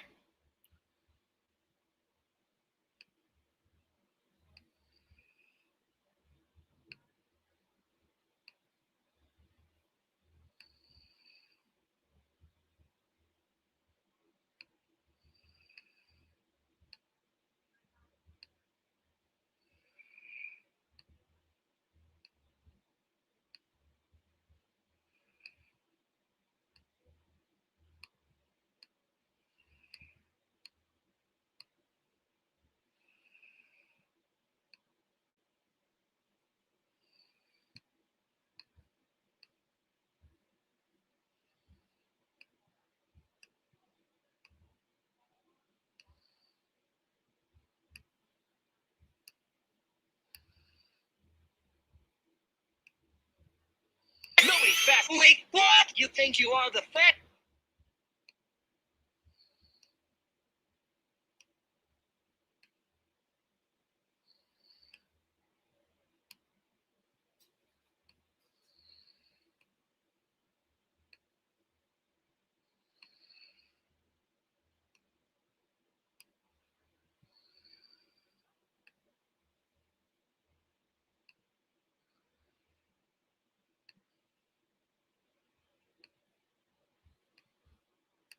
fast. Wait, what? You think you are the fastest one around here. But that's not going to help you because I am faster than you. Let's race.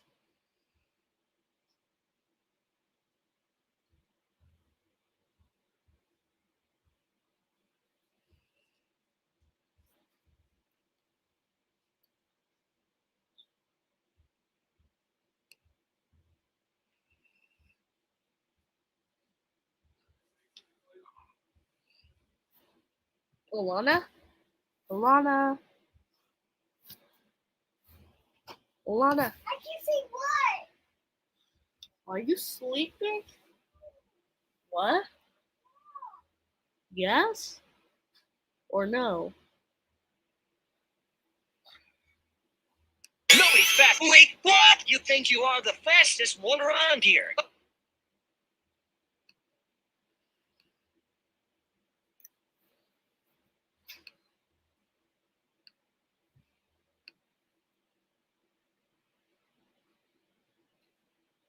Nobody's fast. Wait, what?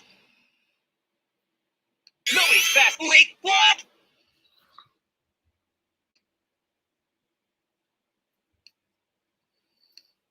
You think you are the fastest one around here.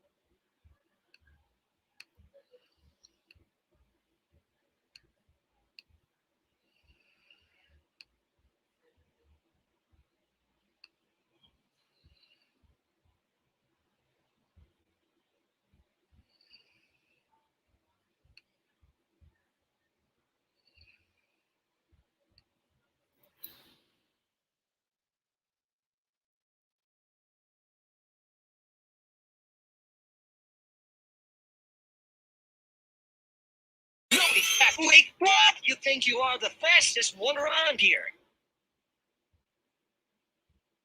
But that's not going to help you because I am faster than you. Let's race.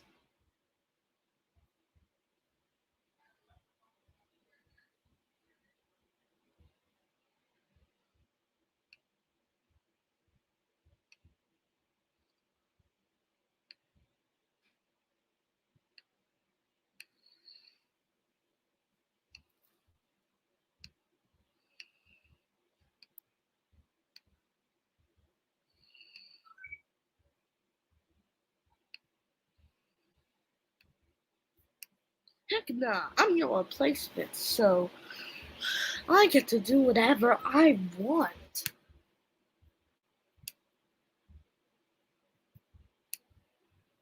Heck nah, I'm your replacement, so I get to do whatever I want. Heck nah, I'm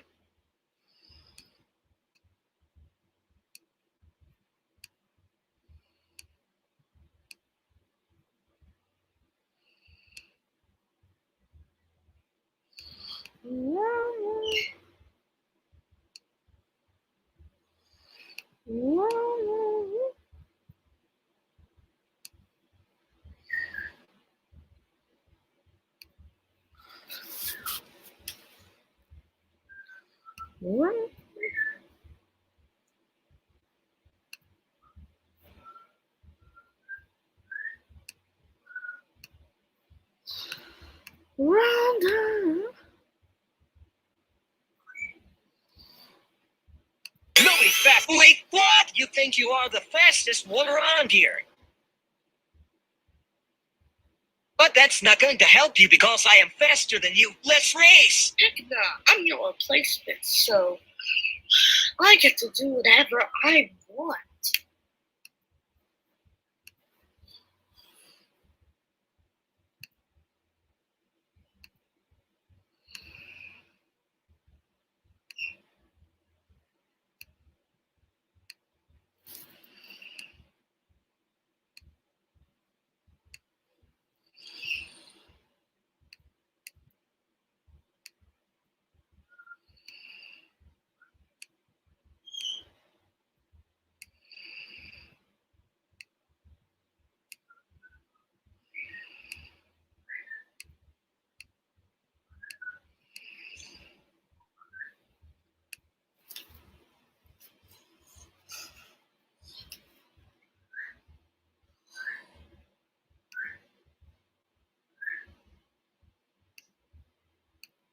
Hello, have you not seen Sonic Colors Ultimate and Sonic Rangers?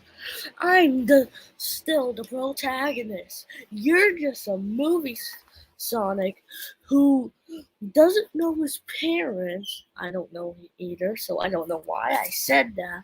But also lost his owl protector, which I don't know why he needed one. Hello, have you not seen Sonic Colors Ultimate and Sonic Rangers? I'm still the protagonist. You're just a movie Sonic who doesn't know his parents. I don't know either, so I don't know why I said that. But also lost his owl protector, which I don't know why he needed one.